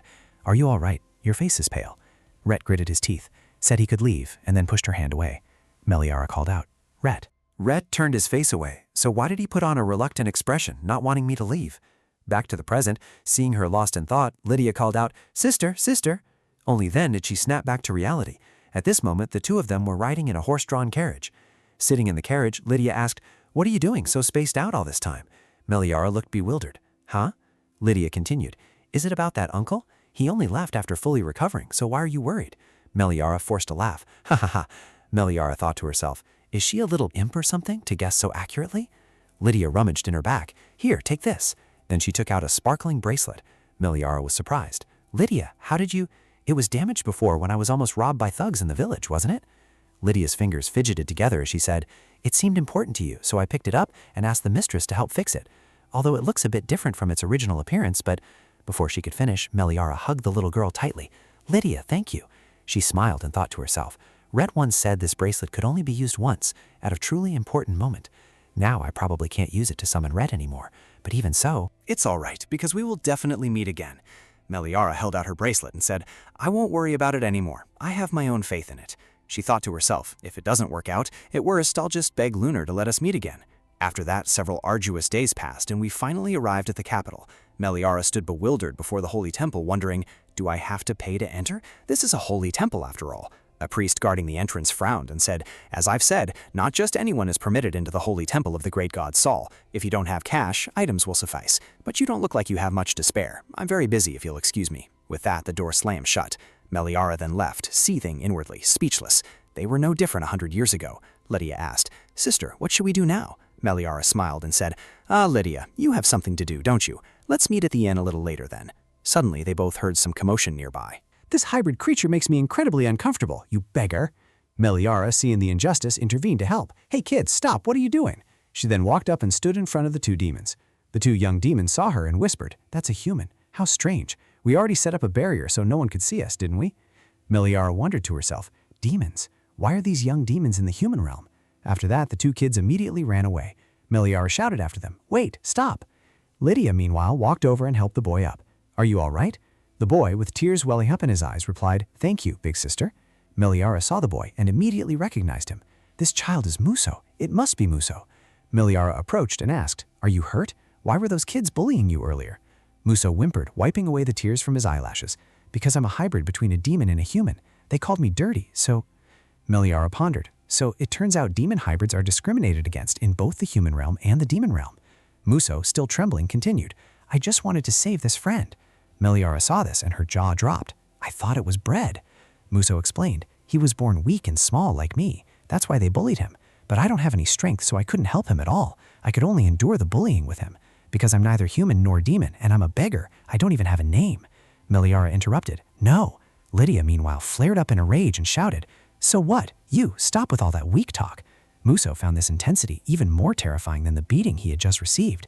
Lydia put her hands on her hips and said, "You say you can't do anything? Then why is the bird you're holding still perfectly fine like this?" Muso stammered, "No, it's not a bird, it's a griffin." Lydia continued, "The point is, it's not hurt because you held it, isn't it?" "You wretched boy, a beggar without even a name? Just by standing up for animals weaker than yourself, you've already proven that you're a much better and braver person than those wicked people from earlier. So don't say such weak things anymore. In my opinion, you're much stronger."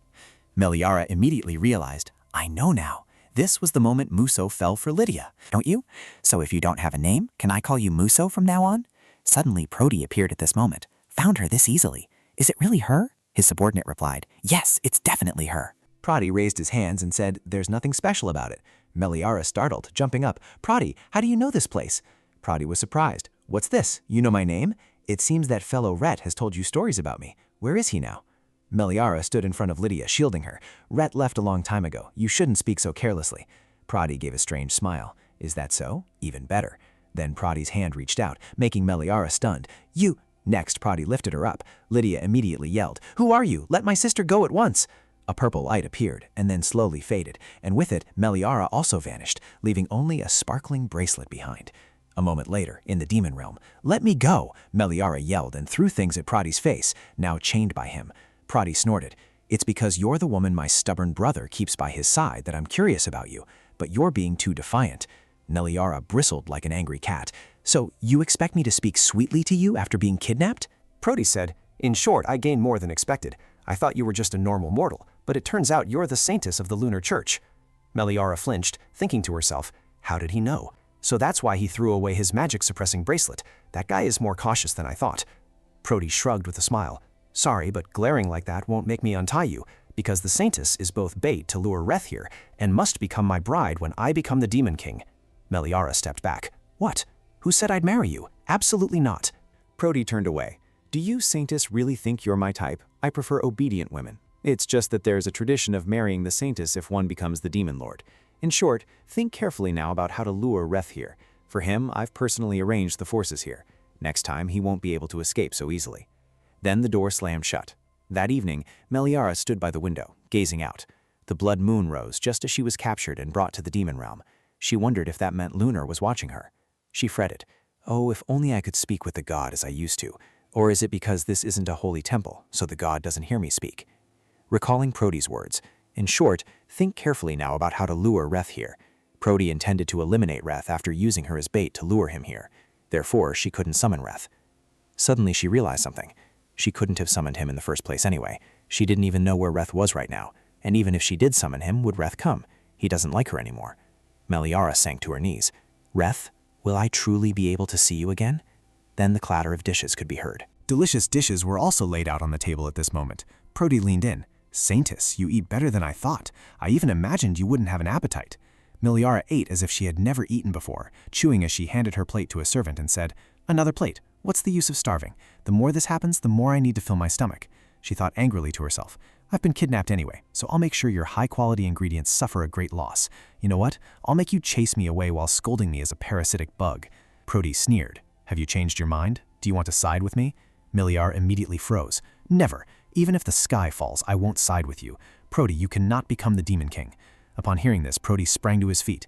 It's only because of your title as Saintess that I've been lenient with you, yet you don't seem to understand anything, do you? If not me, then who is worthy of being the Demon King? Miliara calmly replied, Rhett is much more suitable than you, from his personality, talent, to his leadership abilities as a Demon King. Prody stepped forward. You are human, so you probably don't know that no one in the Demon Realm sides with him. The 8 great families of the Demon Realm are all under my command. Not a single noble stands with him. Do you understand what that means? It means he absolutely cannot replace me as the Demon King. Miliara immediately retorted, No, he can, because I stand with Rhett. Suddenly the door burst open, but Miliara continued speaking calmly without hesitation. If I, the Saintess of the Lunar Faith, stand with Rhett, then how can Rhett not become the Demon King? At this moment Rhett also entered, sword in hand. Prody was startled. That's a surprise. You arrived faster than I thought.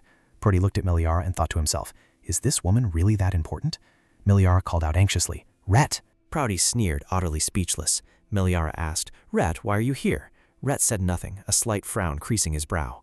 Before Rhett returned, I had no other choice. Even if I went back to the demon realm, Prody's subordinates would still be hunting me down, so it would be better to temporarily stay in the human realm. I absolutely did not stay because I cared about that woman.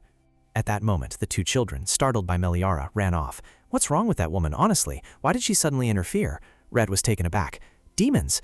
I know the human realm is at war, so the situation was chaotic, but why are these demon kids here? Suddenly, what appeared next left him stunned. After capturing Miliara, Prody stepped into the teleportation gate. He immediately ran towards it, but it was too late. Lydia saw him and was surprised. Uncle, Rhett's heart pounded. He asked, That woman, where is she? Returning to the present, Prody chuckled. I didn't expect you to actually show up. You secretly escaped from me to the human world to find a way to survive, my brother? Miliara struggled. Let go, Rhett angrily said. That girl has nothing to do with me. Release her. Prody, of course, wouldn't comply. He said, No way. You escaped from here looking like you were about to die, and you immediately returned right after I kidnapped her. Do you think I'll believe your words? Anyway, it works out well. Although it's sooner than expected, I've already arranged soldiers to welcome you. The situation has returned to how it was last time. The soldiers ran over. Raven, Gorgon, Heron, the Reth we've been searching for everywhere, has brought himself back. Prody flashed a triumphant smile. I'll make you regret coming back here. Miliara said worriedly, Rhett, I'm perfectly fine. Please get away. Rhett stepped forward. Prody, they won't come. No, it's more accurate to say they can't come. Prody, still oblivious, scoffed. Nonsense. But the quiet atmosphere made him pause. Wait a minute, he mused. Now that you mention it, why is there still no movement? As he was pondering, Rhett lunged forward, pressing a knife to his throat. Rhett glared at him and said, The soldiers defending the ramparts, including the nobles who sided with you, all the heads of the Raven, Gongo, and Heron families are dead. Prody, unable to believe it, yelled, Ridiculous! Don't you dare speak such nonsense. They are all high-ranking nobles of the demon realm, yet they fell into a hopeless situation just because of someone like you? Rhett replied, It seems they didn't expect my arrival. All 3 of them were so drunk they couldn't even control their own bodies. Trusting them so confidently? I guess that really shows your standards for choosing people, doesn't it? Prody angrily gritted his teeth. Fine, that's exactly what I wanted. Do you think I can't deal with you myself, you wretched, incompetent fool? Suddenly at this moment, someone approached and stopped. Both of you, please stop. I apologize for the interruption. Miliara approached, asking curiously, Who are you? The priest kissed Miliara's hand and said, Greetings, Saintess of the Lunar Faith. Rhett angrily said, Now you are. The priest continued, He wishes for the Saintess to immediately come and meet him, God Lunar. A moment later, at the shrine, Miliara walked up to the statue of God Lunar. God Lunar immediately frowned. Why are you only arriving now? Thanks to you, the blood moon has risen for 5 days in the human realm, and with war ongoing, people will become even more chaotic, you'll see. Miliara closed her eyes tightly. I couldn't help it. I was kidnapped, you know. Besides, you didn't tell me to come to the Lunar Faith's holy temple in the demon realm. Lunar stammered.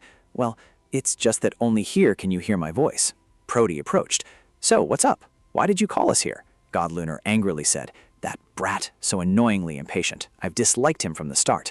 My dear daughter, from now on you just need to relay my words. Tell them that, having said that, God Lunar disappeared. Miliara cleared her throat. So now there are only 2 candidates left, and God Lunar will personally choose the Demon King, and I, the Saintess of the Lunar Faith, will represent him in speaking. The first competition, Prody immediately interrupted. Wait, regardless of lunar or whatever, none of us can hear any sound, yet you're telling us to follow the Saintess's decision. The Saintess of the lunar faith is his lover. Who knows if she'll choose the Demon King according to her own will or not? Rhett was startled when he heard him say Meliara was his lover. Prody, she and I are not lovers. Meliara continued.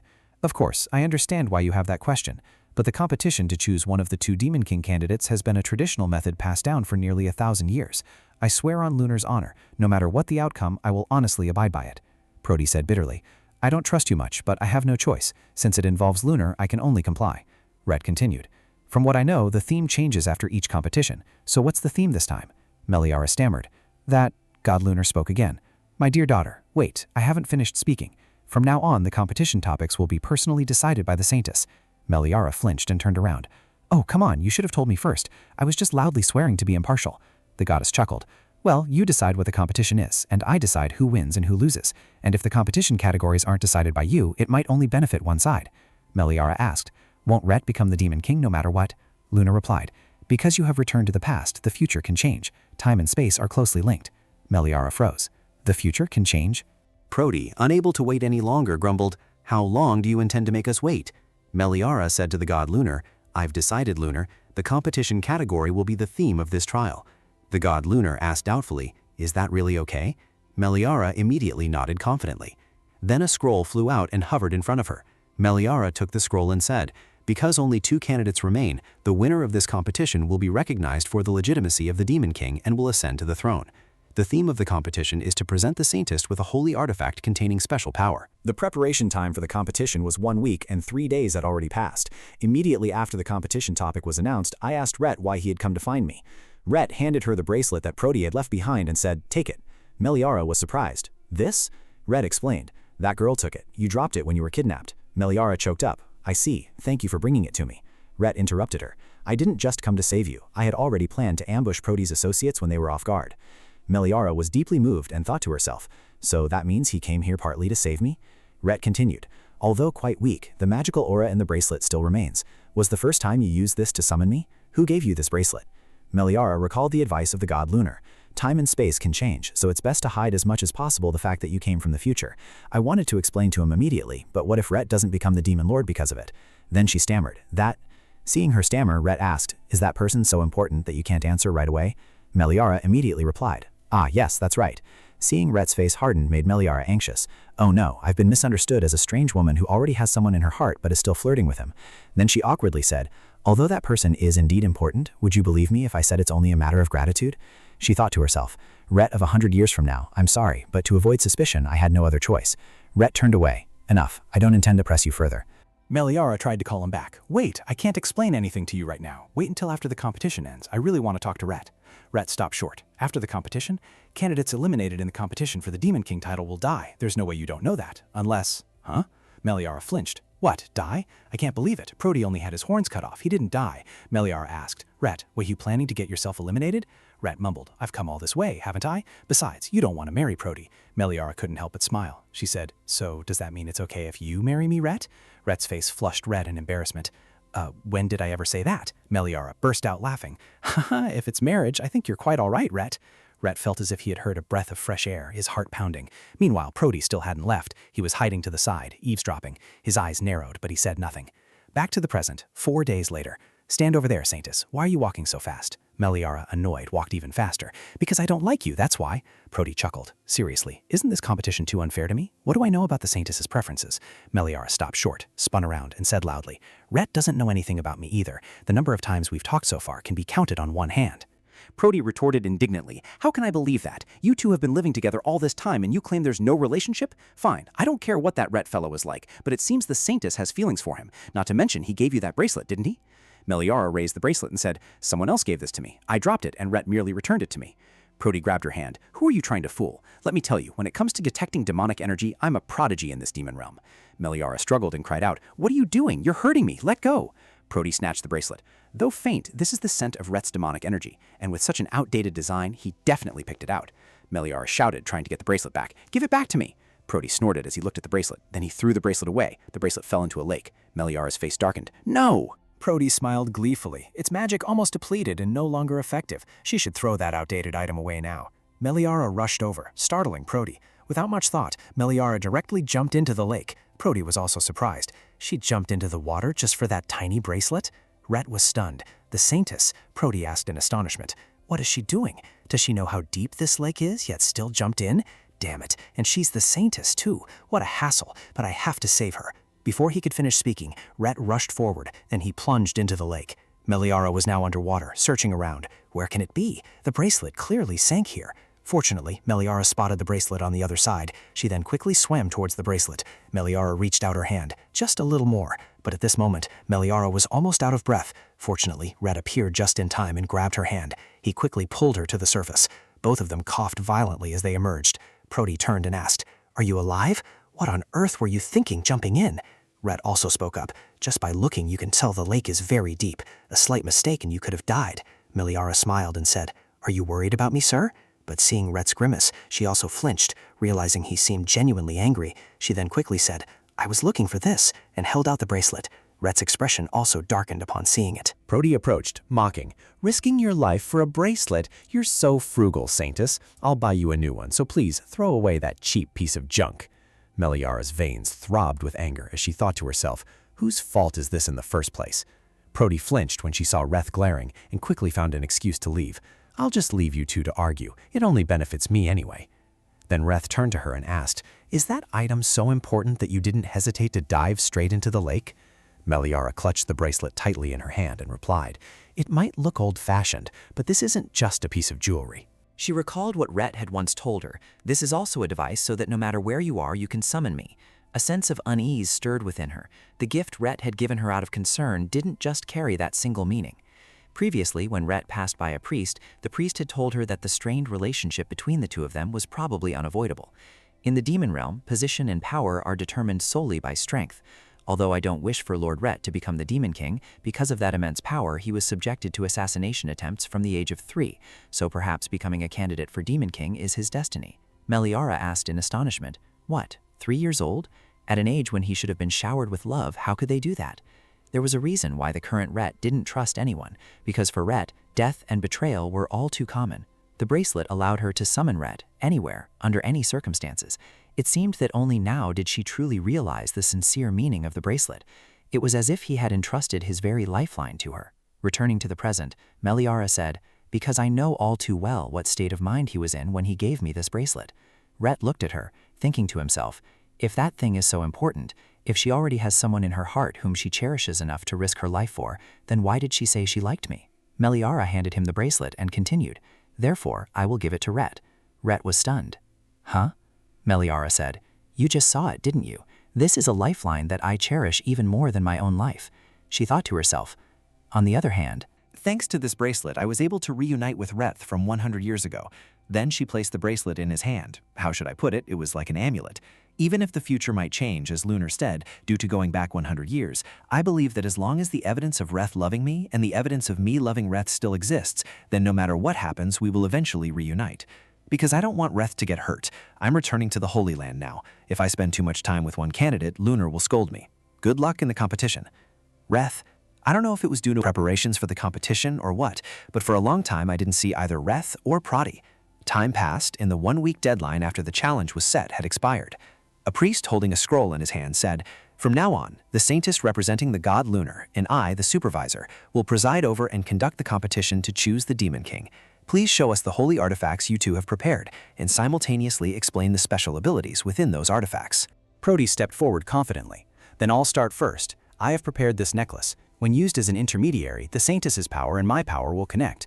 As you know, my power is temptation, making it extremely useful. That means what's mine is yours, and what's yours is mine, because we will soon become partners." Meliara turned and thought to herself, his true intentions are all too clear through this gift. He covets the Saintess's power. Next, it was Sir Rhett's turn. Rhett was not in a hurry. He spoke slowly. "The holy artifact I have prepared is a shield. The shield is not physical. It is designed to be absorbed into the body. Once absorbed, it will immediately activate its protective power for its owner when danger arises.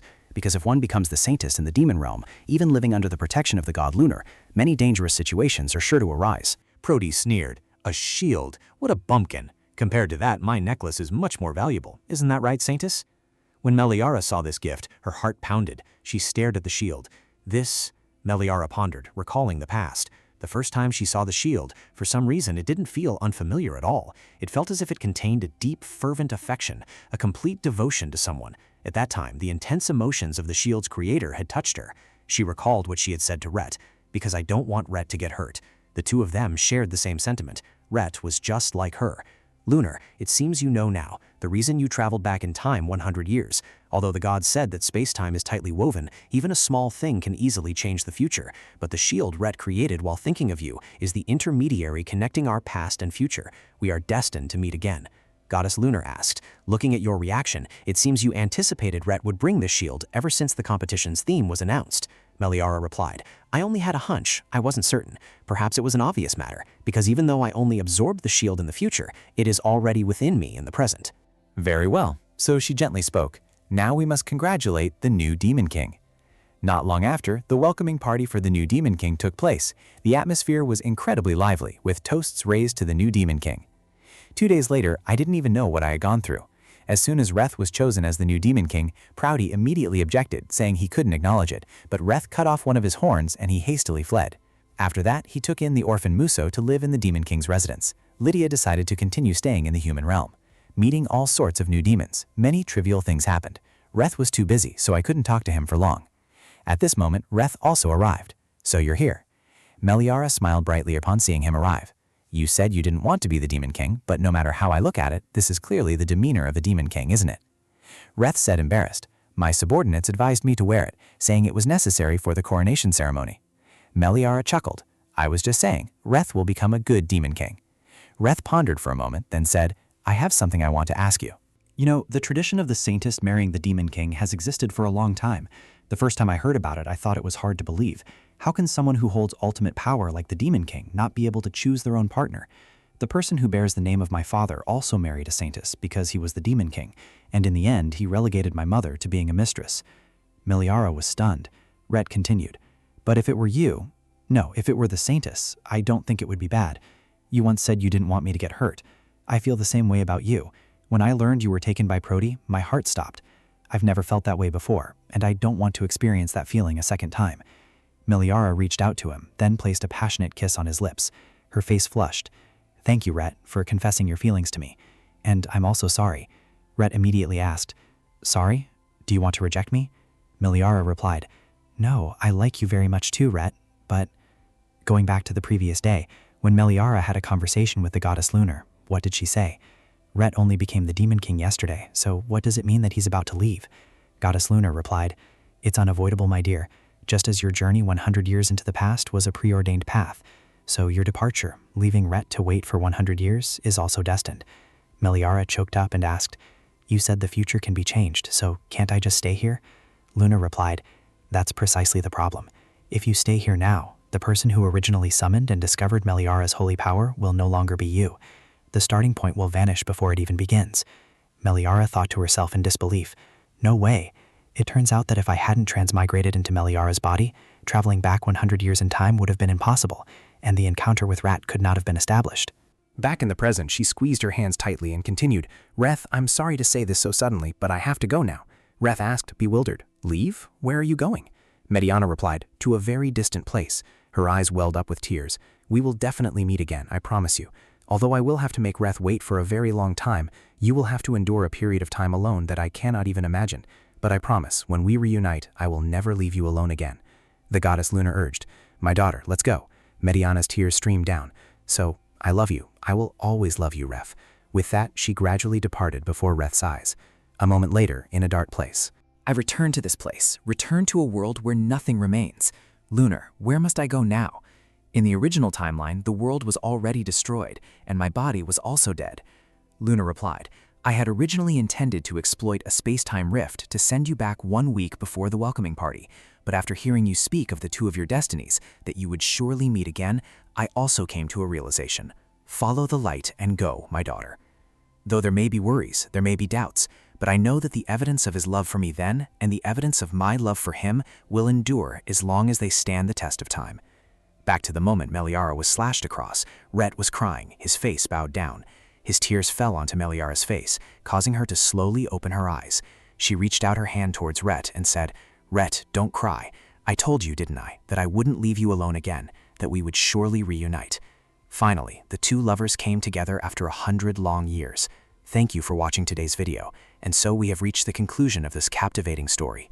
See you in the next video, which will feature an even more dramatic and engaging story. Don't forget to like and subscribe to our channel to support us and not miss any new videos. Thank you sincerely for watching, and we wish you a happy day.